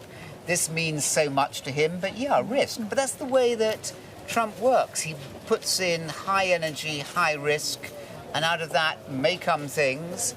And being so provocative on tariffs means that he hopes to be gaining great ends. But it's incredibly high risk, not just for relations with other countries and other countries beginning to bond together with each other and against America, but also high risk for him in his own country. So for Keir Starmer, he'll be biting his lip. And for the King also. The King and President Trump are not natural. No. Well, as we've been reflecting throughout the day here on Sky News, regardless of who is president or the Prime Minister, this special relationship between the UK and the US endures. You know, it has its peaks and troughs, but that is always the lasting thing. And I think that is something that, you know, those protesting today are saying Donald Trump shouldn't be here. It's a case of, look, you know, this is the hand that the UK has been dealt. We have no say in who is elected. Absolutely. And, you know, we are a democracy. And America is a democracy, and they voted President Trump in. And we might not like that, and people are protesting, and a lot of people in America too, if you look at the polls, don't like the way he's doing things, but he is the president, and he has a right, obviously, to be here, and the monarchy has to do what Number 10 wants, even though in significant ways the head of state, the monarch, is above the Prime Minister. In hard power, it is Number 10 and the Prime Minister calling the shots here. But I just think the significance of the monarchy often underplayed, and we're seeing it here, really significant. Would Trump have come to Britain had it just been a visit to see Keir Starmer? Would he have come? Yeah. Would he be as willing and as interested to make concessions to Britain were it not for the person who lives in the place just behind us? Yeah, well, he's spending a full day here at Windsor Castle before Sir Keir Starmer gets ignored himself to a relative degree at Chequers. I'd just be interested, from your point of view, this state visit, this unprecedented second state visit from Donald Trump, what are you looking out for? What piques your interest the most about what's unfolding over these 48 hours? Well, I think, what does trade really mean? How much money will there be in technology? How will the tariffs go? Yeah. And then, as we saw after Alaska, will the words that are spoken at the conference afterwards, will they hold? Will they still be valid in a month, 3 months, a year's time? So high stakes, in particular for Keir Starmer, in a lot of domestic trouble at the moment. A good state visit for him, some good policies, even if they're not fully acted upon, will significantly help him. And if it goes wrong, that will just be yet another unfavourable story. So high stakes visit that makes it fascinating. Yeah, fascinating to follow here on Sky News. Of course, Sir Anthony Seldon, always good to see you. Thank you. On Sky News. Thank you so much for taking the time to come and see us in Windsor. You're watching Sky News. More to come, of course. The pomp and ceremony about to start once again in the grounds of Windsor Castle. We'll have more for you after this break.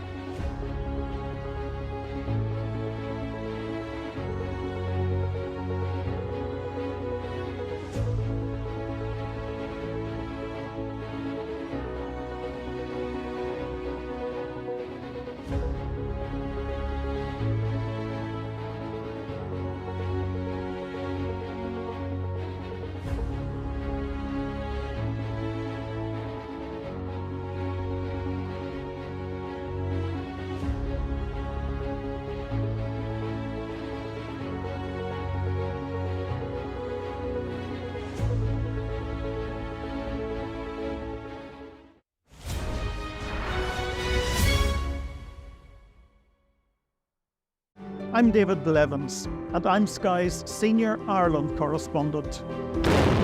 I've spent 30 years reporting the journey from conflict to peace. The end of the political stalemate, the start of a new chapter for Northern Ireland. Catholics and Protestants now facing the same threat. If we both contract COVID-19, religion's nothing.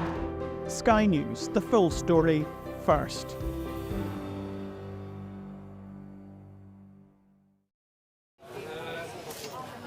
Hello, welcome back to Windsor Castle. I'm joined by our International Affairs editor, Dominic Waghorn. We're waiting for the pomp and ceremony to get going again, aren't we? They've had a lunch break, we understand, and I think they are currently in St George's Chapel. By they, how rude of me. Of course, the President and the First Lady, the King and Queen. What have you made of what's been going on so far today, Dominic? It's all been very interesting to watch. We've not heard from the major players, but we've seen a lot of them. Yes, I mean, I think we're getting now into the kind of more symbolic end of the day.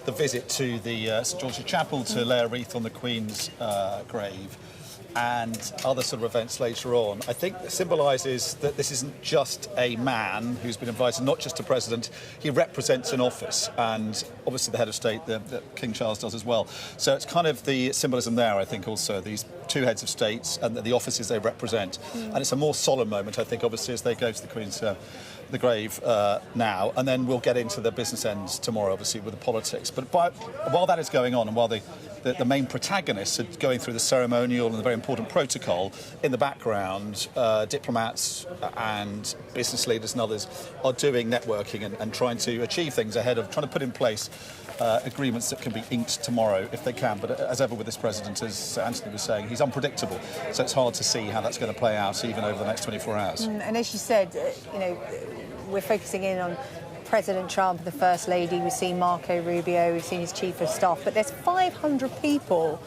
that have travelled with the President, and many of them operational, I'm sure, but a lot of them operating that diplomacy behind the scenes. As you said, those conversations that happen on the fringes that the cameras don't look at. Exactly. That's just as important as everything we can see. Yeah, and they're human beings as well. So, Marco Rubio, the Secretary of State, effectively America's foreign minister, has not met Yvette Cooper, at least not in her capacity as the new foreign secretary here. They're from very different ends of the political spectrum, but, meeting face to face gives them a chance to interact as humans, to build up a rapport, build up a relationship, and then they can build on that in the future. And he's a crucial figure because he's regarded as sort of more pragmatic and more moderate, although he's very much come under Trump's spell. But he's someone who it seems, or I think the Starmer government seems that they can do business with. So that will be an important relationship, and just one of many, many, of course, that are being forged and developed and nurtured behind the scenes here. As we've said, today is all about the optics. They get down to business tomorrow at Chequers, the Prime Minister's country residence. We've just had this image from inside Buckingham Palace. This is the President with the King and the Queen. That is a look of astonishment. I hope it's not outrage, but that an action shot of what's been taking place inside Windsor Castle. He's certainly always animated, isn't he, the President? It's intriguing, isn't it? Because the President actually looks rather angry, but King Charles looks It's a very caption happy this and amused. competition. Exactly, come up with a caption for that. He's certainly, what's the word, he's sort of, he's quite energetic, isn't he? Something has motivated the President to give us that reaction. He may be just speaking off the cuff in a way that's sort of animated, but it's certainly not offending, it seems, the King and Queen to his left. But it's moments like that, I think, that will worry the Starmer government, the Prime Minister and his ministers, as they sort of wonder what this erratic and unpredictable president might do next. It's the off-the-cuff moments, I think, that will worry them most, and also what he says in the Okay, press interesting conference that's the first official image come from behind the scenes at Windsor Castle. Dominic, thank you very much. Coming up, much more pomp and ceremony. We are expecting the beating retreat ceremony on the east lawn of Windsor Castle. The Prime Minister will be in attendance at that, along with the President and the King and Queen. Stay tuned here on Sky News.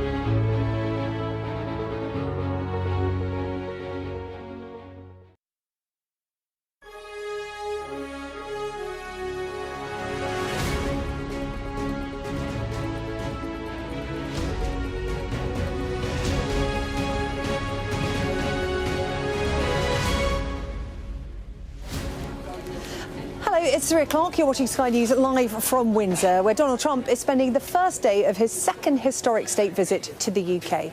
The King, the Queen and the Prince and Princess of Wales welcoming the US leader and his wife Melania earlier as the royal VIP treatment got underway.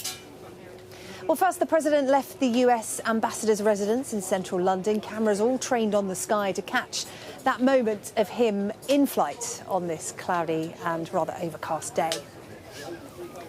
Well, the King was seen waiting for the couple's arrival inside Windsor Castle. He was taking a peek out of the open door as his household prepared for the big moment.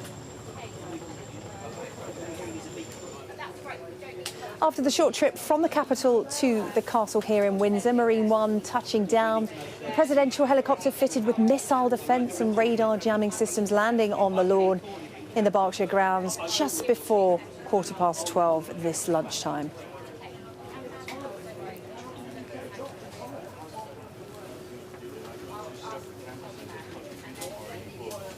President Trump walking down the steps to shake hands with the Prince and Princess of Wales.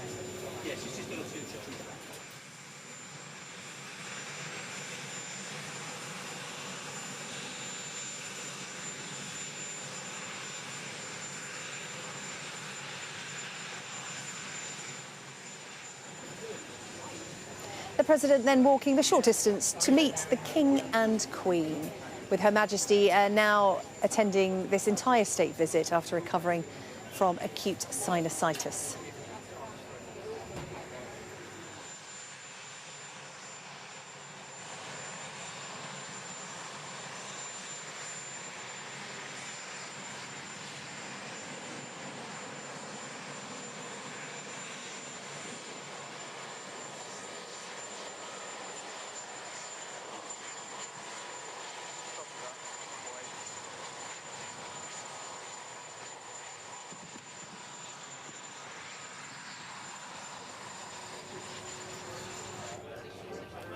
Next up, the much-anticipated carriage procession around the grounds of the Windsor estate, all kept, of course, behind that ring of steel that has been built up around the royal residence, especially for this visit.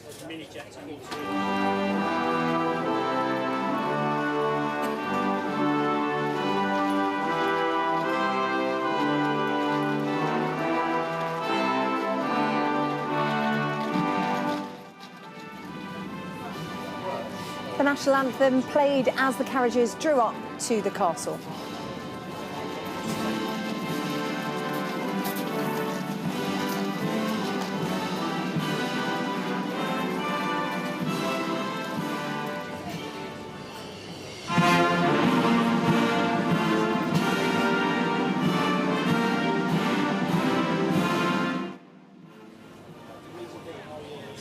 To the sound of the American national anthem, President Trump once again joined the King and Queen on stage.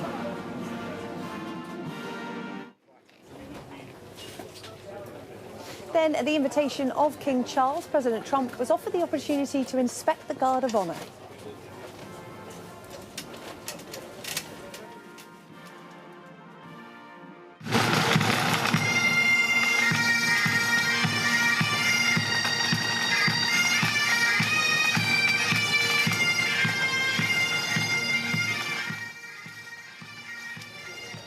Well, Donald Trump's links to and love of Scotland well known. The sound of bagpipes bringing the welcoming ceremony to a close. President Trump and the King then headed inside the castle ahead of a lunch together, which was held in the state dining room. The President and First Lady visiting St George's Chapel to lay a wreath on the tomb of the late Queen Elizabeth II. Later on today, it is the flypast and, of course, the state banquet tonight.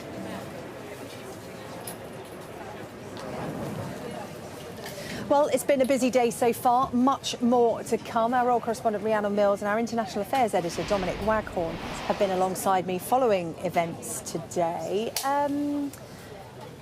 Where shall we start? Let's start with the news. Let's start with the latest news that's been coming from the bits that have been happening behind closed doors. Of course, there's a bit of a break now from the cameras.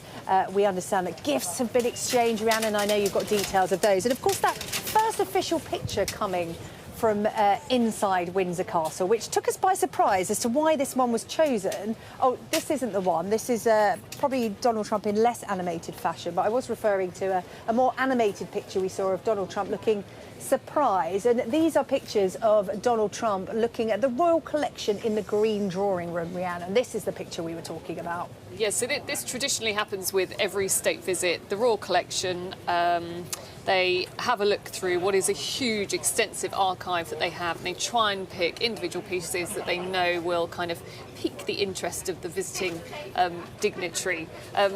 Something clearly caught his attention there, but what is really interesting is that I understand there were some specific items that he requested to see, and yeah, what do you think of this? Apparently it was things like documents to indicate George III's realisation that America was no longer under his control.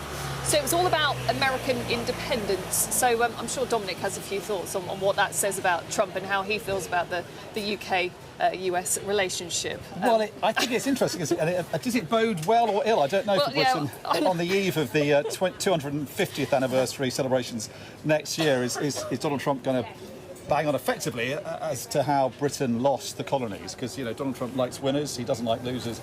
Is he going to emphasise that point? Interesting that he's chosen to do so, but I think more reassuringly, his present to the and from his the First Lady to His Majesty was a replica of a President Eisenhower sword, a gift symbolising profound respect and a reminder of the historical partnership that was critical to winning World War II. So on the one hand, he is highlighting the rift between Britain and America under George III, the fact that George III eventually realised he couldn't hang on to the colonies and America won that war, but he's also highlighting in his gift to the King and Queen he's using a gift to highlight the partnership in another war. So I think that will be reassuring, at least to his host, hope so, yeah. The subtle messages that go with gift giving. You think it's political around families exchanging Christmas gifts. They've got nothing on a state visit.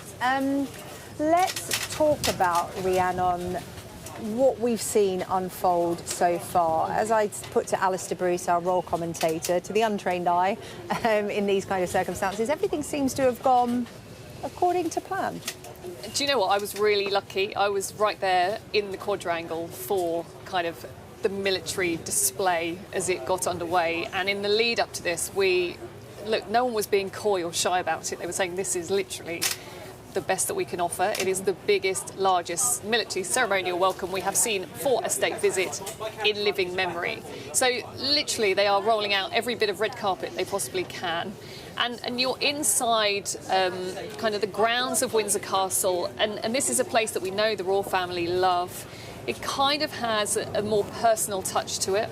And I felt like I really had a ringside seat to watch this spectacle unfold and really watch the interaction between Donald Trump and the King, which seemed incredibly relaxed. Donald Trump, Dominic kind of follows him more than I do, but he kind of had this air of calm about him that you don't necessarily see all of the time. I think it shows he has a huge amount of respect, admiration for what he was seeing in front of him in terms of that military spectacle. We know that he loves his military history, so if we're going to lay this on for anybody, you might as well do it for him, really. But there were lovely interactions between him and the King, especially quite a funny moment where Donald Trump, clearly really enjoying inspecting the guard, but got to the end of the line, and the King had to say to him, watch out for that sword, as this soldier kind of lowered a sword in front of him. They know the eyes of the world are watching, and they don't want anything to go wrong. We were saying though earlier, Mark Stone and I, that he looked a little bit out of his comfort zone. Yes. You're saying he looked calm, but he's someone who has such a commanding presence wherever he is, doesn't he? A real physical confidence, and yet in this sort of arena, he did seem slightly unsure of himself. Was that your impression where you were? Yeah, and I think you could see that he was waiting to kind of take the guidance of the King in terms of what do I do next. So when they got out of the carriages, Donald Trump got out first, and he was sort of standing there waiting for the King to also leave the carriage to say, right, this is where you need to walk next, you need to go up to the dais. And also constantly in conversation with the King as they were doing the guard inspection. We know back in 2018 there was those unfortunate pictures of what looked like Trump walking in front of the Queen. Nobody wants anything to go wrong. No one wants to put a foot wrong when it comes to this. But yeah, I think Donald Trump really kind of taking the lead of the King. Rhiannon, that moment you were talking about where the President nearly got the sharp end of a sword, yes. maybe an unscheduled haircut, we've actually got a clip of this.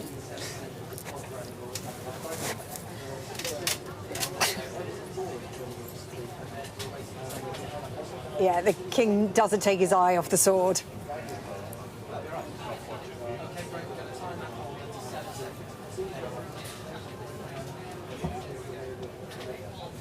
But there's not an awkwardness to it.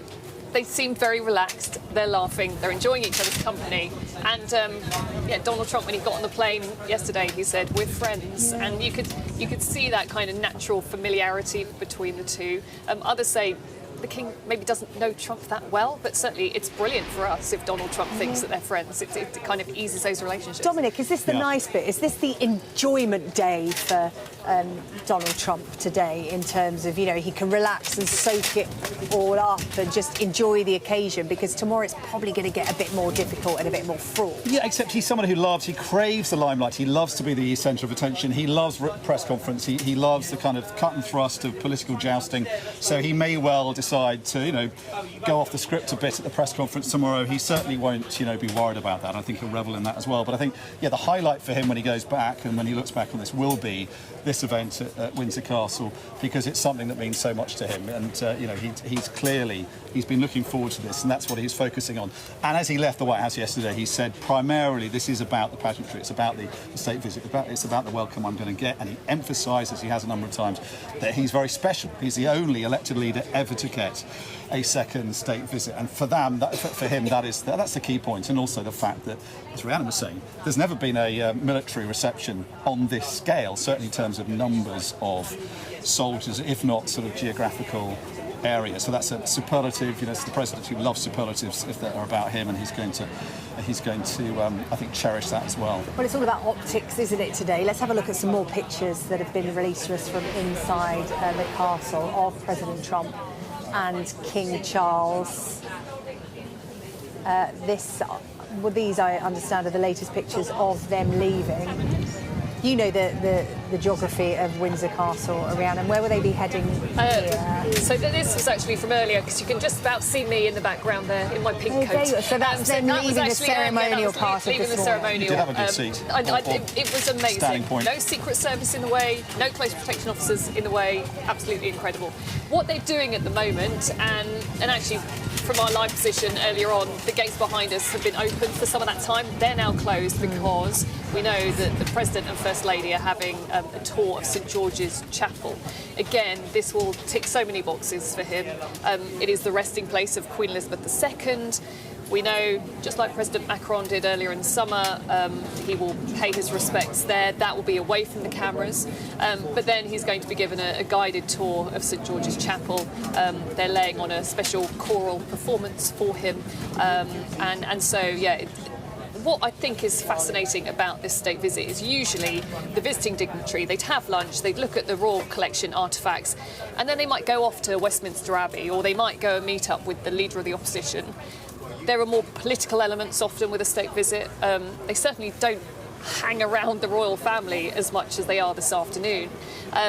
But I think what they're wanting to do today is, ahead of the very heavy political matters tomorrow, is just make sure that he has the most fantastic time today.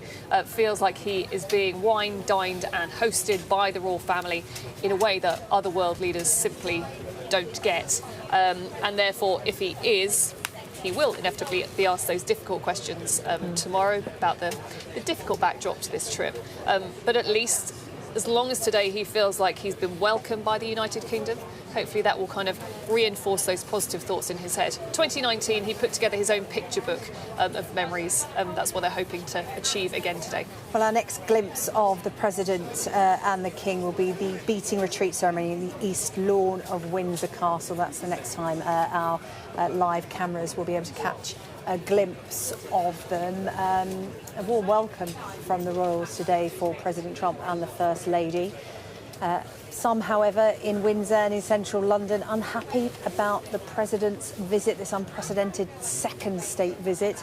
This is the scene around Windsor Castle a little earlier. You can see some of the signs there, protesters gathering. There are also protests taking place in central London this afternoon. That's where we find Ashna Huranag. Ashna, put us in the picture as to what's happening there this afternoon.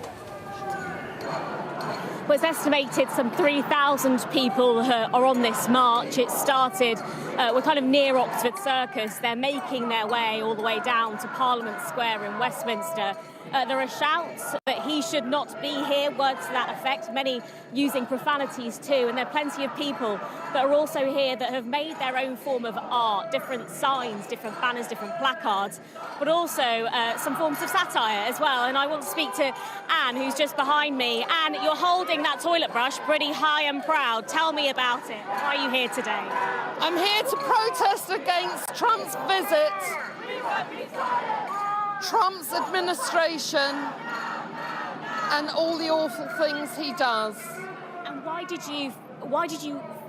you feel when you saw those images earlier about that pageantry in Windsor? How do you feel about him being offered all of that? It made me feel sick to my stomach that we have to pander to him. It's obscene. And I really wish that the King and Keir Starmer hadn't been put in that position. I really do. And thank you. Where are you from in the country? London. Lovely. Thank you so much. Take care. Thank you. Well, Anne is one of the, well, as I say, thousands of people who are here. There are also lots and lots of sort of forms of art here, Sarah Jane. I've seen somebody who's impersonating the president, someone with lots of people with MAGA hats on, but they've replaced some of the wording to say, to sort of talk about fascism, racism, sexism. We've also seen lots of pictures, that image, that striking image of Donald Trump with the sexual predator Jeffrey Epstein. That image that was beamed across the Long Walk is also on many of the placards here today. Look, there's no kind of secret. This is being kept well out of what you are seeing in Windsor. Geographically, this has deliberately been marked 25 miles away from all those celebrations where you are, because they quite frankly don't want to upset the president. But it's clear from people here today that they believe it's because of them that all of that has been shut behind closed doors. But they are adamant they're going to see these pictures, just as those pictures from inside Windsor are being beamed across the world. So are these pictures, and people here are counting on the fact that he will see them and feel their strength of feeling. I also saw behind you, Ashna, some signs with some swearing on. So for those who also saw it like me, I do want to apologise. Ashna Huranag, thank you. Those protests happening in central London. There's protests here in Windsor as well. Talking of protests, Liberal Democrat leader Ed Davey boycotting the state banquet tonight. He says to send a message to the US president over the humanitarian crisis in Gaza. I changed my mind over the summer. It was a difficult decision. I wrestled with it because of my respect for the King. But when I saw what was happening in Gaza, with children seeing their skeletons because they're being starved, and the lifeless bodies of children killed while they were queuing for water, and the emaciated hostages that Hamas outrageously is keeping captive, I thought we had to do something. And I talked to my wife about it. I actually prayed, and I thought, this is one thing, it's a small thing that I can do. I'm not saying the Prime Minister shouldn't go to the state banquet. What I am saying is I hope he, by listening to people like me and many others, raises these issues in the firmest, strongest way possible. I don't think I'll be missed at the state banquet, but I hope by taking this action, people will debate the reality that President Trump should act. We should, as a British people, as a British government, tell him to stop it. Well, alongside me now is the Daily Mail's Robert Hartman, author of Charles III. Robert, good of you to come down to Windsor to speak to us. It's been a really busy day so far. We're only about halfway through. Your view on what we've seen unfolding here today, this unprecedented second state visit? There is a lot. I mean, the word unprecedented has been used a lot, but I mean, we've seen a lot of elements to this state visit today we just haven't seen with other state visits. I mean, this extraordinary triple-sized guard of honour up at the castle behind us, the president going on this extended carriage procession through the park. So these are all little details, but they all go to a sort of central message, which is that Britain is taking this extremely seriously, and wants Donald Trump to go away thinking he is the most special person on earth. Yeah. And right now, I think he probably feels that. I mean, certainly, you know, rolling out the red carpet doesn't even cover what we've seen, you know, put on for Donald Trump today. And in terms of the level of detail that would have gone in, I mean, we talk about it weeks in the plan. It's been months in the planning, really. Yeah, I mean, these things are planned to the nth degree. I mean, they're always great events, whoever the world leader is. I mean, just a few months ago, we were here for the Macrons in baking hot sunshine. It's a bit colder and wetter today.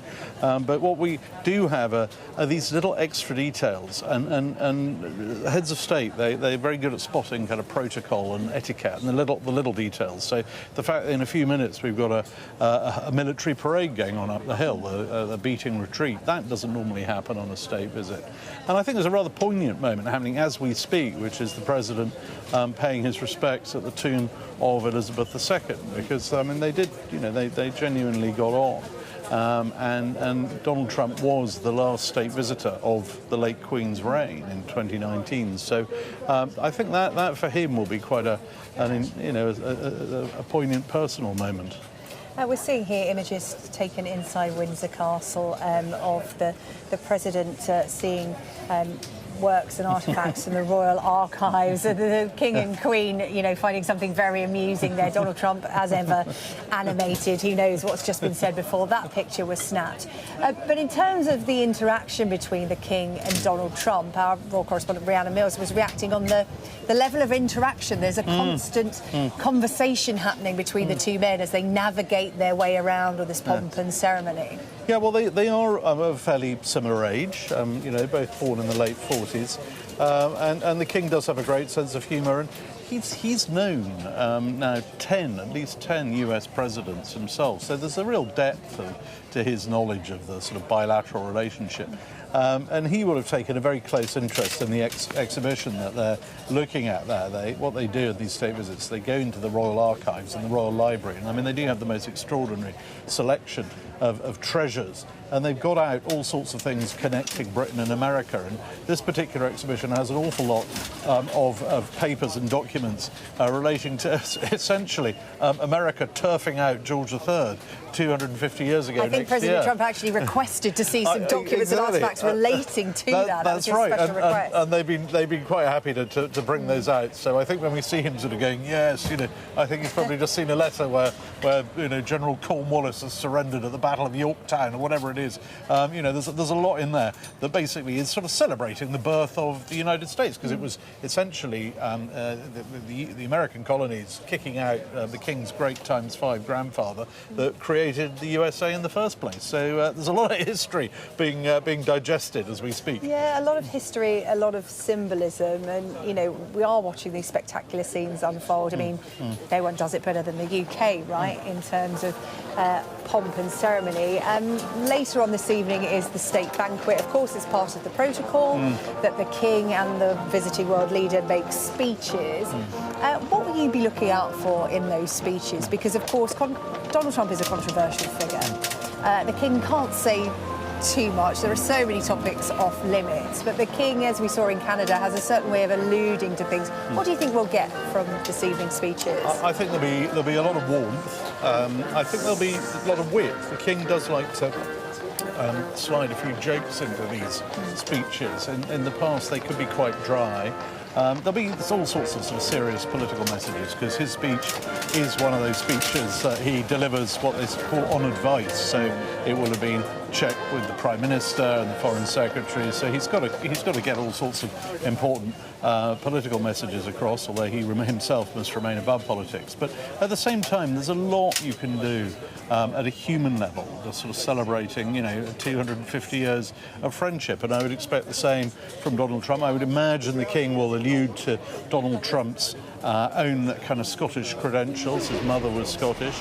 I think it makes a sort of pleasant change to have a sort of roaring Anglophile U.S. president. Many U.S. presidents, over the years have some of them have families who've had issues with Britain in the past. But I mean, Trump is a very proud grandson of Scotland, and I'm sure he'll want to talk about that in his speech. It's all a very nice spectacle, lots of warm words and gestures and greetings, but there is a purpose to all of this, and essentially, let's be blunt, it's greasing the wheels, isn't it? Yeah. God, it's transactional. Yes, exactly. Ahead of, some difficult conversations tomorrow, some really important ones, particularly from the UK's point of view. I suppose the big question is, will it work? Well, that's always a gamble. I mean, you look back at the history of state visits, and there is always an agenda. It's not all just about having a lovely time. I mean, there's always a subtext, which is usually, as you say, oiling the wheels. It's usually about clinching some sort of a deal, opening up some sort of a new beginning. And you look back at some of the state visits over the years. I mean, golly, when I was writing a book on this some years ago, you look at the visit of President Ceausescu of Romania in 1978. I mean, an appalling dictator, invited simply because Britain wanted to get an aviation contract out of it, which actually never really materialised. So that was a state visit that didn't work. But this is a totally different one. This is our oldest, biggest ally.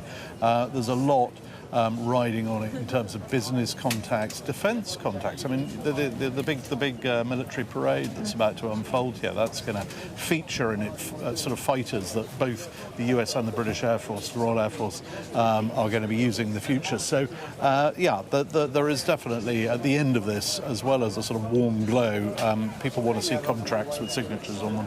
Yeah. Robert, thank you so much for coming to speak to us Thank here you. on Sky News. It's the Daily Mail's Robert Hartman, author of Charles III. Appreciate your time. Thank you.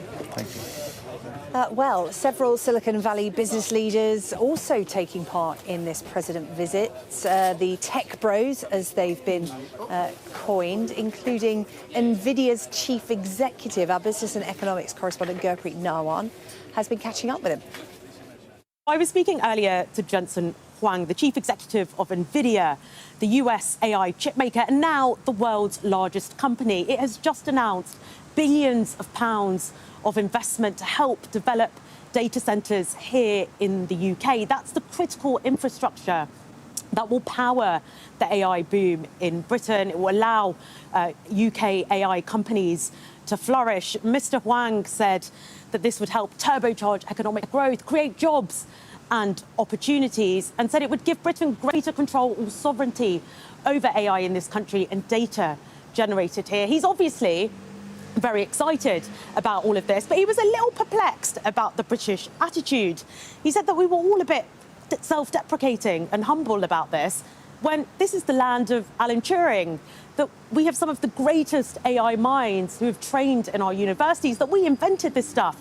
So he said now was the time for Britain to seize the moment. Sovereign AI starts with having your sovereign data and the expertise to create large language models. Don't forget, this is the home of the origins of artificial intelligence, and some of the brightest minds in artificial intelligence are here. And so the expertise of creating artificial intelligence and creating and training large language models is deep here. That's not what's missing. Surely you have lots of your own data, the data of your people, of your companies, of your society. That data is created here. It belongs to you. You should use it to train your own large language models. Well, stay with us here on Sky News for continuous coverage of Donald Trump's state visit here to the UK. We'll have much more for you. We are expecting to see the President and the King and Queen shortly. They will be on the east lawn of Windsor Castle to view a beating retreat ceremony. More pomp and pageantry on the way. Keep it Sky News.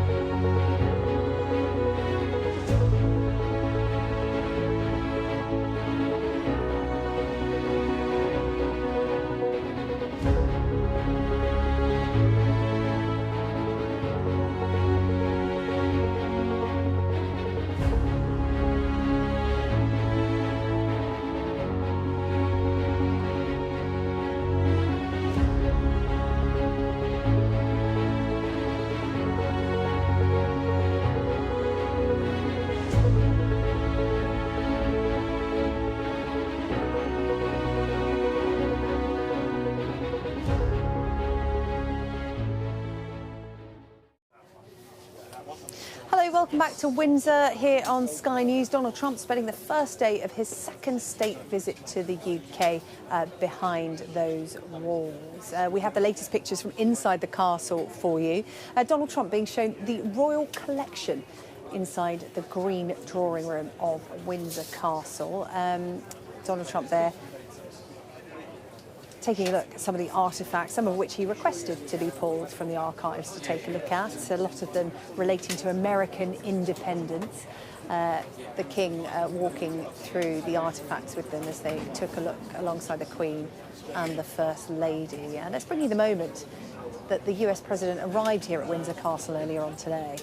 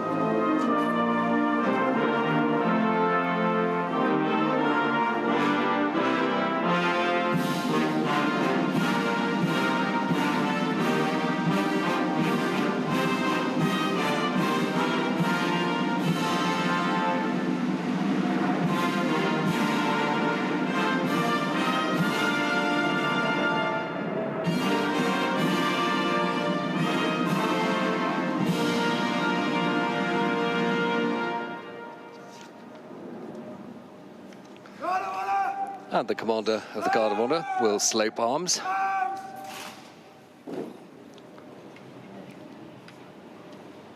And he will go and invite the President of the United States to inspect the Guard of Honour. Shoulder! Arms!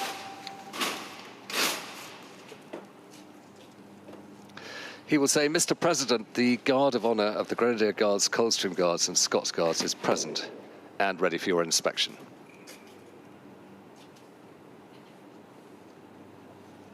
Mr. President, the Guard of Honour of the Grenadier Guards, the Coldstream Guards and the Scots Guards are present and awaiting your inspection.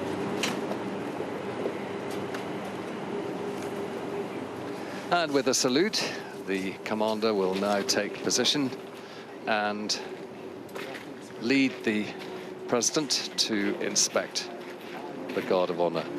It's a chance for the President to look straight into the eyes of the soldiers of the three regiments who represent today all the armed forces and who also represent one of the principal allied nations to the United States. Regiments that for generations have served side by side with the United States Armed Forces on both battles and peacekeeping operations. And the King following. Meanwhile, the Commander encouraging the President to now pay his respects to these soldiers.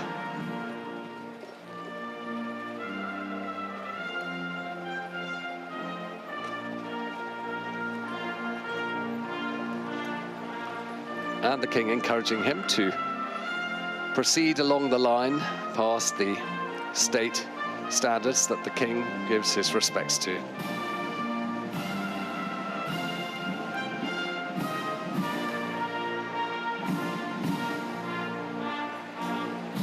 And the music chosen very suitably, the great Trumpet Voluntary by Clark, which in its way enhances this event.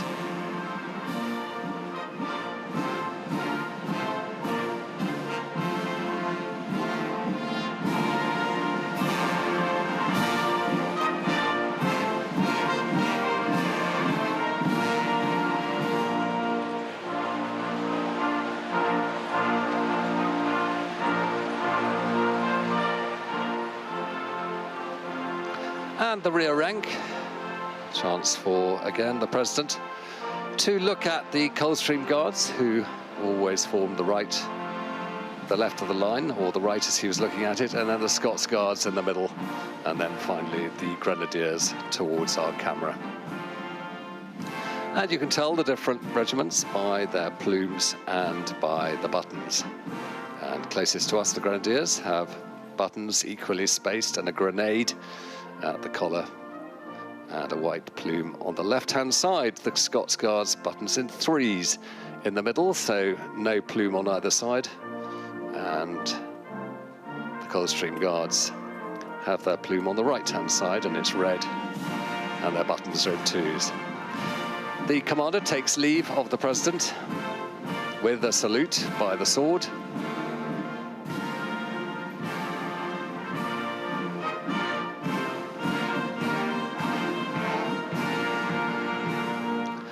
And the President expressing his gratitude. The King pointing out others who have been playing their part, and then returning to the dais where the Queen and the First Lady are waiting.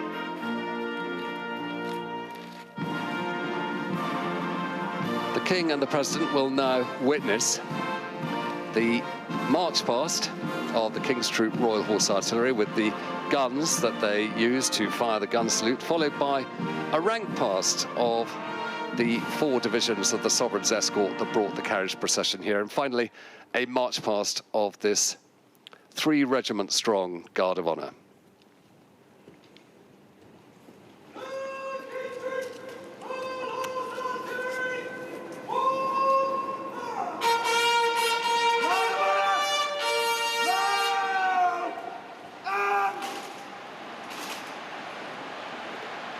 And the music for this will be the Royal Artillery's Slow March.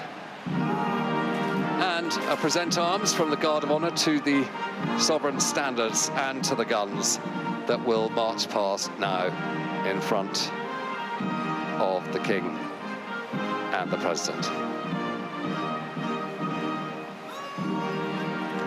Guns that were used in battles like the First World War, 13-pounders that fired the gun salute today, and not only fired salutes for major occasions like this, but also have from time to time carried the coffins of members of the royal family at their funerals.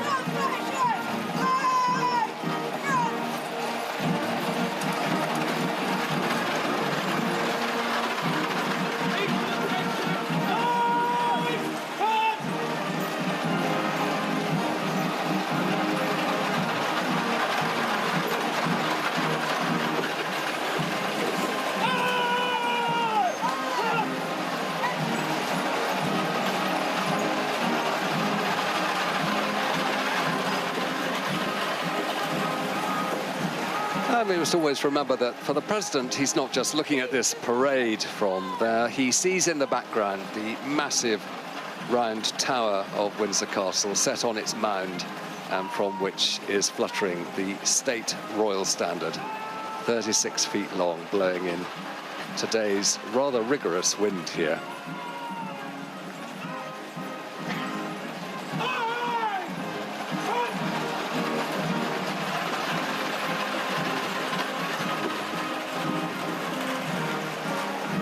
The sound of the guns and their limbers and the caparisоning of the horses is a memory that will stick with the President, I think, in this very confined and extraordinarily beautiful quadrangle.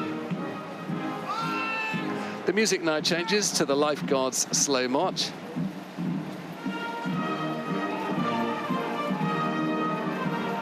As the rank past begins of the Household Cavalry, the 4 divisions, and the trumpeter there on his charger, just holding it all together.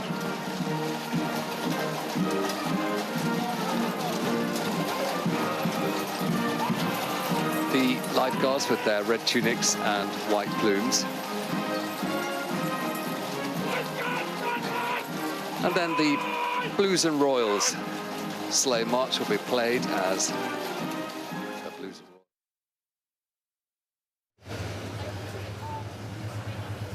Royals. Well, such is the nature of live television. I just think you've caught a glimpse of the Beast leaving Windsor Castle. We understand that the Beast is taking Donald Trump from one point in Windsor Castle to another. We've just had this from the White House. POTUS and FLOTUS, as they are known, the President and the First Lady, have laid a wreath on the tomb of the late Queen Elizabeth II. This was not something that was captured on camera. It was done very much in private during their tour of St George's Chapel.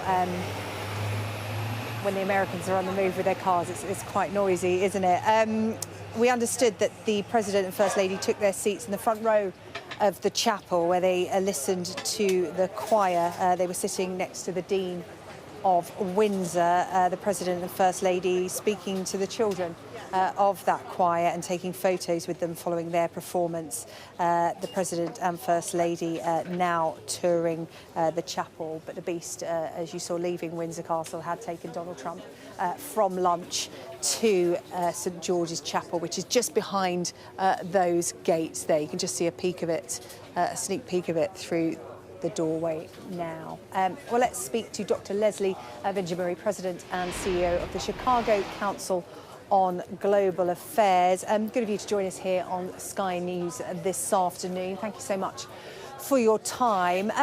What do you feel the significance of this state visit is? Oh, I think it's so much about trying to cultivate an image of a relationship that's strong. It's certainly about cultivating the United States president, not an easy relationship to manage, as Prime Minister Starmer knows, as the world knows.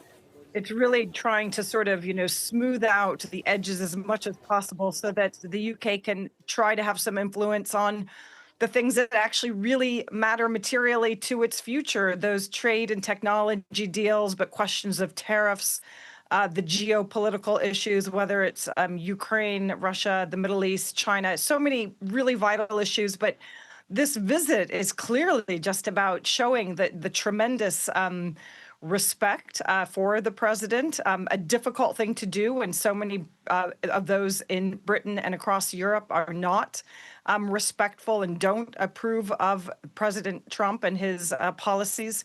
But nonetheless, I think the Prime Minister has made a very clear decision that this is the kind of ceremony that matters deeply to President Trump. He loves Britain. He loves the royal family.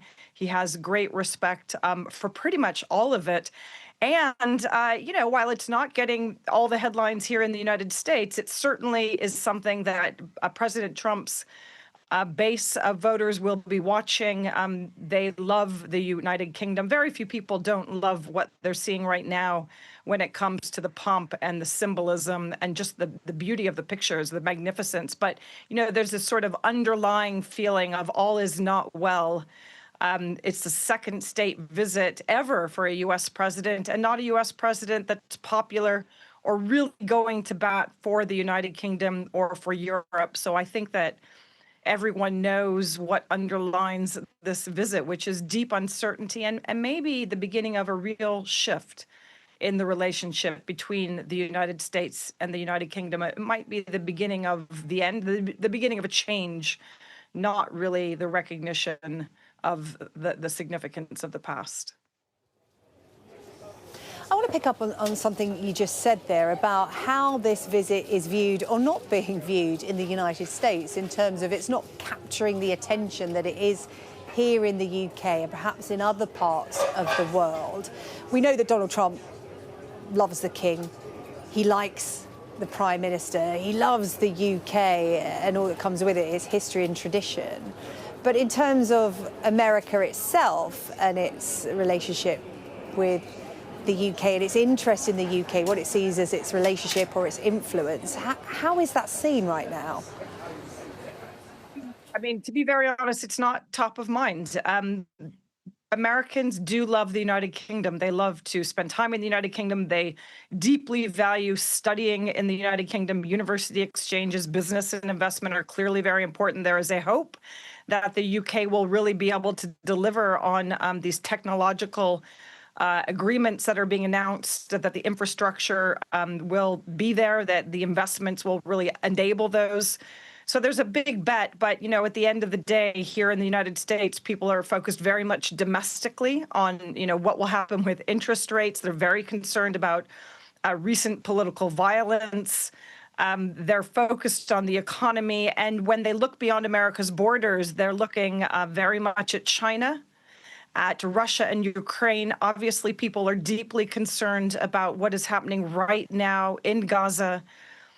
So I think that the policies that are headline are, still headline, and they're not really about the United Kingdom. The question for the United Kingdom is whether Prime Minister Starmer in particular, but the UK as a whole, can be relevant to the United States as it tackles those broader questions. For the UK, the question is entirely different. It's whether it can manage its relationship with the United States while it's trying to build the resilience and the partnerships with Europe and elsewhere to make it more independent from the United States. Those are really two very different things that in some ways are at odds with each other. But, the dependence of the United Kingdom on the United States is, as we all know, just simply not mirrored in the U.S. Need for the United Kingdom on any of these measures. So in that case, what does America get out of this state visit, bar Donald Trump indulging in his love for the UK? I mean, it's clear what the UK want and are trying to get. We've heard about these tech deals. We talk about trade.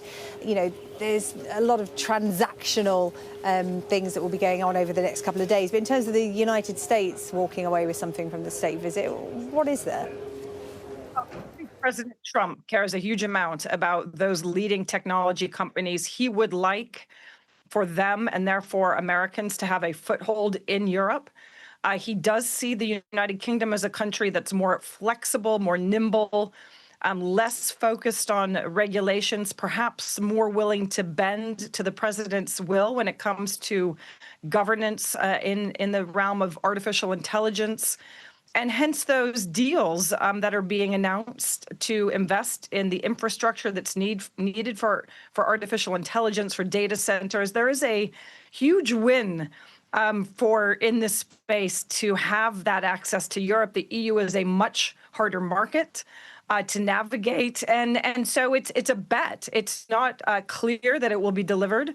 But if Donald Trump can get that for America's leading tech companies from the UK, if it can be a win-win deal for the UK, then that is tremendous. I think also that President Trump would certainly like to see a Europe and NATO allies that are doing more, and the UK is clearly an important security partner. We know that pretty much every American president has wanted to shift its focus towards China, the Indo-Pacific.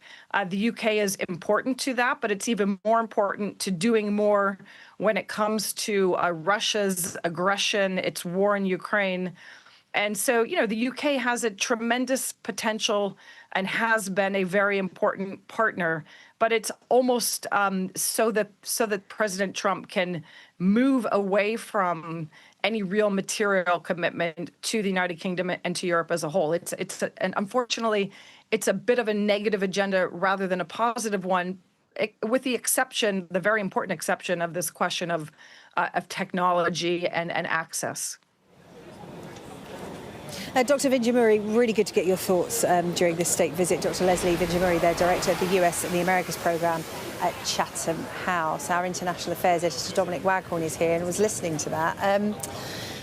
It's all very transactional, isn't it? All this pomp and ceremony. Essentially, tomorrow it's going to come down to, what have you got that we want and vice versa. Well, it always is with Donald Trump, and we say this a lot with him, don't we? But he is somebody who doesn't believe that you can have a win-win outcome from any deal. Someone has to be a winner, someone has to be a loser. It's something he kind of learned in the real estate business in New Jersey and New York and Queens, and it's something that he fundamentally believes in. So for him, for instance, multilateral organisations where everyone is a winner, like NATO or the UN or the EU or whatever, he's always suspicious about, because he always thinks that someone's got to get a bad deal out of this, and it's generally America in his mind. So he thinks NATO is a rip-off, and that's why he's put so much pressure pressure on Europeans to spend more on defence, for instance. So, you know, in a sense, that is the jeopardy for the British government, because what they're saying to him is that we're going to give you a great state visit here, unlike anything we've ever given any other elected leader, but we want something in return. And he's not somebody who normally believes in you scratch my back and I'll scratch yours. But we'll have to see. And I think, you know, what we're hearing there from Chatham House, you know, there's a lot of excitement about the AI deals, about the tech deals.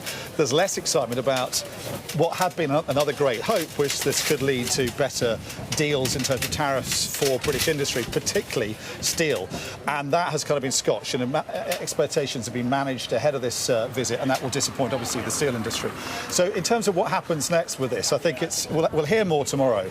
But as we've been saying all day, he's not somebody whose word can be held to. He's not somebody who really always honours his words. So whatever he says tomorrow, it'll be in the doing that he'll be judged. And I think, you know, there is concern about whether he'll just walk away from this, bank all the pomp and ceremony, bank all the great pictures, which will undoubtedly do him good back home, but not give an awful lot in return. Yeah, it's interesting, Chatham House, they're saying that President Trump is pulling away from Europe. Where does that leave the UK in all of that? What will this special relationship look like in the longer term? Just scenes here we're bringing you on Sky News from the East Lawn of Windsor Castle. The next part of the pomp and ceremony of today is due to get underway shortly. US and British military families invited onto the East Lawn to view a beating retreat ceremony. The President and the First Lady joining the King and Queen and the Prime Minister and Lady Starmer for this. It's due to get underway shortly. We'll keep across that live here on Sky News. In the meantime,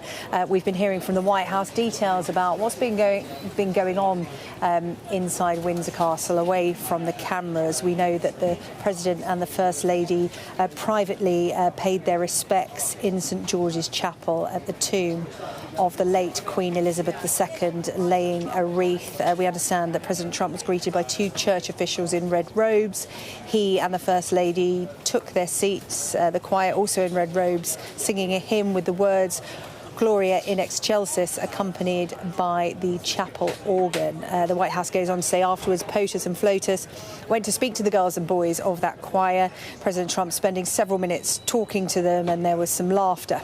At the end, they all posed for a picture, and Trump said, "See those people over there? That's the media." That coming from the White House. We can bring you a picture now of them inside. So that is the President there. I believe that's the Dean of Windsor, just showing them around the chapel. They had a tour before visiting the tomb. The President and First Lady given that short tour. Officials from the chapel pointing out various details. The President stopping to speak to them for some moments. Not possible to hear what he was saying, though, but that's the President and First Lady taking a tour of St George's Chapel, a poignant and private moment captured there by cameras. Those official photographs coming out within the last few minutes. Our royal commentator Alistair Bruce is standing by as we await the beating retreat ceremony. But Alistair, talk us through the significance of St George's Chapel. It's just a few yards from where I'm standing now, behind the castle wall. We're seeing a photograph of the President and First Lady with the Right Reverend Christopher Coxworth, who is the Dean of Windsor, and with Charlotte Manley, who is the clerk to the canons and to the chapter. And clearly the Dean is pointing out elements of the chapel. Not least, he will have taken the President and First Lady to the George VI Chantry Chapel, where Queen Elizabeth II and Prince Philip, Duke of Edinburgh, lie at rest with George VI and Queen Elizabeth. So it's a chapel that celebrates, in a sense, the Order of the Garter and has as much history as you can imagine. And we're seeing now the arrival of the musicians who will take part in the beating retreat ceremony on the East Lawn. And first of all, you've got the band of His Majesty's Royal Marines, Portsmouth, and also you have the United States Old Guard Fife and Drum Corps. And I think there'll be a wonderful combination of music from both sides of the Atlantic out here on the East Lawn, which is normally a golf course. And it's set, as you can see, on an escarpment overlooking the River Thames, which is behind those trees. And this was a military encampment established by the Romans. And so Windsor sits in a place of military significance that goes back to the time of the Roman conquest. You can see there the setup of the position for the King, the Queen and the President and First Lady, who will witness this along with an invited group of guests, mostly from the armed forces of the United Kingdom and from the United States. But it's always a wonderful location, although the wind, I think, is quite strong today. Still, no rain yet.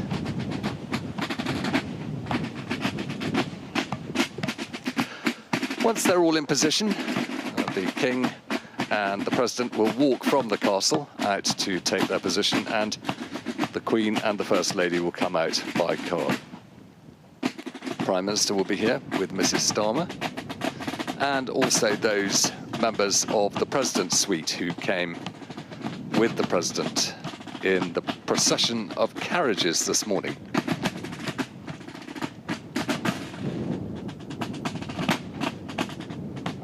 So the music we will hear will be led by the Director of Music of the Royal Marines, who is Lieutenant Colonel Hugh Williams.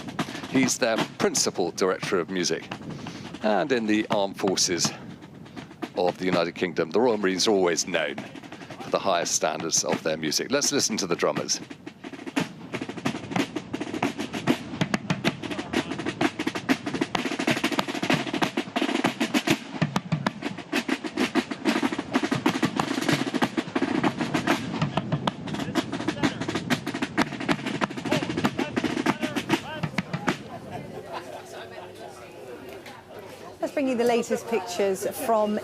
Let's bring you the latest pictures from inside Windsor Castle. This happening around an hour or so ago. President Trump and the King inside Windsor Castle to view artefacts from the royal collection.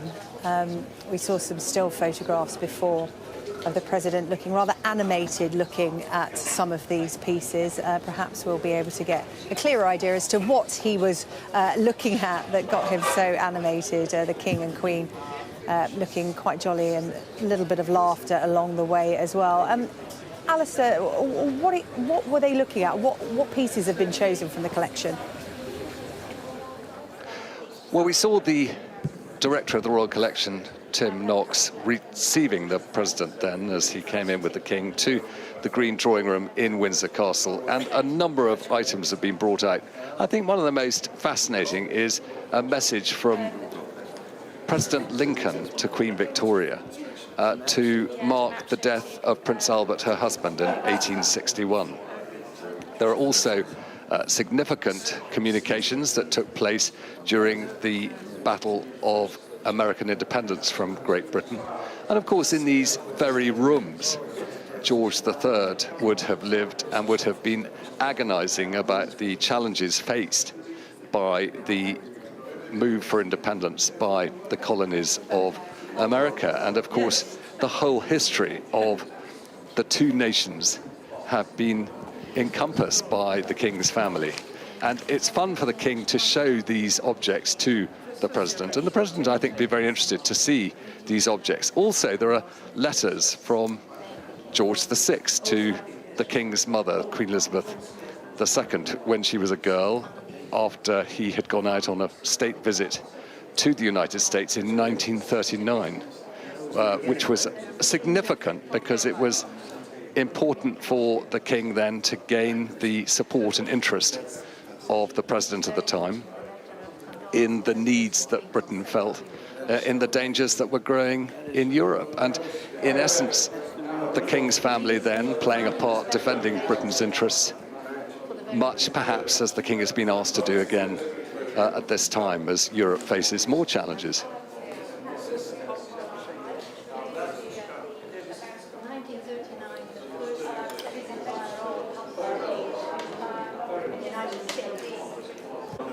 And then we have a couple of maps here which show a couple of critical battles in the... We can see the Prince and Princess of Wales there being talked through a number of the artefacts alongside Mark Rubio, the Secretary of State, essentially America's Foreign Secretary. Now let's just have a listen in and see if we can hear some of what's being said, explained to the senior royals and Marco Rubio.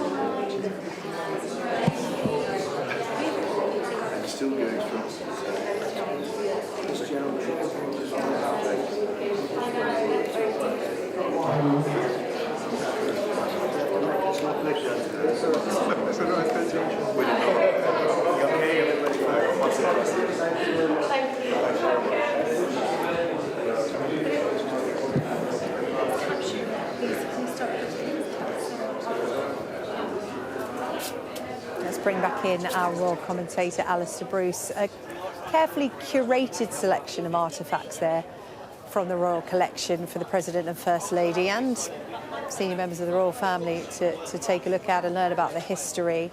Will they have been given much of a tour of inside Windsor Castle, Alistair? Well, to get to the green drawing room from the state dining room, they've gone through the scarlet dining room and they're close to the white and gold drawing room. So I think that in order to have got to this part of the castle, they've gone through the grand corridor that we recognise so much from when the late Queen Elizabeth II used to be filmed walking around the castle. So yes, I think they will have gotten the full length of it now, not least because their rooms are in the wing that looks down along the long walk. So they will have seen that. And for the Prince and Princess of Wales, the chance to share with the First Lady and the President this gathering of really fascinating objects. You see, in the royal collection, both in the library and in the archives, there is a plethora of papers that have been kept, objects that have been held, and they are, as you say, beautifully archived. And just as in these presses around the room, you've got evidence of fantastic china, much of it being used at the state banquet. All of it is there, belonging to the nation and shared on an occasion like this. That's the Duchess of Gloucester with the Duke of Gloucester, who have been here, along with other members of the royal family, to help the King and Queen entertain the President and his suite of ministers who've come over too. But in the background, there is Tim Knox. He's the man in charge of putting all these events together because he is responsible for the archives. And it's his responsibility to make sure that for each state visitor that we have, with his crossed arms in the background is Lord Benyon, who is the new Lord Chamberlain, and he runs the household for the King.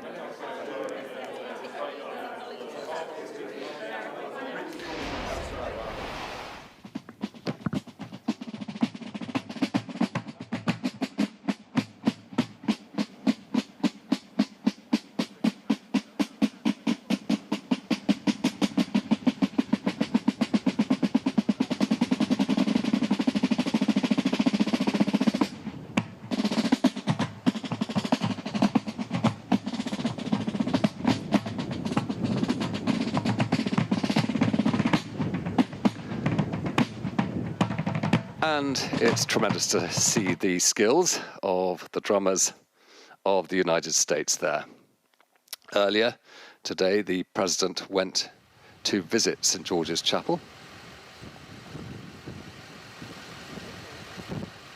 And he was met at the Jericho porch and taken in by the Dean of St. George's Chapel.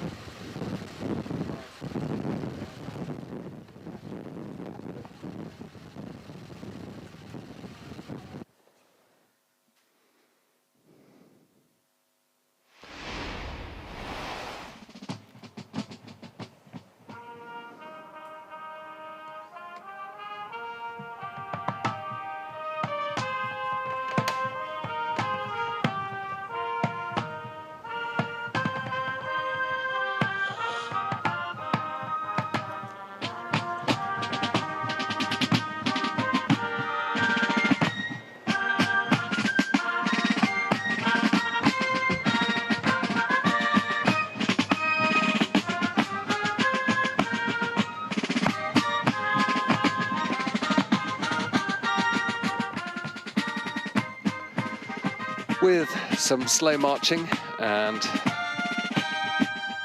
entertaining music from the United States Old Guard Fife and Drum Corps, the gathered guests are being entertained before the King brings the President out for the full performance very shortly.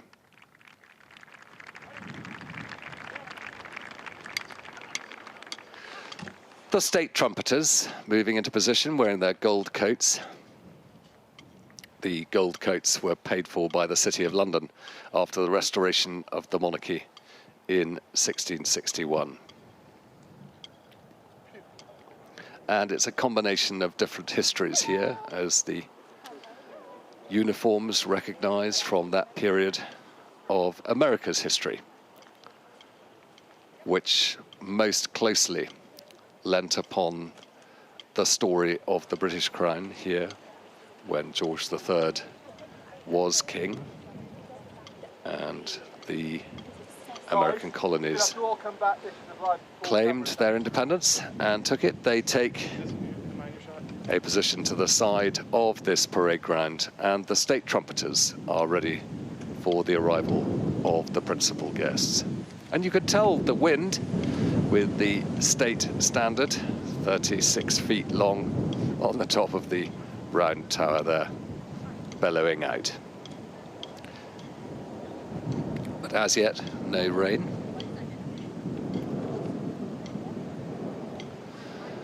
Beating retreat is a term that refers to the 17th century tradition of getting soldiers back to barracks at the end of the day.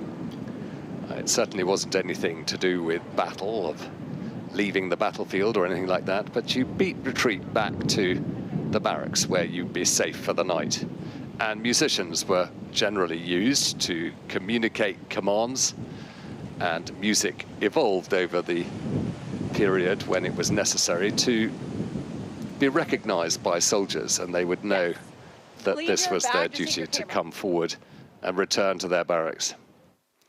I can see the director of music getting himself into position there just to the left of the saluting base. And he now has sight of where the King will appear. He's going to walk from the east side. The monarch's part of the house is on the left there.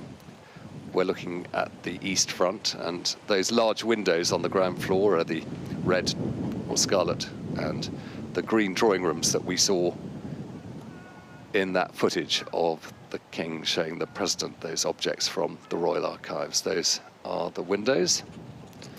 And we're told that the Queen and the First Lady will march into position. Well, they'll be coming by car. And I can hear the band of His Majesty's Royal Marines from Portsmouth, the Royal Band. They carry the name the Royal Band because Elizabeth II gave that privilege, and they wear a Royal Band on their shoulder. And it's because the Royal Band used to be on board the old Royal Yacht Britannia.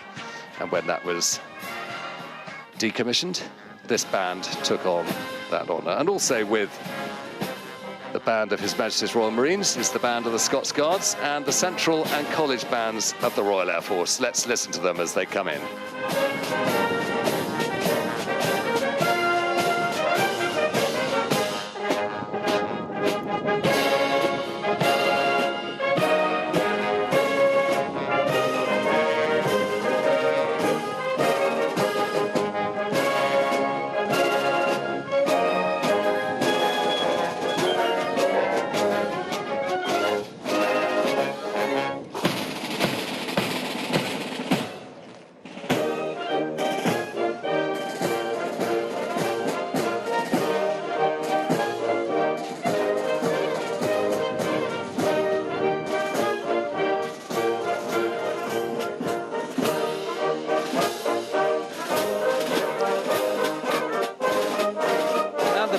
Playing the quick march of the Scots Guards, whose band in scarlet are there, Elan Laddie.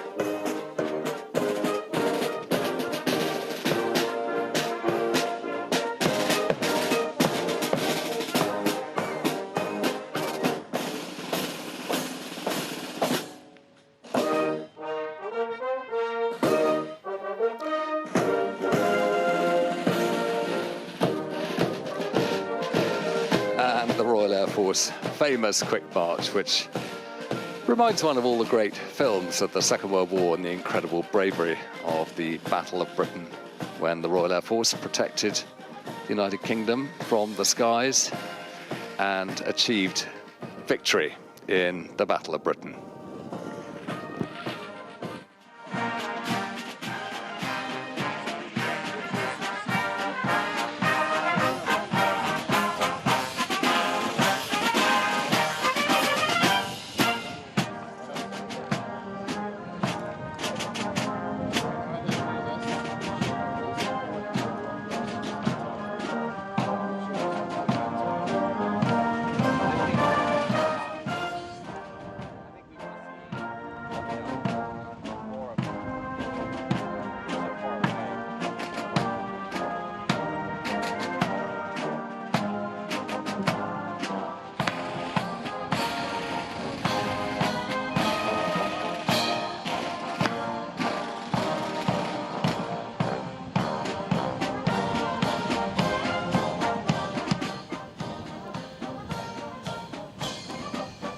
Wife, Lady Starmer, and the chiefs of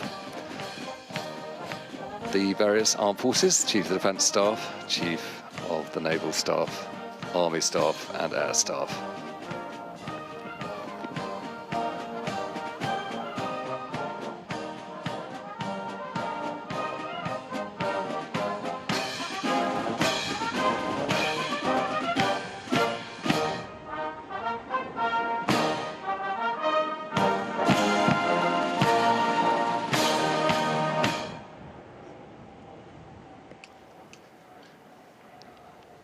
The mass bands are now in position.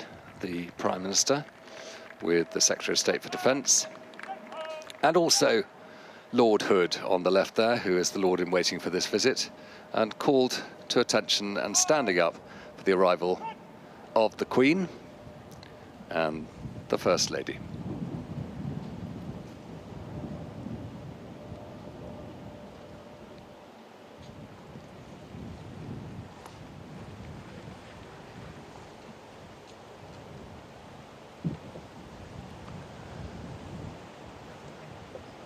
These steps with the unicorn here are the steps down from the East Lawn, from the East Terrace to the East Lawn. And underneath the steps they have a hidden shed where they keep the mowers, which is quite useful.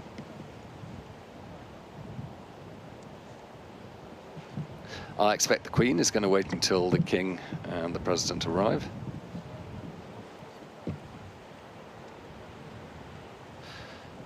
The Queen's standard was on top of the State Bentley. It's the King's coat of arms, impaled next to that of her father.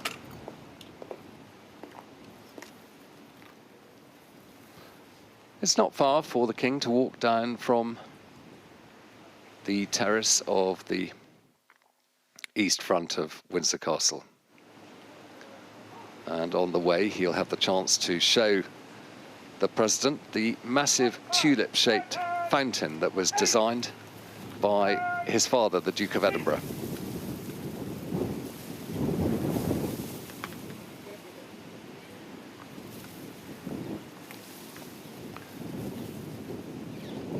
And all the guests have turned in to await the arrival of the President with the King.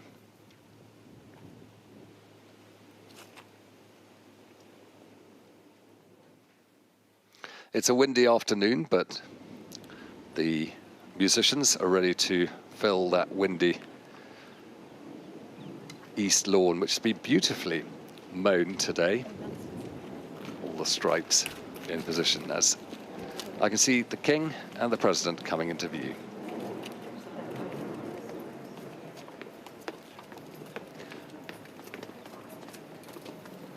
And there are some of the photographers who are in position coming ahead.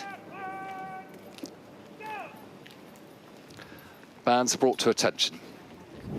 And there'll be a fanfare from the state trumpeters to welcome the King and the President.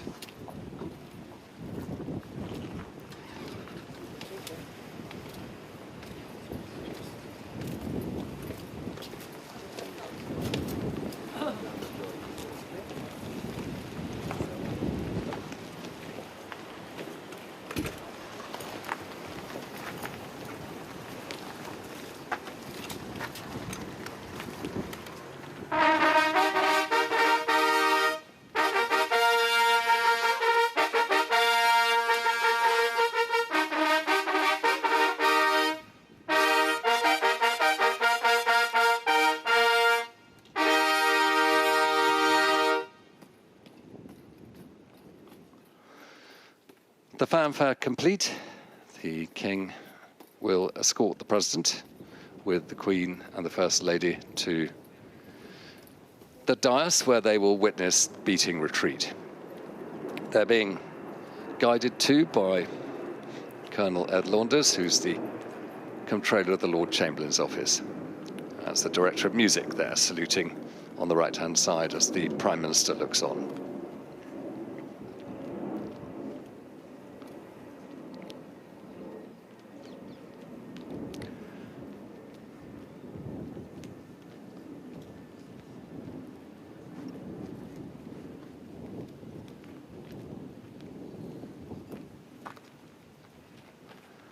And as soon as the King and the President sit down, beating retreat will begin.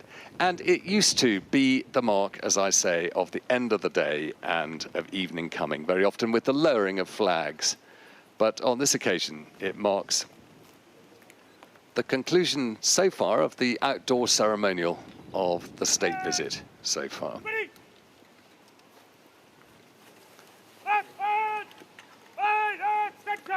So let's enjoy Eagle Squadron by Kenneth Alford.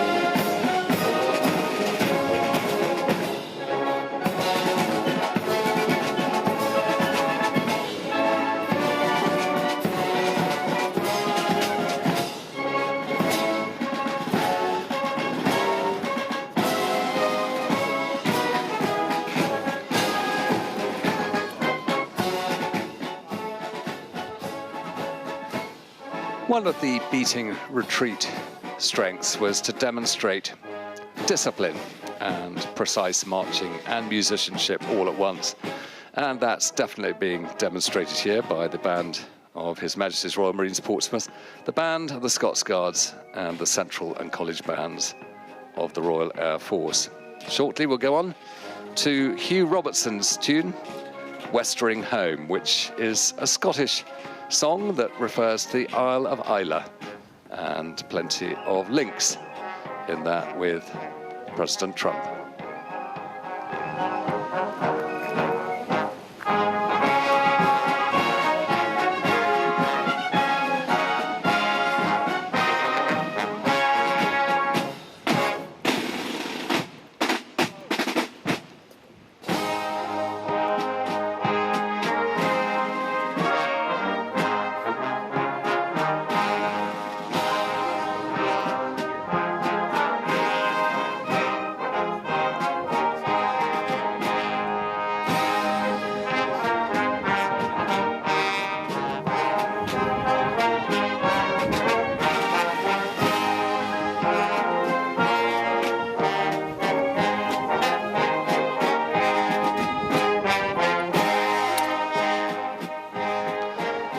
The chorus of this song, Westering Home and a Song in the Air, light in the eye and it's goodbye to care. Laughter, O love, and a welcoming there. Isle of my heart, my own one.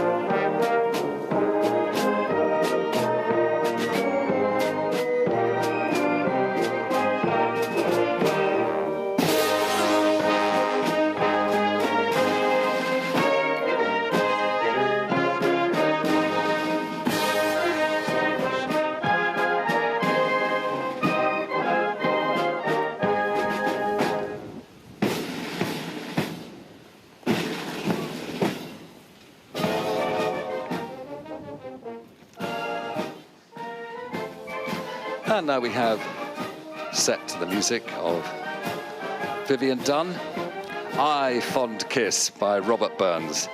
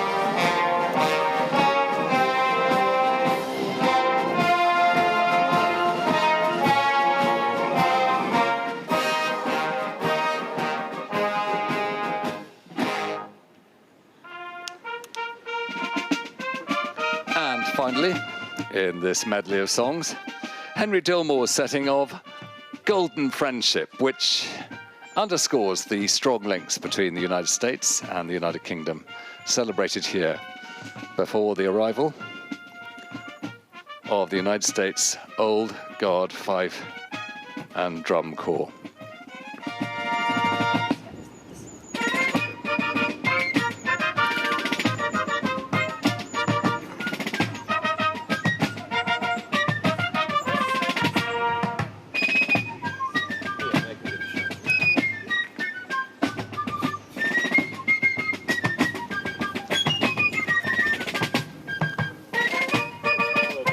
And the first tune we have is Marshal Lowendahl's March. And this would have been a tune known to American troops back in the time when fifes and drums were so important on the battlefield.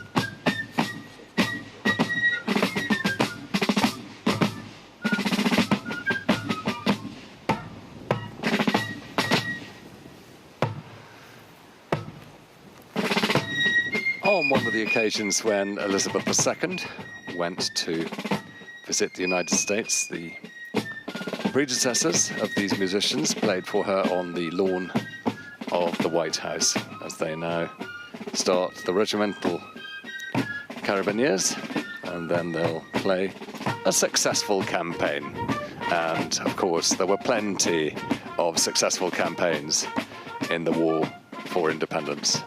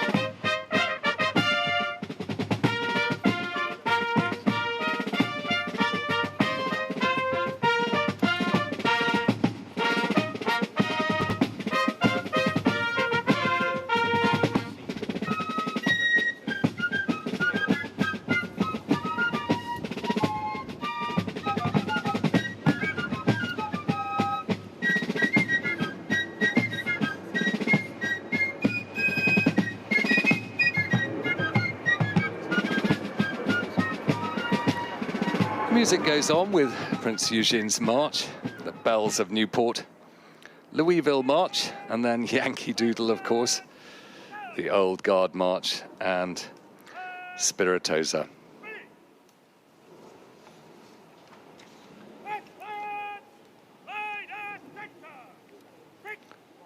And now the mass bands.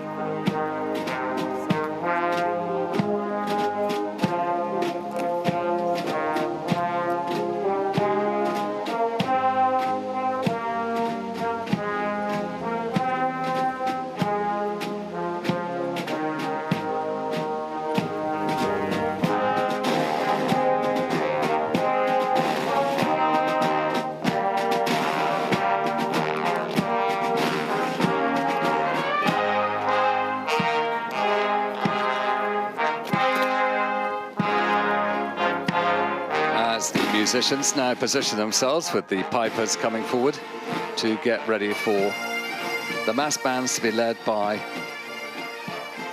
the Senior Director of Music, Lieutenant Colonel Hugh Williams.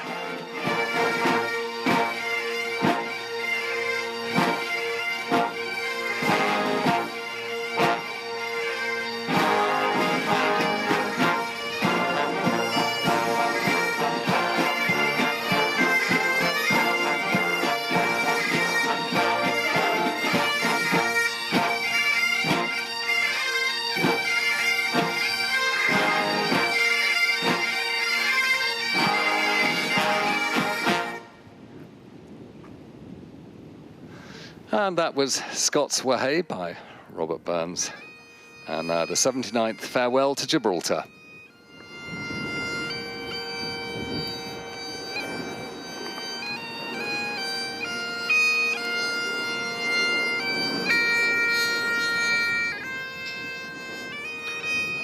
And now Highland Cathedral, Ulrich Rover and Michael Korb's famous music.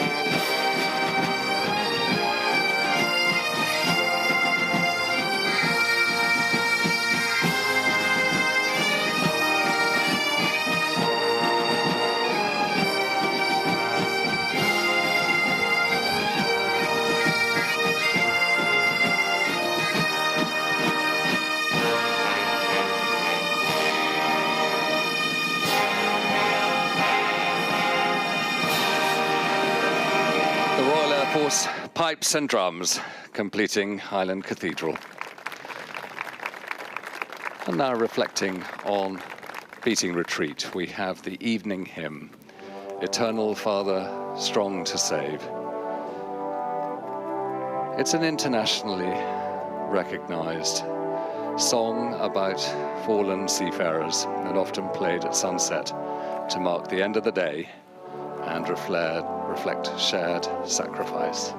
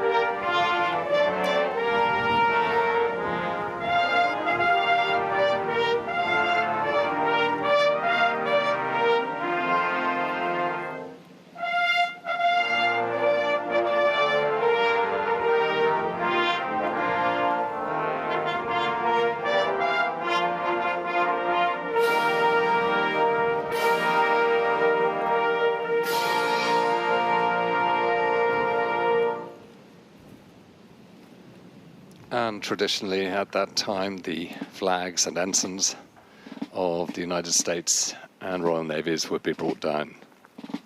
But now we move on to Land of Hope and Glory, which is preceded by the Battle Hymn of the Republic, often played at the White House, including for President Roosevelt and Sir Winston Churchill at the end of the Second World War. The Battle Hymn of the Republic.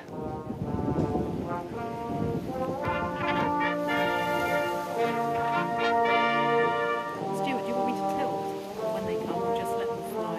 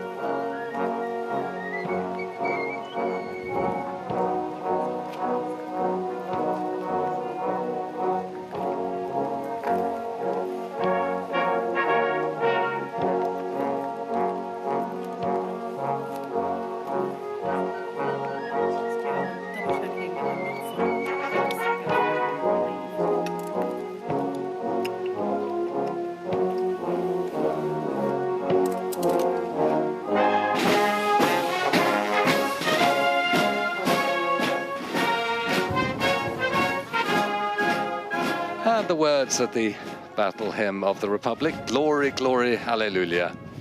His truth is marching on. I have seen him in the watchfires of 100 circling camps. They have builded him an altar.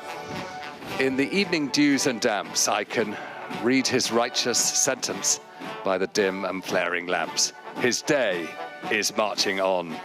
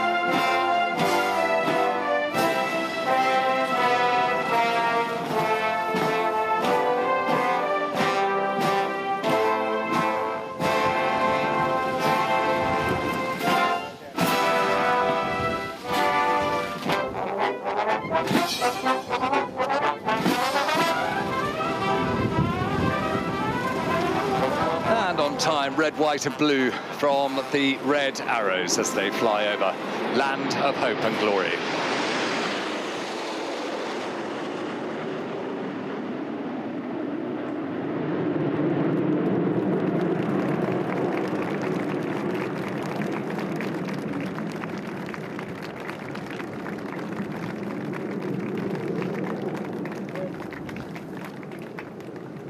And that's received great appreciation from everyone here. The sound of those aircraft flying over as the mass bands, fifes and drums, now prepare to march off.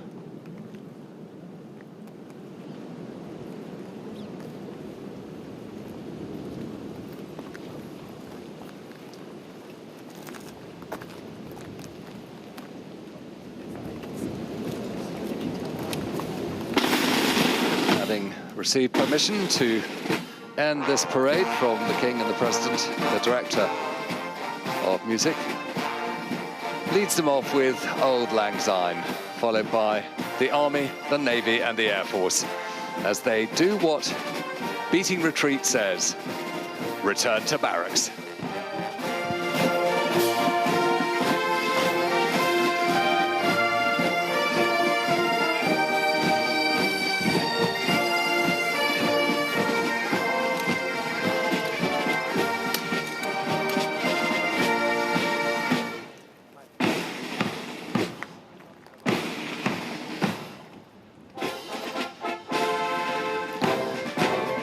the Army, the Navy, and the Air Force. You can sing it along.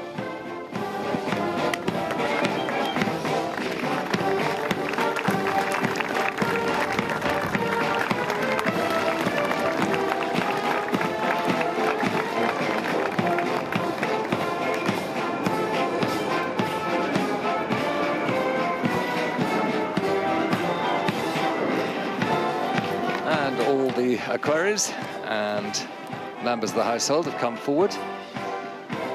And Colonel Ed Launders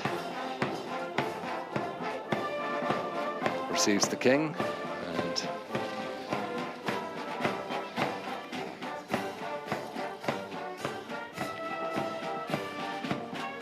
the King wants to have a chat with the Director of Music, and the President thanking him for the music. A great combination of musicians from the United Kingdom and from the United States, and plenty of shared history in the music that they have shared with the King and the President. King's equerry, Colonel Johnny Thompson, advising the King and the President about where they can go. And of course, Secretary of State Rubio has enjoyed that music too. And perhaps a chance for the King and the President to talk to some of the families from the armed forces who've gathered together for this occasion as guests. And on the other side of the saluting base, the Queen is taking the First Lady to meet representatives on that side of this very impressive auditorium. A Royal Marine there, Captain Royal Marines, who served in Iraq, perhaps with his family there. Sailor from HMS Duncan in the background. You don't often see sailors with moustaches only. Lots of new traditions, as everyone's given much more leave now to make choices about how they wear facial hair. And what a proud moment for that airman to meet his president.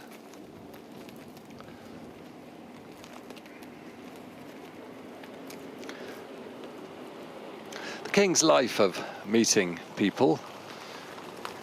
His teachers were his parents, who took him to events, and he was always ready with a word or two. And so with his guest today, the President, making this such a successful second state visit with all these additional elements of music and shared traditions. There's an enormous presence to the United States Air Force here in the United Kingdom, all part of the NATO commitment, and it's easy to recall the tremendous commitments of the United States Armed Forces during the Second World War. And of course, when the Pope, when the President came over to this meeting at Windsor, he flew over Brookwood Cemetery, where so many servicemen and women from the United States lie at rest in the military plot there.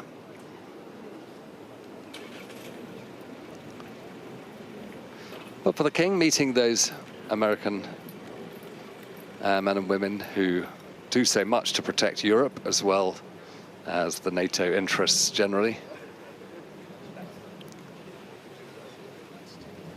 The King always tries to find a bit of levity to move through a group of people like this, and for the President too, who's had many of these great gatherings, particularly politically, chance to meet those service people who are committed to the Constitution of the United States.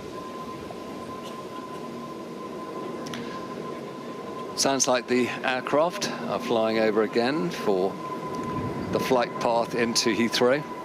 All of that was stopped for this beating retreat.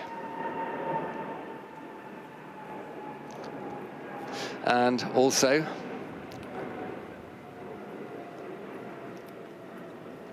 King gets a chance to go back now towards where he arrived on this parade ground. He's being led also by the Master of the Household, there, Admiral Sir Tony Johnson Burt, meeting the Garrison Sergeant Major there. Mr. Stokes, who was at the Coldstream Guards and who is the senior warrant officer of London District, responsible for the soldiers who have delivered the ceremonial for the arrival of the President today, a chance to meet the President with the King. Mr. Stokes put together the coronation parade and also the funeral of Elizabeth II, so his experience is immense. The great unicorn there and the lion on the other side of these steps going back up onto the East Terrace. King going to walk the President back to the castle.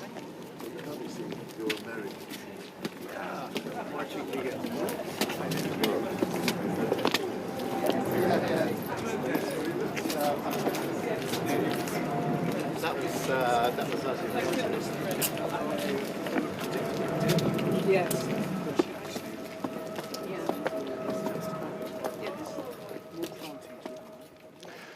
There's a sunken lawn in the middle of the East Terrace, and the King and the President will make their way along that. But as you can hear, the enormous roar of all those aircraft now back on their destination, either into or out of Heathrow. As this parade from here has concluded and beating retreat has been done, the King and the President return to the castle for tea.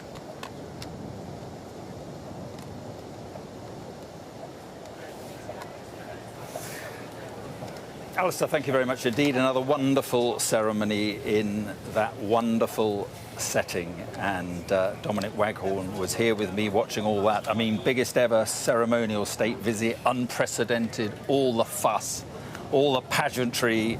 Trump will love this, won't he? Absolutely, and it's, you know, it's making up for and it's compensating for the fact that this isn't happening in Buckingham Palace, it's not happening in London, it's happening on a smaller stage, but this stage has certainly been very well used, and we've seen more of British ceremonial military might deployed than we've ever seen in any state visit, and it seems to have gone perfectly to plan.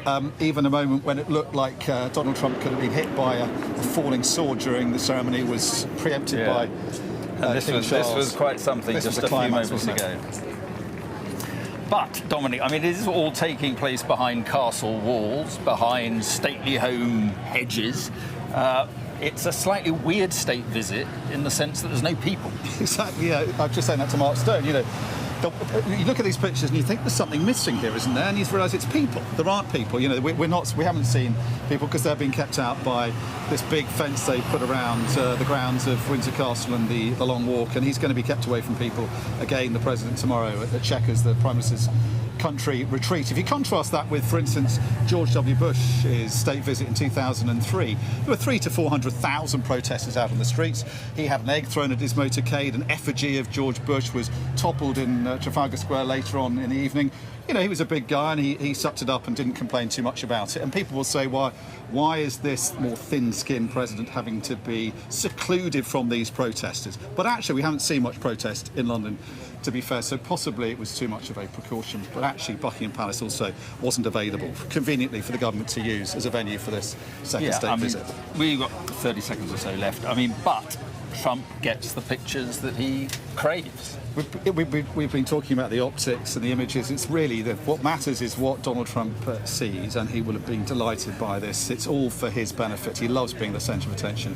He craves the limelight, and I think the fact that there actually weren't any sort of members of the public in sight might be reassuring for him as well. But he certainly loved the attention. He's been given a hell of a show today. All right, Dominic, thanks very much. And the state banquet to come. We're back. Our app gives you the very best of Sky News wherever you are. Breaking news, videos, analysis up at 6%. Podcasts, watching us live. Joins us live. All in one place. And all at just the touch of a screen. The Sky News app. Get the full story first.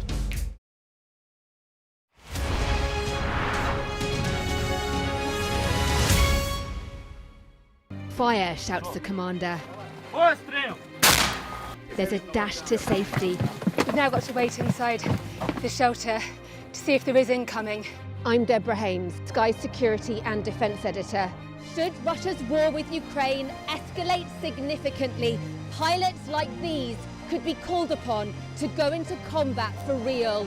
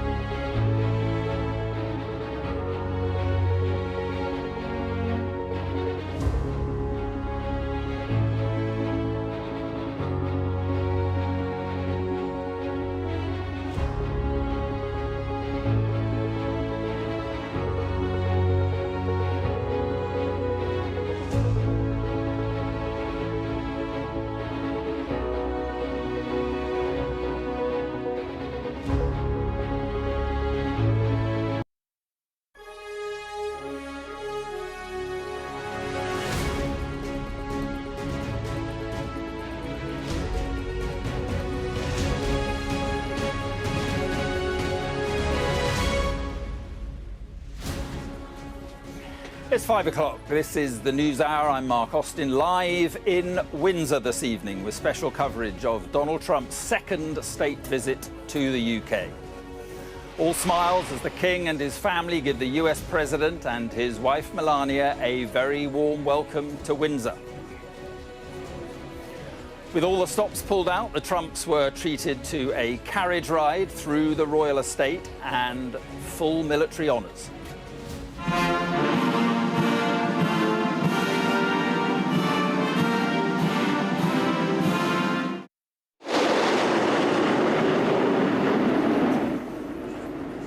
And a dramatic finale to this afternoon's events, a flypast by the Red Arrows as the Royals renew the special relationship.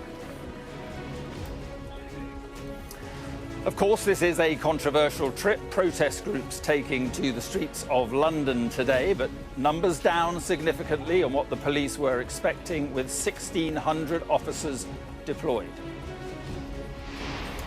Still to come here in Windsor tonight, the main event of this visit, a lavish state banquet where the President will be guest of honour. We'll have full coverage throughout the evening.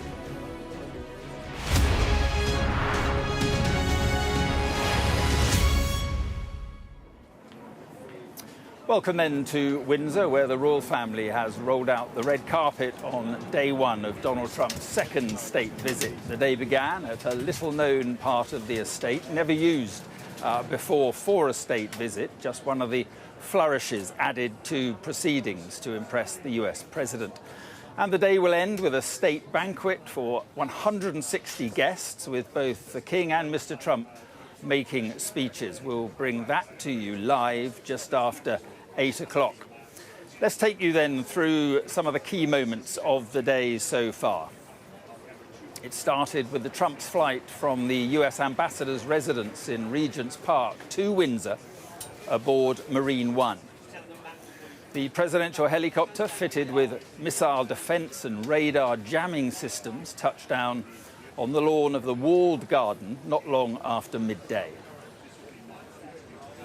William and Kate were deployed to kick off the Royal Charm Offensive, greeting the President and First Lady as they got off Marine One. The four shook hands and chatted as they walked side by side towards Victoria House. Prince William was heard to say, "This is my father," as he introduced the President to the King and to the Queen. While speaking to the Trumps, Charles could be seen flattening down his hair, which looked to have been ruffled by Marine One and the winds around today. Camilla rallied back from illness to make sure she was there.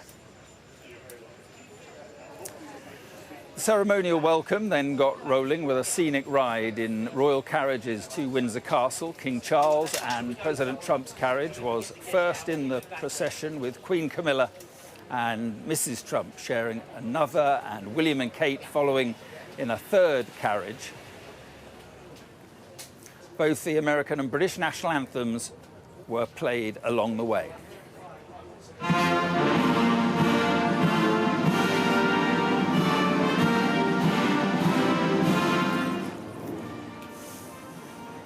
And the anthems were heard again after they arrived in the castle quadrangle, where there was the largest ever guard of honour for a state visit. All of it has been on a scale designed clearly to impress the president, involving about 120 horses and 1,300 troops. And President Trump, accompanied by the King, inspected those troops, led by a sword-wielding officer who escorted them. Charles could be seen cheekily warning the president to watch the sword as the blade sliced through the air. A more solemn moment followed in St. George's Chapel, where the Trumps privately laid a wreath at the tomb of the late Queen. They also had a brief tour of the chapel, including a look at Henry VIII's vault.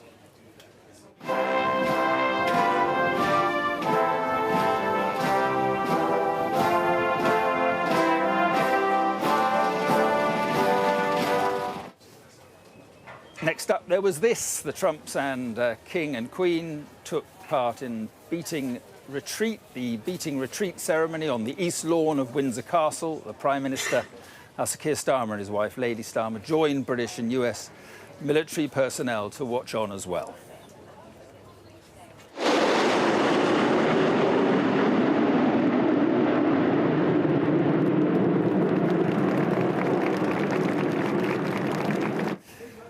And in the past 15 minutes or so, despite the clouds, the Red Arrows performed that fly past. UK and US F-35s were supposed to take part, but they stayed grounded due to the weather.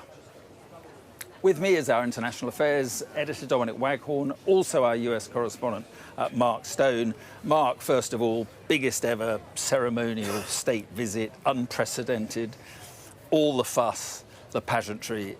This will have gone down well with the president, won't it? It's all the flattery, all the dazzlement that he absolutely loves. I mean, how many times has he said it before? Ever since that moment when Keir Starmer revealed the letter from the King in the Oval Office back in February, he has been excited about this. I think a few months later, when the date was announced that it was going to happen, he called it a fest. He said it's going to be a fest. And, you know, the other side of those walls there, it has in his eyes been just that. I think it's clear from his body language.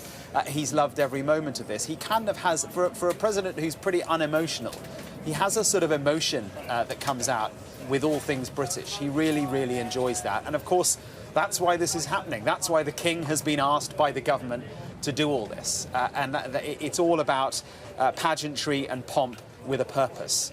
The diplomacy that we'll see over the next few days. But, you know, Dominic and I were discussing a moment ago, there's something missing here. It takes a second to work out what it is. There's something a bit flat about this. There's a lack of people. There are, you know, maybe, I don't know, what do you reckon over there? About 100 people or so, maybe 200? Yeah. Not many more. The protesters in town, again, not that many. Either for Trump or against him. Is this just security, or did you just not want it's all pictures of protests behind him? I think there was a risk, that there was a concern among the organisers that there could be a lot of protesters and that it would kind of put a bit of a sour note on the whole thing. For a president who, let's remember, is thin-skinned, they wanted to keep it sterile, and that's kind of what it is, isn't it? It feels a bit sterile. And Dominic, I mean, he gets these pictures that will be played across America, no question about that. But diplomatically, what does the UK get in return, or what does the UK hope it will get in return? Well, I think, Mark, you've got the symbolism, you've got the ceremonial, the protocol side of it, and that's the same as any state visit. This is the second state visit, so it's cementing that special relationship further, but it's the head of states of both countries, and it's not just the man involved or the men involved, it's the office as well. And, you know, that mashup of military music, both American and British, we just heard on the lawn there, the Battle Hymn of the Republic, and then Pomp and Circumstance March, is sort of musically typical. It's representing what's happened here, which is trying to blend these two countries together in the minds of those people present, and to reinforce this sense that Britain and America's history, but also its destiny, are bound together. But what Britain wants out of it, specifically in a political, geopolitical sense, is most of all trade. They want to have preferential treatment for trade from an American president who's ripped up the rule book when it comes to international trade, is using tariffs as a form of leverage, and who practices a kind of coercive form of diplomacy. So we've seen any number of world leaders go through the Oval Office trying to get preferential treatment, and the justification for this controversial invitation to this second state visit was that it would put Britain ahead of the queue. And I think we'll want to see some kind of evidence of that being successful in the press conference tomorrow and in the weeks and months that follow. Yeah, and Mark, we've got the Microsoft billions, what is it, 30 billion or something, over a number of years. But Starmer will be after more, won't he? He'll be after a deal on tariffs. He'll be after movement on Ukraine, maybe. He might be after movement, certainly will be after movement, one assumes, on Gaza.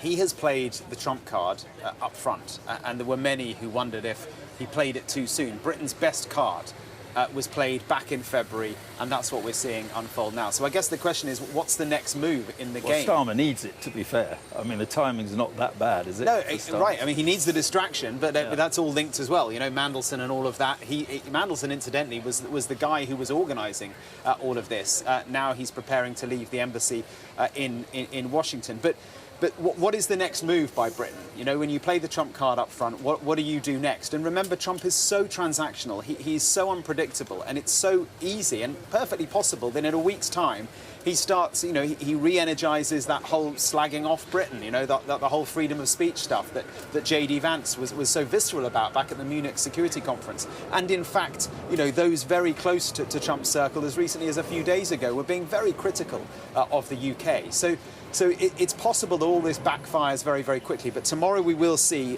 the meat, the diplomacy. Tech is the big thing. They're going to sign stuff. There's going to be massive announcements, massive investment by US tech giants into the UK. So you know, in a sense, when critics of this trip say, why are you doing this? Starmer's answer is jobs, money. Investment in the UK. We need America. We need to be as close as possible, warts and all, controversy and all. But the question back is, what is America getting in return? I mean, digital services tax is something Americans want us to scrap. That brings in about £900 million to the UK economy. If you scrap that, you lose that money. So how much are you going to make as a consequence of American investment into the UK to balance that out? Yeah. The one tangible, concrete achievement that we've had so far out of this invitation back in February was the British-American trade agreement. Not really a deal, but it's some kind of agreement that's not really been fully fleshed out yet. Now, Joseph Stiglitz, a Nobel Prize-winning economist, said that is not worth the paper it's written on, because this president is somebody who goes back on his word. Just ask the Canadians, ask the Mexicans. So, you know, whatever he says tomorrow, is he going to mean it when he goes back? He's a man who changes his mind very often.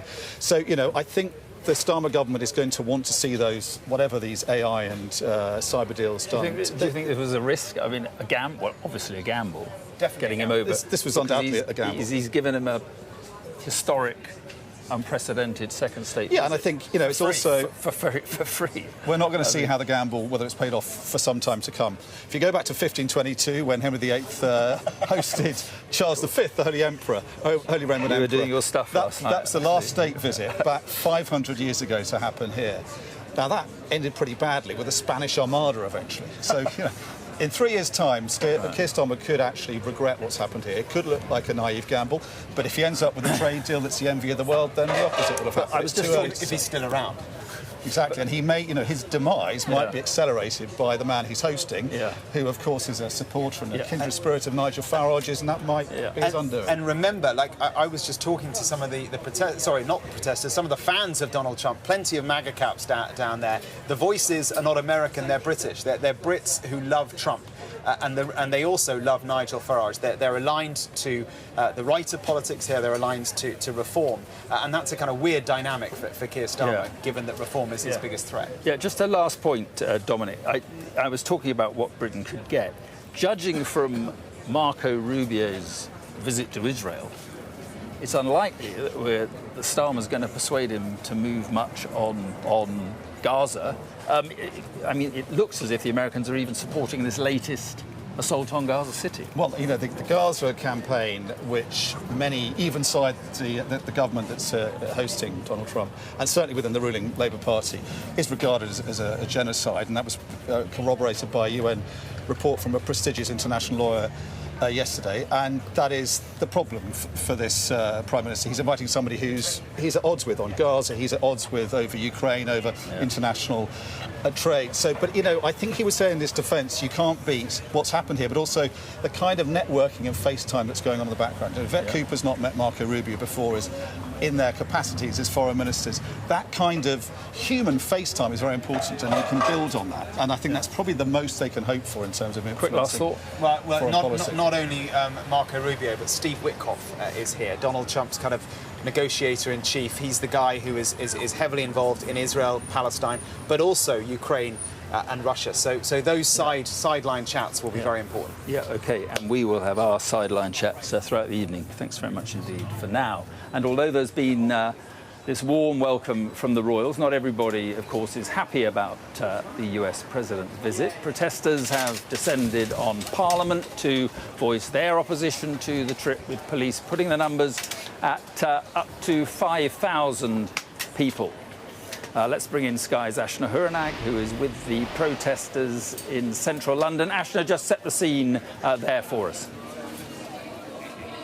Well, they're loud, they're proud, and they're certainly trying to drown out all the pageantry that's happening at Windsor, Mark, but I'm not sure if they're doing a good job at it or not, really. I mean, a lot of the people here have not been watching those gorgeous opulent pictures from Windsor. Instead, they have been focused very much on making their voices of opposition heard. I mean, it's a real mixture in the crowd today. We've seen people carrying Ukrainian flags, people with Palestinian flags, people that have got banners that cite that, that infamous relationship between the predator Jeffrey Epstein and Donald Trump, an image that he, of course, would rather not be showcased today. But frankly, whilst all eyes have been on Windsor, it's been very hard, in a sense, to ignore the voices of the people here today. The crowd, you're right, estimated to be thought about 5,000 in size. It's thought the last time that there was a state visit for Donald Trump in 2019, where the crowds packed out Trafalgar Square, where we saw that giant blimp of Donald Trump lifted above the crowd. It's thought the crowd,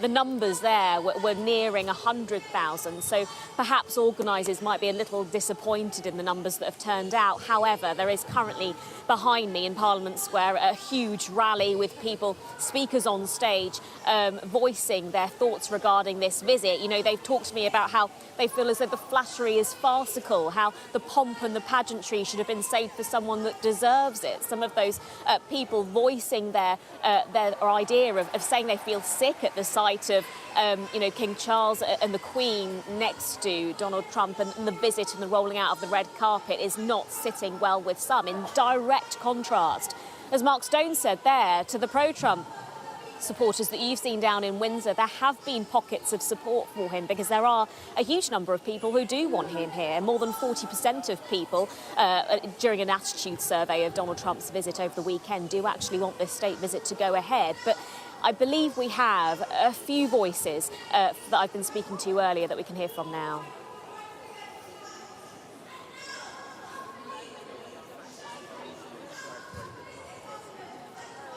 Thank you very much indeed, Ashna. And joining me now is the Democratic political strategist Hillary Rosen. And welcome. Thank you. You're going to be with us, hopefully, for most of the evening as things happen. And it just seems, first of all, that Trump is in his element. He loves it. You know, I've heard a lot of talk today about how the Brits are kowtowing to Donald Trump. But I think what hasn't been said is that Donald Trump needs today as well. This is important for him. He wants to be seen as a leader on the world stage. He campaigned for president on the fact that he believed America had lost respect in the last administration, and he was going to regain it. So this visit is as important to Donald Trump as it is to Keir Starmer and the King. Is it really? So how will it be seen across America? I think it's going to be seen as him, you know, flexing his muscle across the country. And indeed he is, because this is a pageantry that nobody has gotten here and a welcome that nobody has had here in the UK for a long time. Yeah, I mean, there were divisions over whether he should get a second state visit, which is a big honour, clearly. I guess he's benefited from having two non-consecutive right. Terms. But do you think it should have happened? Of course. I mean, it's a lot of trouble for people here in the UK. Because you're a Democratic strategist. That's nice of you to say that. Well, you know, surprisingly, I actually can analyze this a little independently. You know, he is the American president. I find that frequently in the UK, people are so disappointed right now in the United States. And, you know, he's coming bearing gifts. He's bringing billions of dollars in tech money that he and his White House asked these tech companies to invest in the UK. I don't think that would have happened if he wasn't here. Yeah, I mean, it is, or will be seen by many as a calculated gamble by Starmer, because he clearly needs, as we've just been discussing with Dominic Waghorn and Mark Stone, something back. Can Trump, do you think, be trusted to deliver his side of the deal? Well, whenever you're handing somebody else over, you really can't control it all. So, no, he can't really be trusted. He changes his mind often. This tariff situation is very fluid. You know, we thought there was a deal with the UK government back in May. Turns out all of the, you know, T's weren't crossed and the I's weren't dotted, and we don't know what it means for some UK businesses. But the fact is that, you know, there's no choice but to assume that these countries and these leaders have to work together. Yeah. The Microsoft deal, what is it, 30 billion or so. How significant do you think that is? I think that number is a huge number. It's hard to know how much Microsoft would have invested in the UK anyway, because they need data centers throughout Europe to do what they want to do on AI. But doing it all at once, accelerating the investment, that really is due to trying to please President Trump. And there's an important quid pro quo here. I think Mark referenced it before. The American tech companies want President Trump to go to bat for them with the UK government, with the EU government, because they're talking about a lot more regulation of AI and tech than they are in America. Right, so it's not only taxes, it's regulation. It's regulation, it's things like copyright, it's things like fakes, it's things like data storage. There are a lot of issues that the tech companies have and fears that they have with UK regulation that I expect Donald Trump is now going to feel obligated to support. Yeah. I mean, today we're seeing it now, the pageantry, and wow, I mean, it really was some pageantry. But tomorrow, I guess, is the raw politics, and who knows, there are many potential pitfalls for both sides, and Epstein runs through this in an extraordinary way with Mandelson and Starmer, to Trump, to the King's brother, Prince Andrew. I mean, it's extraordinary. Those three men have something in common. None of them want to talk about Jeffrey Epstein, right? But I don't think you'll see Starmer or the King be as aggressive with the press as I expect Donald Trump will be. You know, he has said in the U.S. that this Epstein focus is a grand conspiracy among Democrats to undermine his presidency. But in fact, there are a lot of unanswered questions in the U.S. about what the Justice Department has on Epstein. I don't really think, and the evidence doesn't really show, that there's a long-term Donald Trump issue with Epstein, but he made such a big deal out of this investigation when he was running for president, and now they're not being completely forthright. Yeah. Okay, Hillary, for now, thank you very much. And as I say, you're with us throughout the evening, so we'll talk again. Good. Many thanks for now. And, the schedule has been tightly packed with events so far, but there's still much more to come for President Trump on this historic second state visit, not least that glittering state banquet happening very shortly here, where the King and Queen will host Donald and Melania Trump. Both the King and President Trump are set to give speeches at that banquet. Then tomorrow, the President will travel to Chequers, the Prime Minister's country residence, to a guard of honour, where he will have a bilateral meeting with Sir Keir Starmer. Later, the leaders will attend a business reception hosted by the Chancellor Rachel Reeves. The President and the Prime Minister will then hold a press conference, and then later in the day the Prime Minister will bid farewell to the President as the state visit, pretty short state visit, draws to a close. Well, let's bring in the chair of Republicans overseas, Greg Svensson. Evening, Greg. Good to talk to you. How do you think it's going? So far, so good. It's pretty exciting. And so I think everyone should be pleased in both countries. Yeah, I was just asking Hillary about, Trump will love the pictures, he loves the history.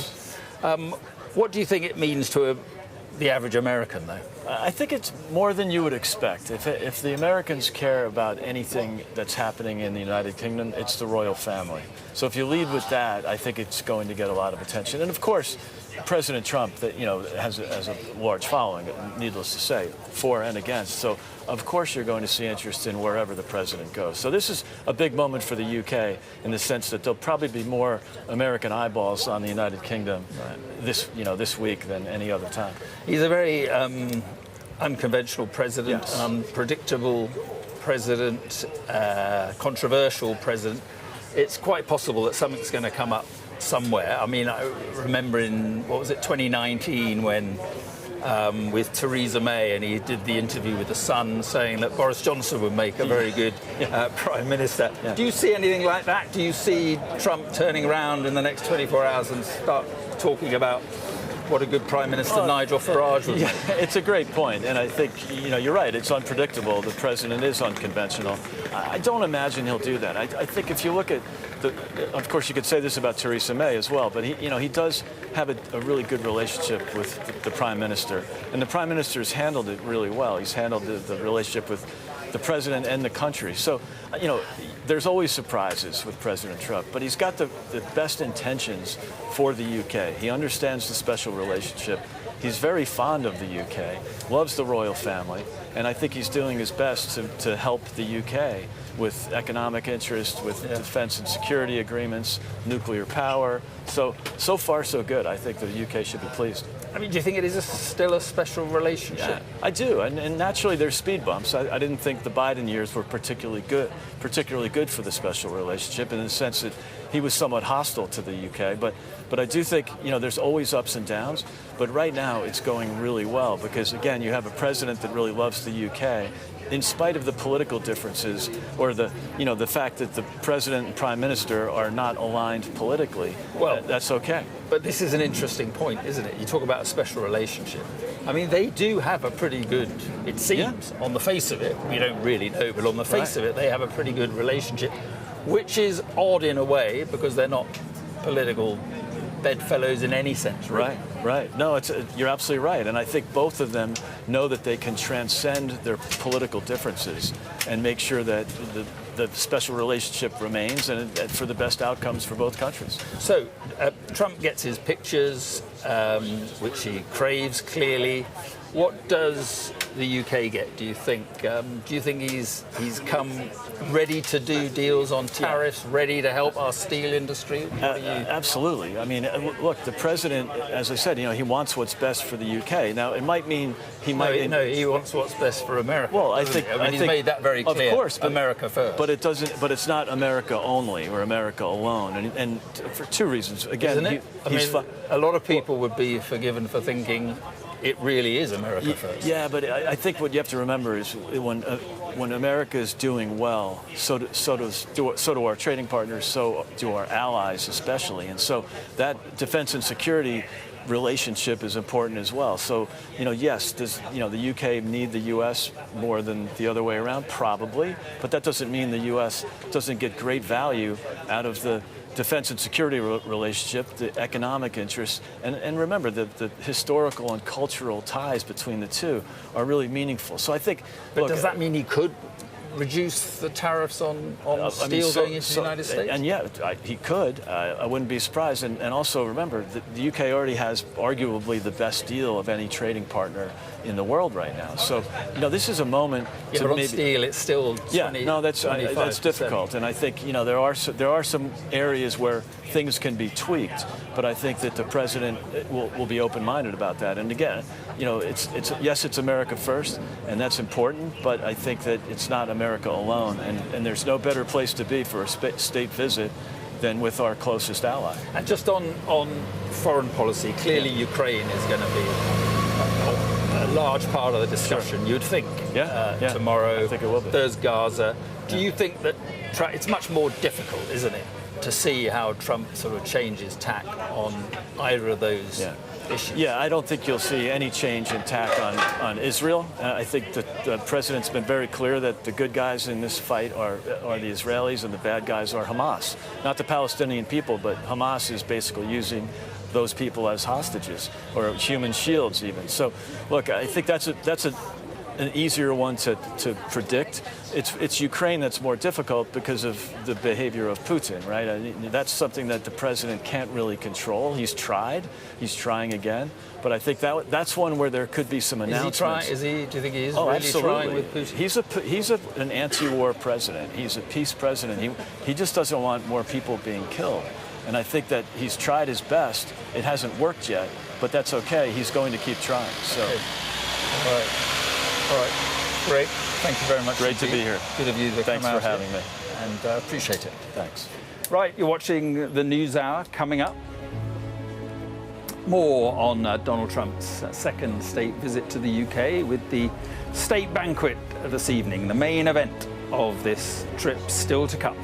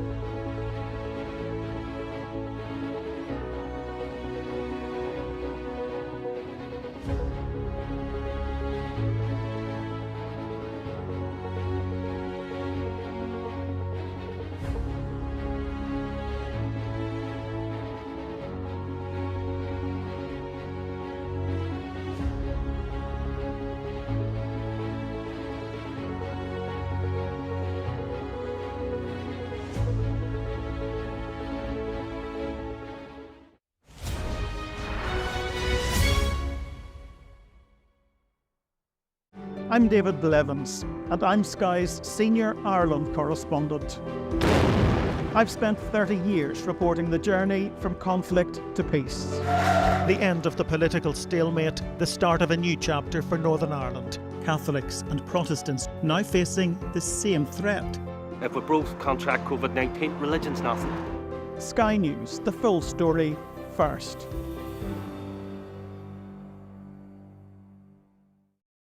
Fire, shouts the commander. There's a dash to safety. We've now got to wait inside the shelter to see if there is incoming.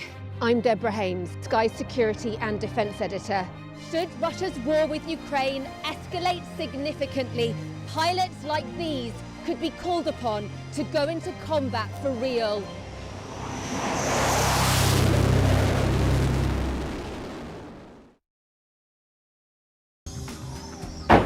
Hear that whistle and that crunch? We know that they're coming from the south of the city where there's a column of Russian armoury. I'm Alex Crawford and I'm Sky's special correspondent based in Istanbul. Look at that sheet of flames, and that has happened within minutes, and now it's coming from both sides and it's moving this way.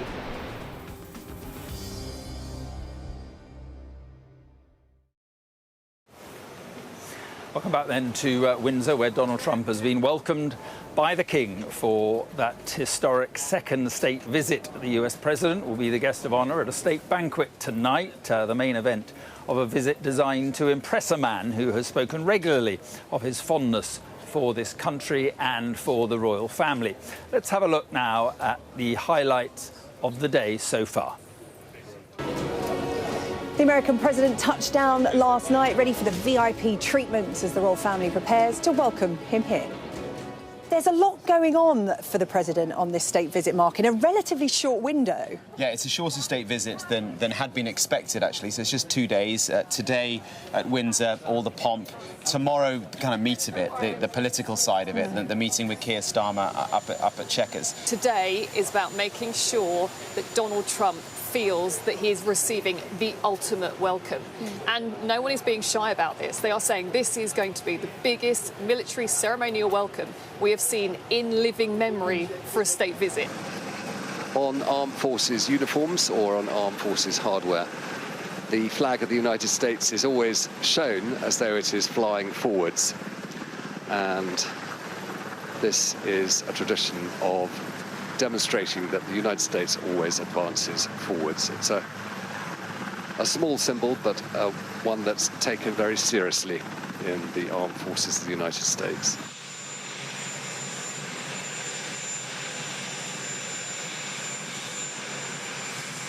The president always salutes in reply to the salute he's given as he's welcomed formally to the United Kingdom by the Prince and Princess of Wales.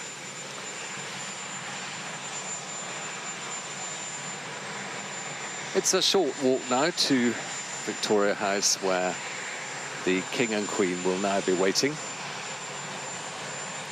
with Colonel Ed Launders, who's the new Comptroller of the Lord Chamberlain's office, who has organised the ceremonial for this event.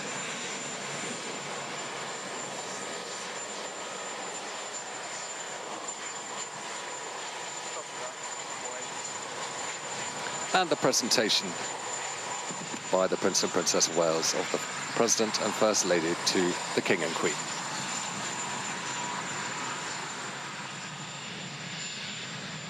The Irish state coach, which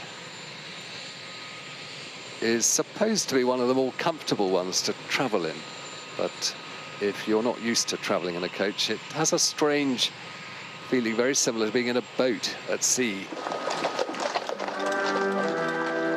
And the national anthem of the United Kingdom will follow as the procession passes through the half companies provided by the Royal Navy and the Royal Marines.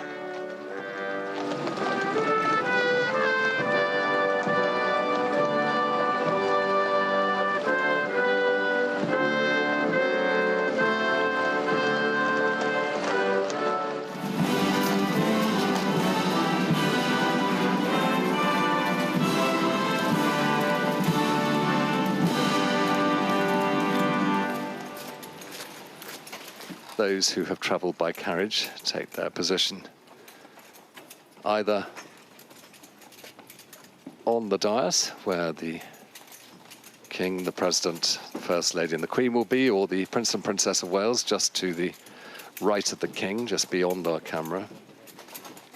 The highest of salutes will be given by the Guard of Honour, made up of the Grenadier Guards, the Coldstream Guards and the Scots Guards, and the word of command will be given by Lieutenant Colonel Storm Green, who is in command. And those three state colours, which are in themselves huge to manoeuvre, will be lowered again in salute to the President of the United States. And you can see the red plumes there of the Coldstream Guards. Here comes the Royal Salute.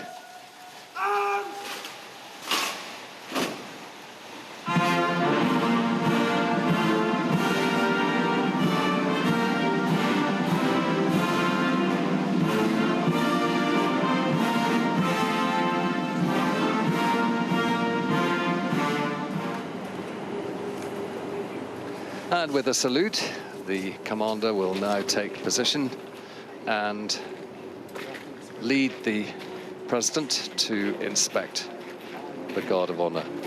It's a chance for the President to look straight into the eyes of the soldiers of the three regiments who represent today all the armed forces, and who also represent one of the principal allied nations to the United States. And the rear rank, chance for, again, the President to look at the Coldstream Guards, who always form the right, the left of the line, or the right as he was looking at it, and then the Scots Guards in the middle, and then finally the Grenadiers towards our camera. The commander takes leave of the President with a salute by the sword.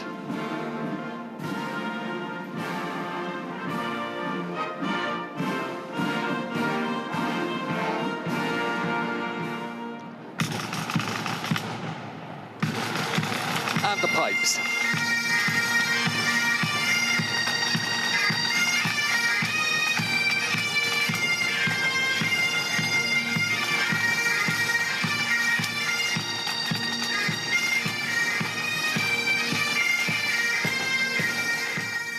It is to Scotland that he often visits, and his involvements there. The King will now escort the President through the Sovereign's entrance and then up the Sovereign's staircase and into the private part of Windsor Castle, where he'll be taken to his rooms by the Queen.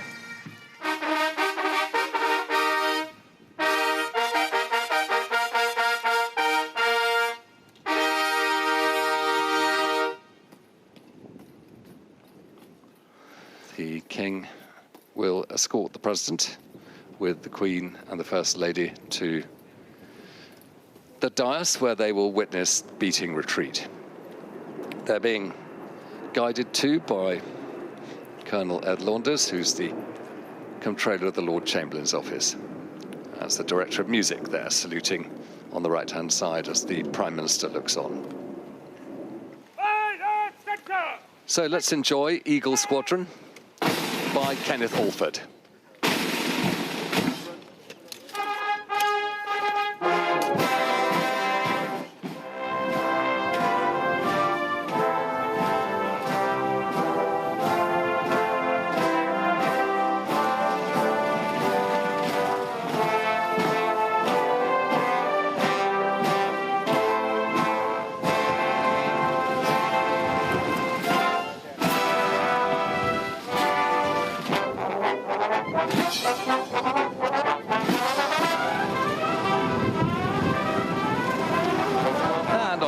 Red, white and blue from the red arrows as they fly over land of hope and glory.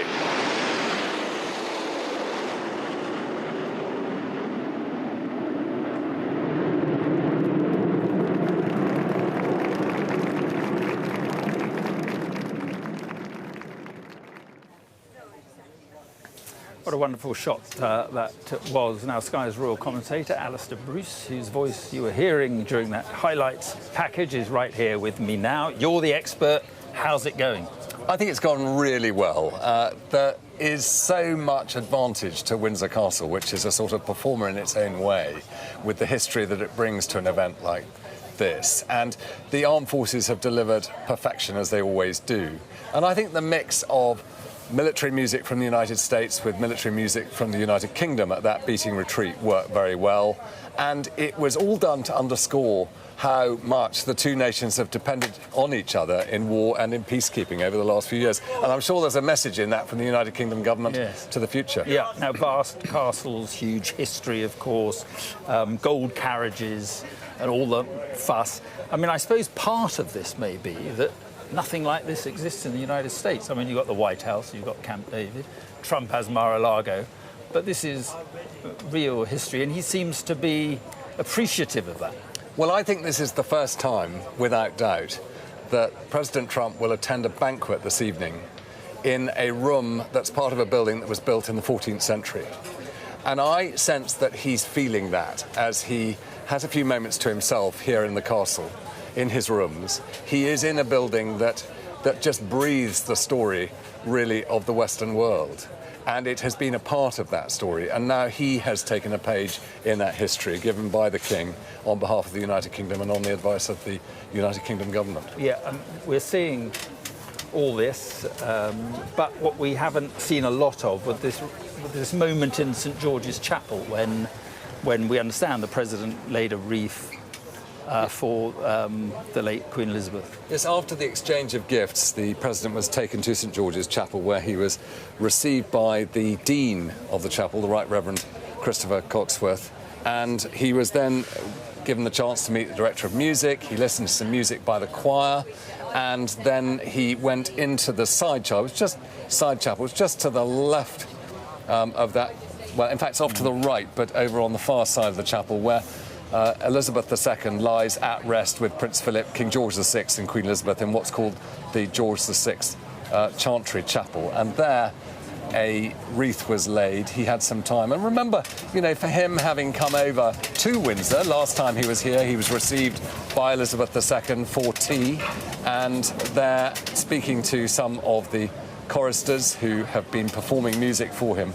But literally very close to that spot is where Elizabeth II lies at rest. And I think that must have been important to him because his mother was so fascinated by Elizabeth II when both his mother and Elizabeth II were young, and there was Princess Margaret Rose as well. And President Trump's mother used to cut out pictures of the two princesses and put them in scrapbooks. And I think that this is all part of what captures the fascination for President Trump with Windsor, with the King. It's a continuation of what he was brought up to hear about from his mother. So he looked at all those stalls in St George's Chapel, some of them which included, you know, people who have links to the United States and the story of the United States. And then Sir Tim Knox, who is the director of the Royal Collection and the librarian, showing the President all these extraordinary things, including the note from President Lincoln to Queen Victoria when he heard that Prince Albert had died as a result of bad drains here in Windsor in 1861. Right now, this evening, big moment, of course, the state banquet. What can we expect?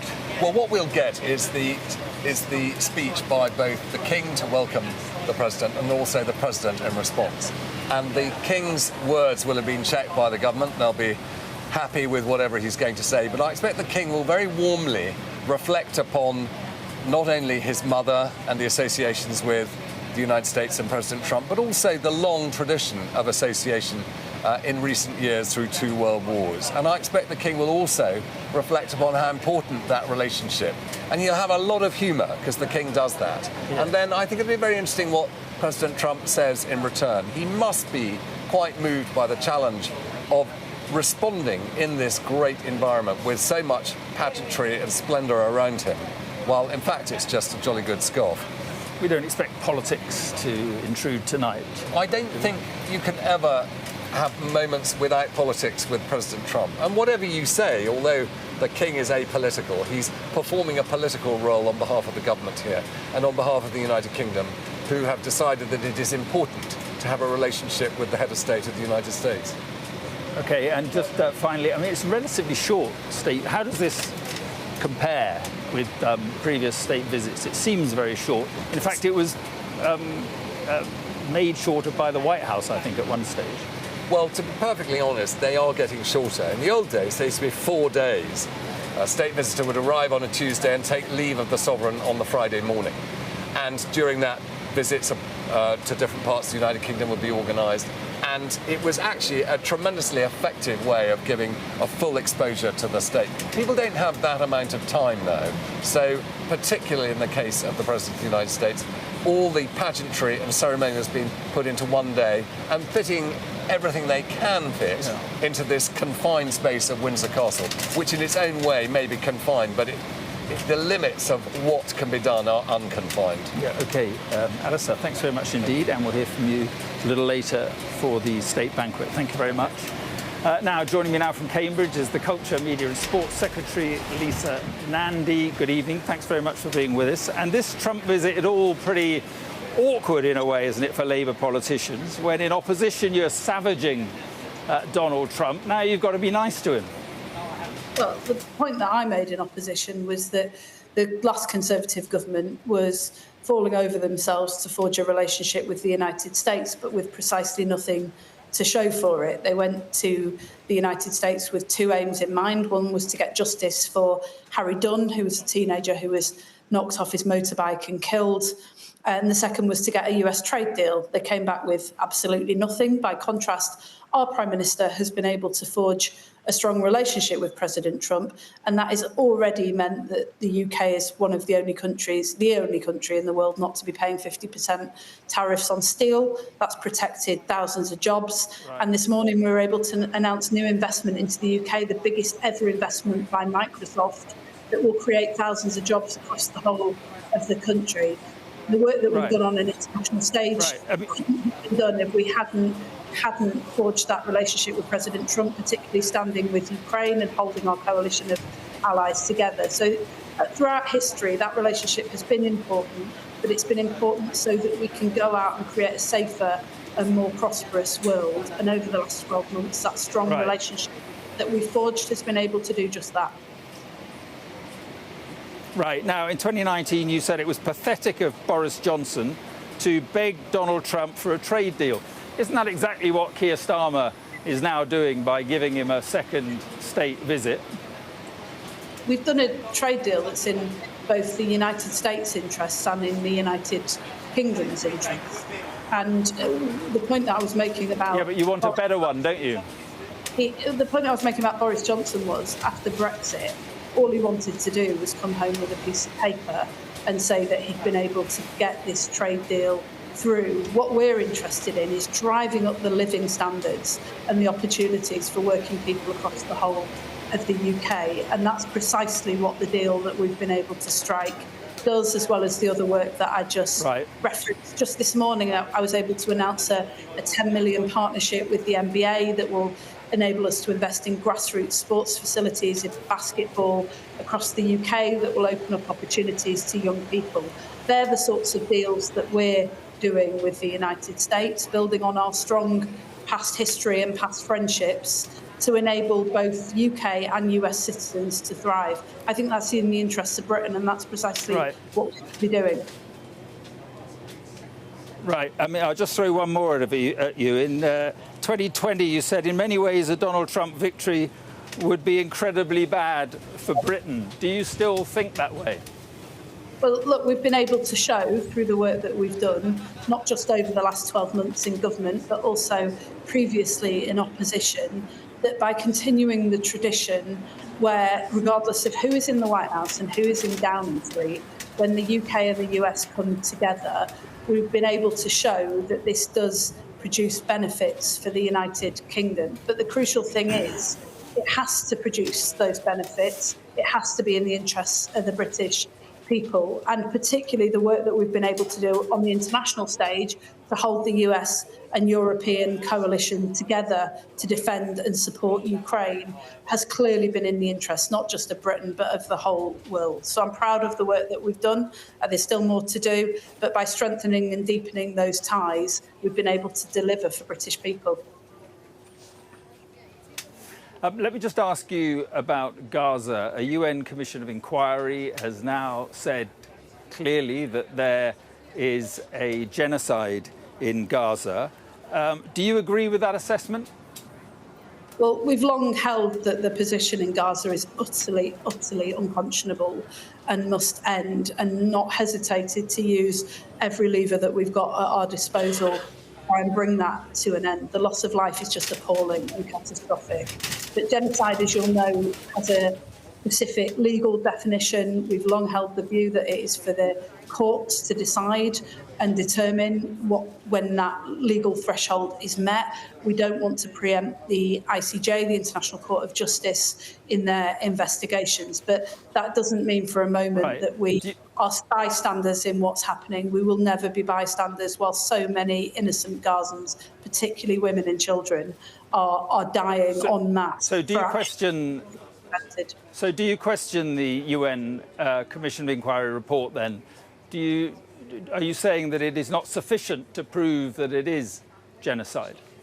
No, I'm just simply saying that we're not a court of law. We're not a respected international court. We're an elected government, and it's for the international courts to make determinations about genocide. That's how it's always worked, and we don't want to preempt or undermine that.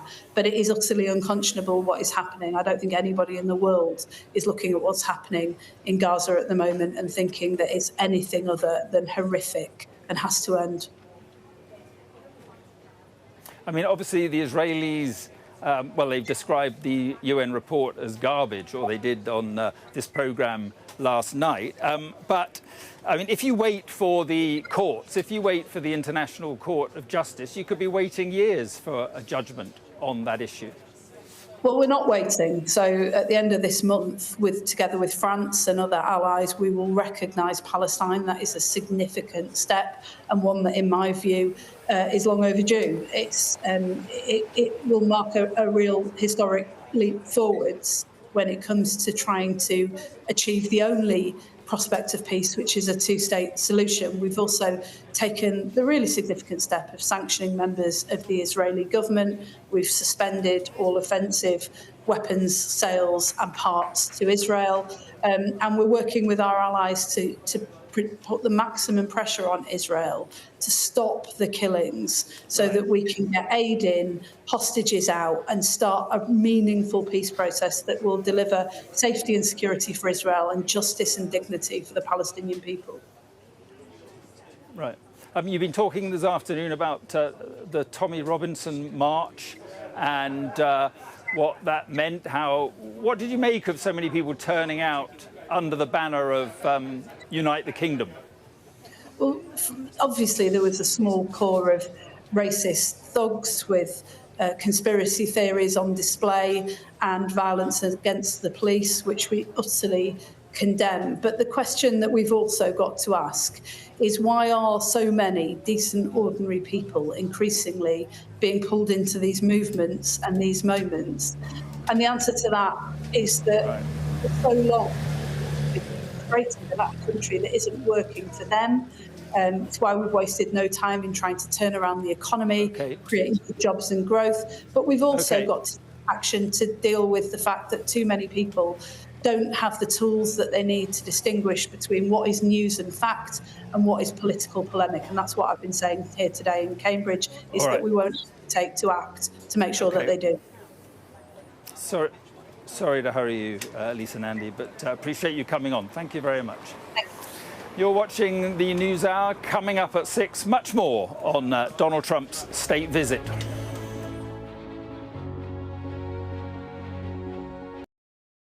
Fire, shouts the commander. There's a dash to safety. We've now got to wait inside the shelter to see if there is incoming. I'm Deborah Hames, Sky security and defence editor. Should Russia's war with Ukraine escalate significantly, pilots like these could be called upon to go into combat for real.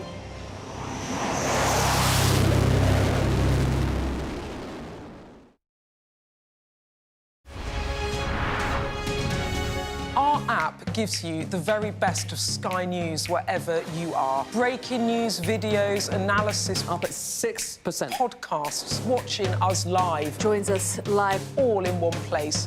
And all at just the touch of a screen. The Sky News app. Get the full story first.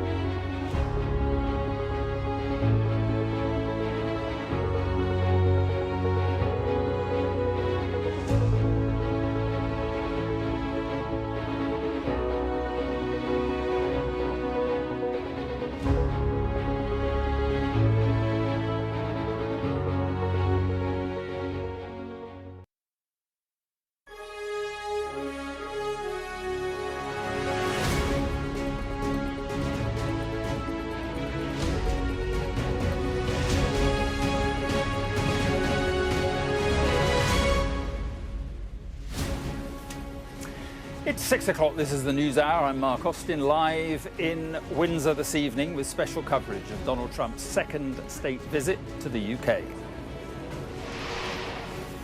All smiles as the King and his family give the US President and his wife Melania a very warm welcome to Windsor. With all the stops pulled out, the Trumps were treated to a carriage ride through the royal estate and full military honours.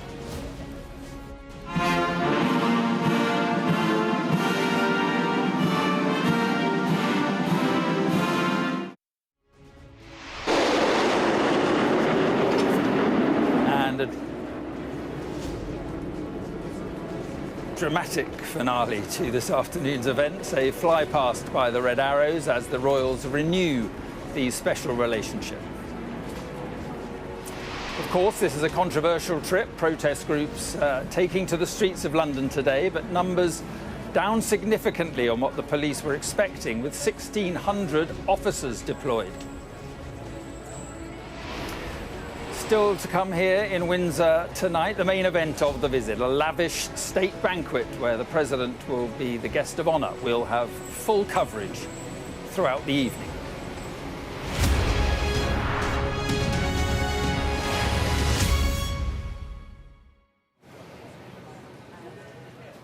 Welcome then to Windsor, where the royal family has rolled out the red carpet on day one of Donald Trump's second state visit.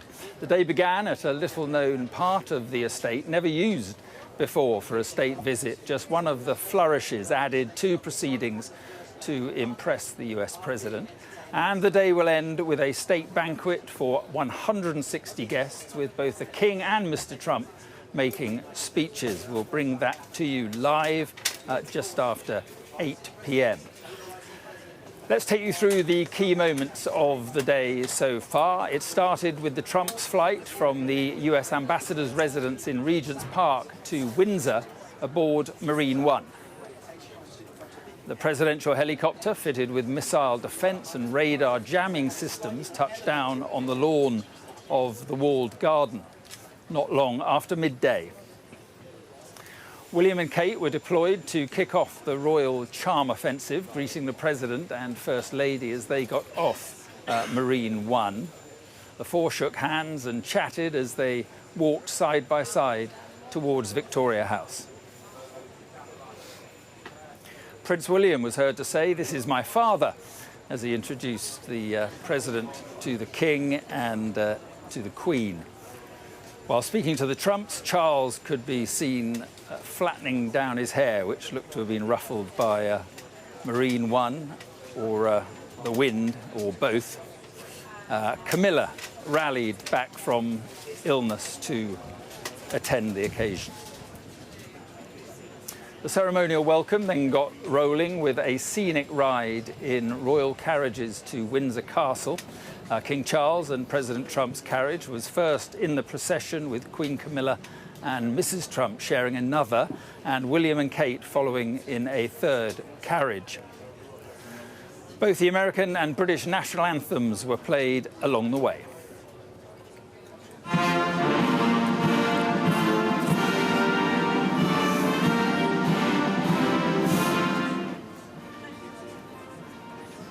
And the anthems were heard again after they arrived in the castle quadrangle, where there was the largest ever guard of honour for a state visit.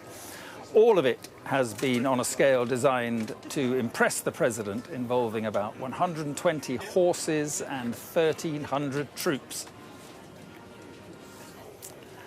And President Trump, accompanied by the King, inspected those troops, led by a sword-wielding officer who escorted them. Charles could be seen maybe cheekily warning the president to watch the sword as the blade sliced through the air.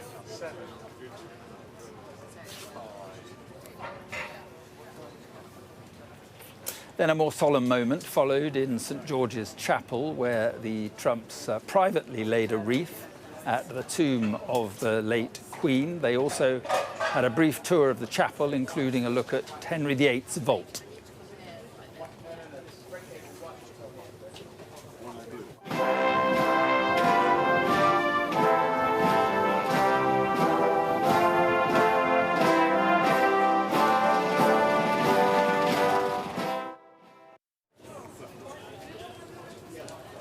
Next up, the Trumps and the King and Queen took part in the beating retreat ceremony on the east lawn of Windsor Castle. The Prime Minister, Sir Keir Starmer, and his wife, Lady Starmer, joined British and US military personnel to watch on as well.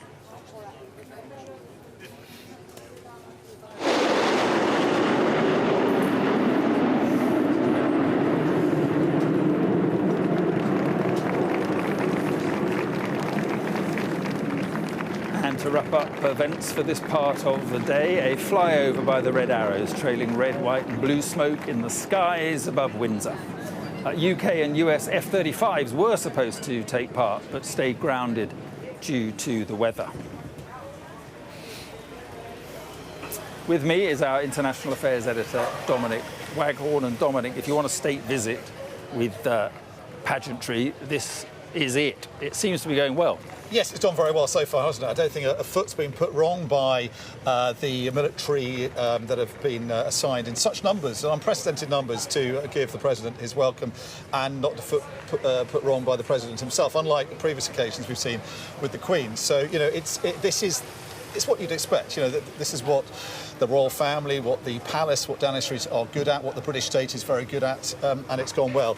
We're now getting into territory which is more, I guess, dangerous. There's more jeopardy, particularly tomorrow, but also, you know, in the background behind all this pomp and ceremony, we assume there's a lot of networking going on, a lot of diplomacy, a lot of business deals possibly being discussed, and the fruit of that might be seen tomorrow at the press conference and the announcements that we'll see. So the business end is tomorrow, and Keir Starmer took a gamble inviting this controversial president here, and he'll need to show something, have something to show for it tomorrow. So that will be the crucial test, I guess, first of all, and then will there be more deals announced in the weeks and months to come? Yes, I was talking to Alistair Bruce a little earlier about the state banquet, and he said that, you know, obviously the set piece is the speeches by the King and the President. And I said, well, I suppose they steer clear of politics, and he kind of wasn't quite so sure. But that would be what would normally happen.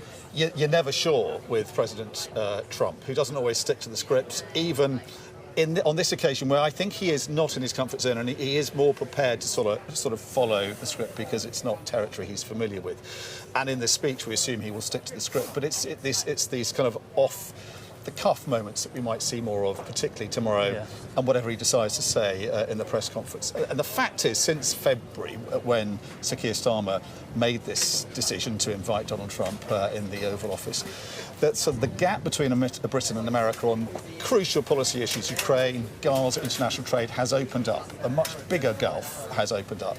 And so the Prime Minister's got to show that he's going to be able to use this to try and bring Trump back on side, possibly on Ukraine, but particularly on trade.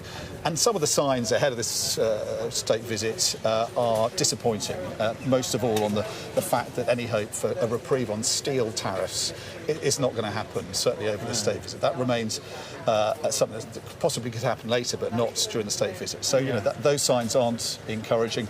And this is a president who is very transactional. He doesn't always feel that he has to give something back in return for what he's getting. He might have been seduced by this today. That's what Starmer will be expecting. Exactly. And I mean, he's given a second state visit, which is quite the prize for the White House. Yeah. He wants something back. And the problem with this president is that he doesn't stick to his word. He rips America's signature out of international treaties like the climate change agreement or the Iranian nuclear deal, which shouldn't really be possible. We heard from Joseph Stiglitz a while ago on Sky News saying that the trade deal, that is the only real tangible benefit we've seen so far from the invitation extended back in February, is not worth the paper it's written on, because we've seen what Trump has done to his trade deals with Canada and Mexico. So, you know, that whatever he says tomorrow, he may not stick to. But I think the hope from the government, who say that they had to do this, whatever the jeopardy, because it's just something that they feel that they would have been mad not to do. There's so much that they can offer here to this Anglophile president. But they had to do it. But, you know, the danger for them is that they don't get an awful lot in return. Yeah, and as you were saying, I mean, there may be something on tariffs, we don't know. There may be something on trade more broadly. On foreign policy, though, Ukraine will come up, obviously. Gaza will come up, obviously. And Starmer will almost certainly be trying to put pressure on Trump to change tack on both. That is a much more difficult area to get a result. It is, because this president has seemed determined to have his sympathies with Moscow, frankly, during this conflict. And since February, he's now moved much more to Putin's position. He doesn't want a ceasefire, as Putin doesn't. He doesn't seem to want to apply the much more severe sanctions that Sir Keir Starmer and his European allies want to see imposed on Russia. Is he going to be able to persuade him back?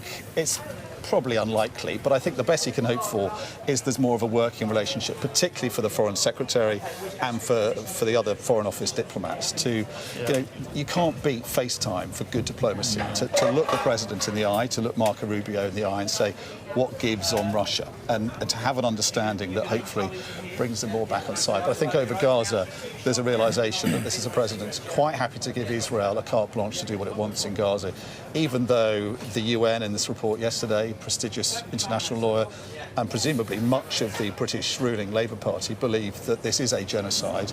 At the moment, Donald Trump seems happy. Although Lisa Nandy wouldn't say, I mean, the government is not saying that. No, what they are saying is that next week that they will join France and other nations to recognise Palestine, which is going to be an unprecedented move that has infuriated Israel. But they are, as you say, effectively hiding behind the judicial process, the International Courts of Justice, which, as you said, will take months, if not years, to adjudicate whether this is a genocide or not. Privately, they may believe it's a genocide. They're still not prepared to say so in public, particularly on a day like this. OK. Dominic, for now, thanks very much indeed. Joining me now from Westminster is the former Foreign Secretary and former Chancellor, Sir Jeremy Hunt. Thank you very much indeed for being with us. Good evening to you. Now, you had the job of greeting Trump, I think I'm right in saying, on his last state visit. Do you think it's right that he gets the second one?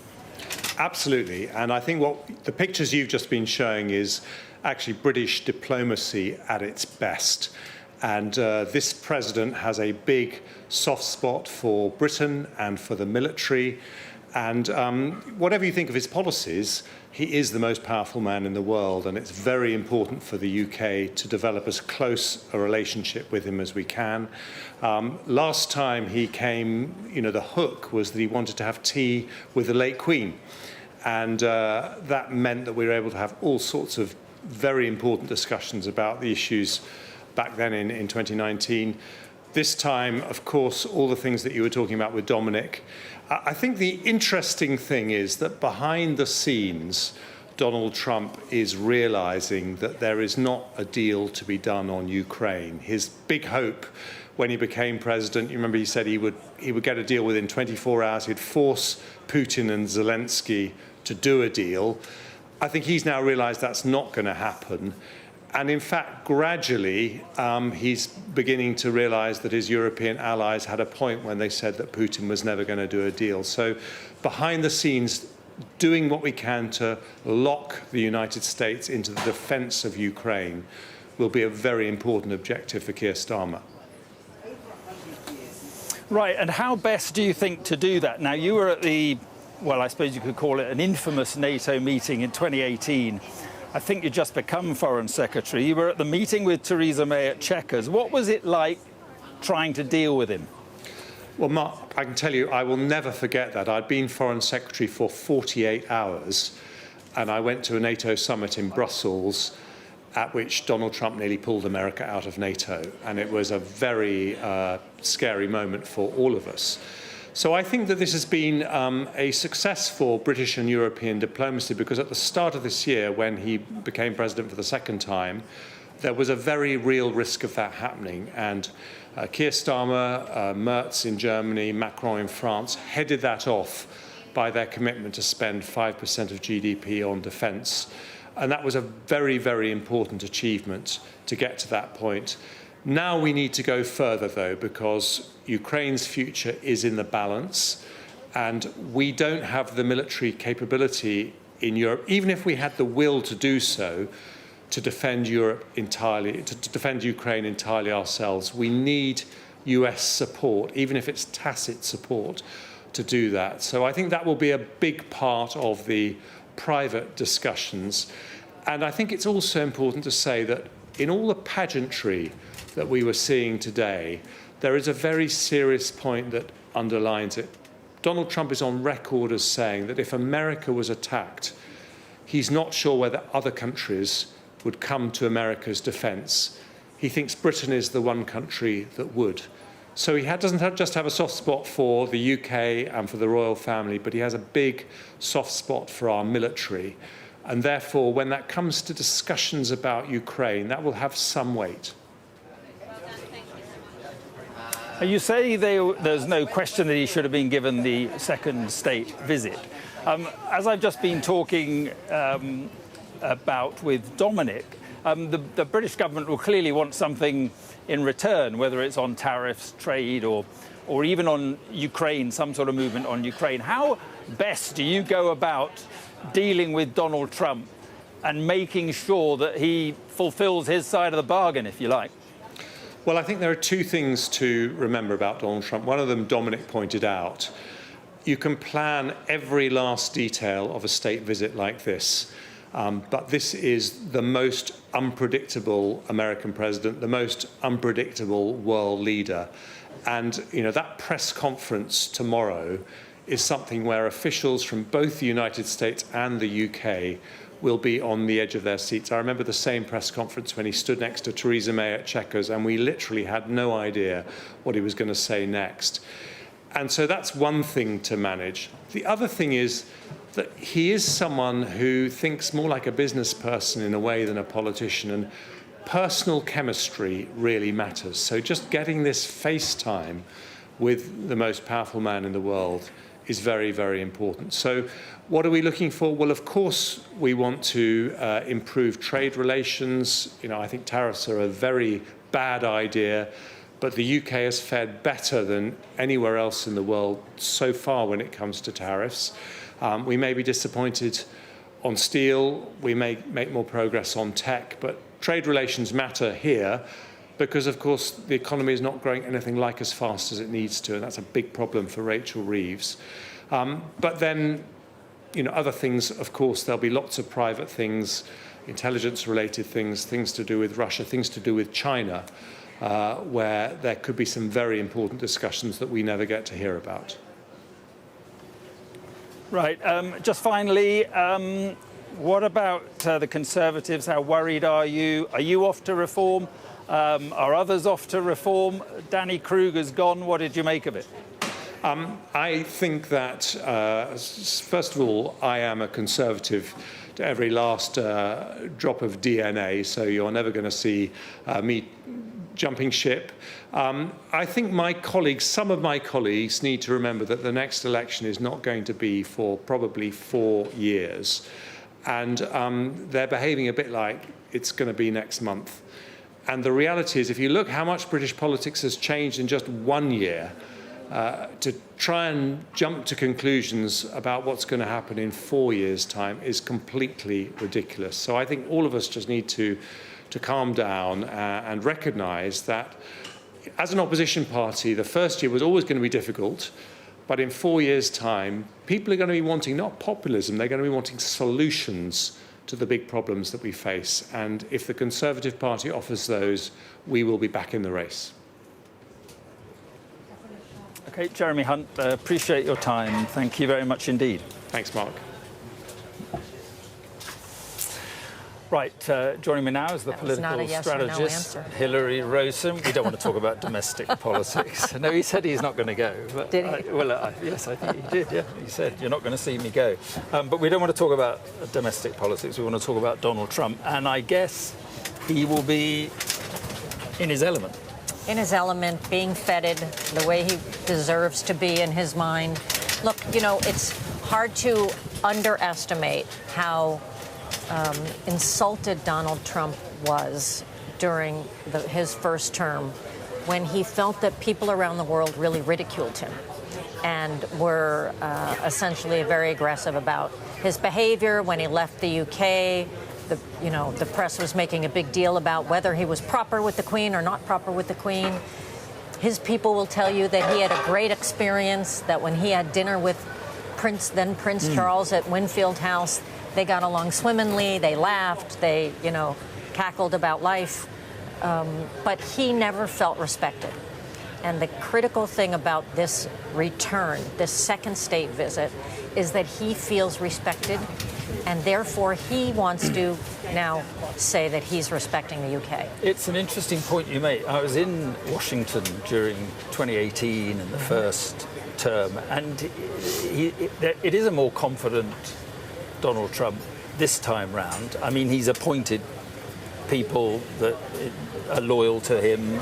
Last time people were leaving the White House, it seemed every other day there was a senior departure. But also, he seems to have made up his mind what he wanted to do, and he's doing it for better or for worse. Even his critics say that he gets things done. We don't always like what he gets done, but he gets things done, and he believes that's what he was elected to do. And it is unquestionably clear that he spent a long time thinking about what he would do if he did return. And he has shown that, he was going to close the borders. He was going to create a tariff-based economy with trade, something that, hasn't been done in, 50 years. And He wanted to get these things done. He picked the people he thought would help him do it. And what's happened to the Democrats? Trump is dominating to the extent we virtually never hear from the Democrats. I mean, there was the guy who spoke for hours and hours. I can't remember the guy's name. Cory Booker, Senator Booker. Yeah. Senator Booker spoke for hours. Yeah. But, what's happening to the Democrats? And are you going to be able to, because you're a Democratic strategist, are you going to be able to come back, next November and regain control of the House of Representatives? Otherwise, he has this extraordinary power. You know, whether the pendulum swings back next November, which is called the midterm elections, when the president's not up, it's just Congress. I don't know. I actually am not sure that we've got the momentum, because I feel now living here in the UK so much, you know, Labour was out in the wilderness for more than 12 years after the Conservatives took over. They really hunkered down and had a bunch of internal fights in the party. What do we stand for? How do we create a message that works for people? I'm not sure our party has done that in any significant way. So you have to argue, is Donald Trump's, chaos good enough to stay in place for a while if the Democrats aren't being more aggressive about an alternative message? I mean, people are talking about kind of autocratic power almost. It is autocratic power in many ways. You know, he is controlling the Congress. He is doing things no president has had the nerve to do. Using executive orders. Using executive orders and using executive powers, and being upheld by conservative judges that he appointed, which is no small thing. So there are a lot of reasons for people to worry about whether Democrats are going to get back in power. But it's not enough. Democrats have been running against Donald Trump for 10 years. You know, we need to start offering people something else. OK, Hillary, for now, thank you very much indeed. Let's get back to today's state visit, state banquet coming up. And although there's been a warm welcome from the royals, not everybody is happy, of course, about the US president's visit. Protesters have descended on Parliament to voice their opposition to the trip, with police putting the numbers at up to 5,000 people. Sky's Ashna Huranag has been speaking to protesters in central London. Well, they're loud, they're proud, and they're certainly trying to drown out all the pageantry that's happening at Windsor, Mark, but I'm not sure if they're doing a good job at it or not, really. I mean, a lot of the people here have not been watching those gorgeous opulent pictures from Windsor. Instead, they have been focused very much on making their voices of opposition heard. I mean, it's a real mixture in the crowd today. We've seen people carrying Ukrainian flags, people with Palestinian flags, people that have got banners that cite that, that infamous relationship between the predator Jeffrey Epstein and Donald Trump, an image that he, of course, would rather not be showcased today. But frankly, whilst all eyes have been on Windsor, it's been very hard, in a sense, to ignore the voices of the people here today. The crowd, you're right, estimated to be thought about 5,000 in size. It's thought the last time that there was a state visit for Donald Trump in 2019, where the crowds packed out Trafalgar Square, where we saw that giant blimp of Donald Trump lifted above the crowd. It's thought the crowd,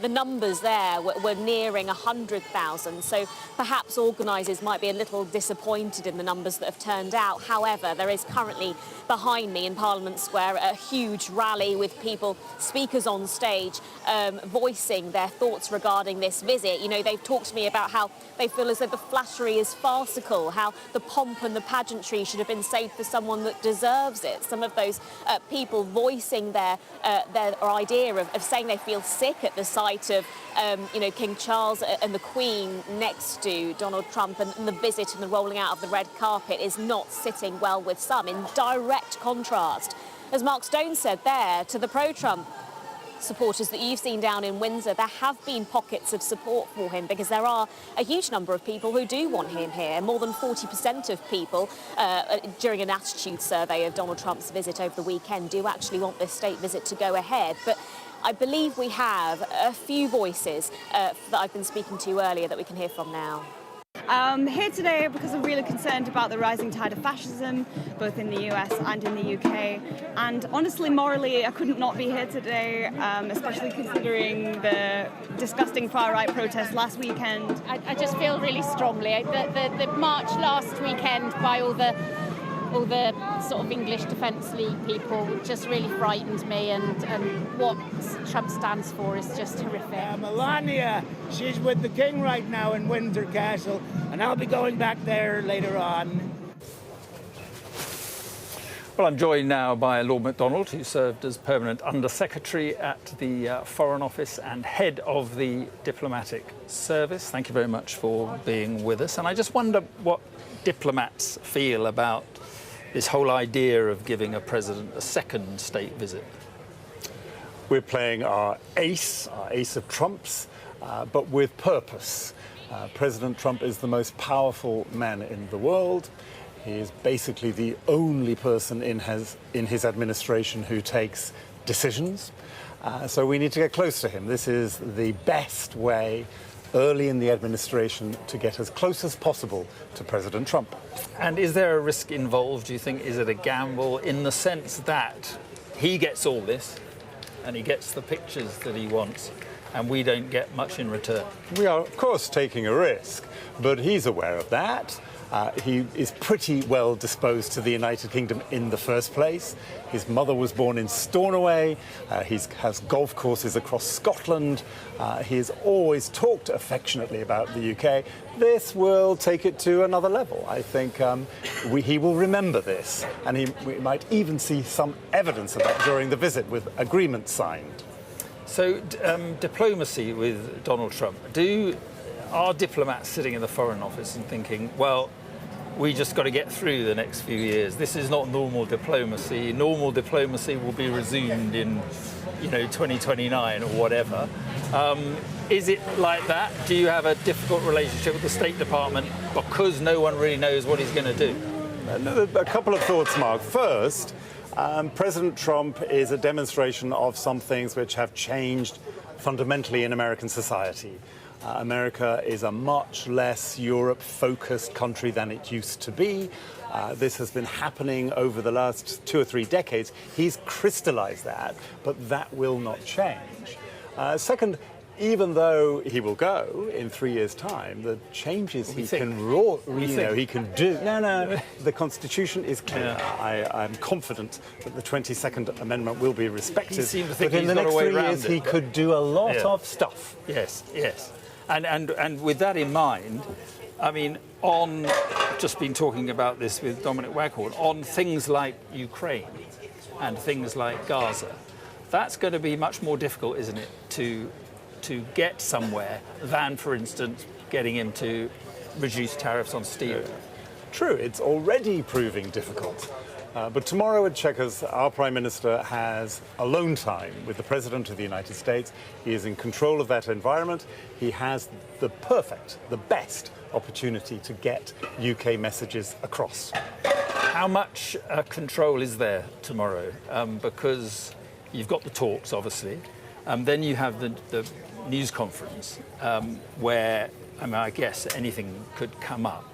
Is there very close conversations with the White House about how we're going to do things? Because there are pitfalls. There are political pitfalls all over the place. Epstein, both men won't want that to come up. I think there is control all the way up unto the press conference. Until Donald Trump opens his mouth. The press conference will be a free-for-all. I think we would be amazed if the first several questions were not about Epstein. So both sides know that. Both sides, I think, are prepared for that. And I think there's a clear difference between what Lord Mandelson did and what President Trump did. Lord Mandelson's mistake was keeping in touch after conviction. Do you think it was a mistake to appoint Lord Mandelson in the first place? It was a risk rather than a mistake, because everybody knew his history of, how do I put it, political implosion, but he is a quality operator. And in 7 months, he achieved a lot as British ambassador, which is being quickly forgotten, but is still true. But you are right. So do you think it was a risk worth taking? Can you see why he did it? I don't think the Prime Minister will feel that way just now. But if we get the trade agreement and the tech agreements, then yes, there is an explanation at least, even if the lack of judgment was exposed really quite quickly. Yeah, and just finally, we've got the state banquet tonight and the speeches. I mean, that doesn't tend to get political, but in the next 24 hours, anything can crop up at any time, I guess. Yeah, but it's all in private until the press conference.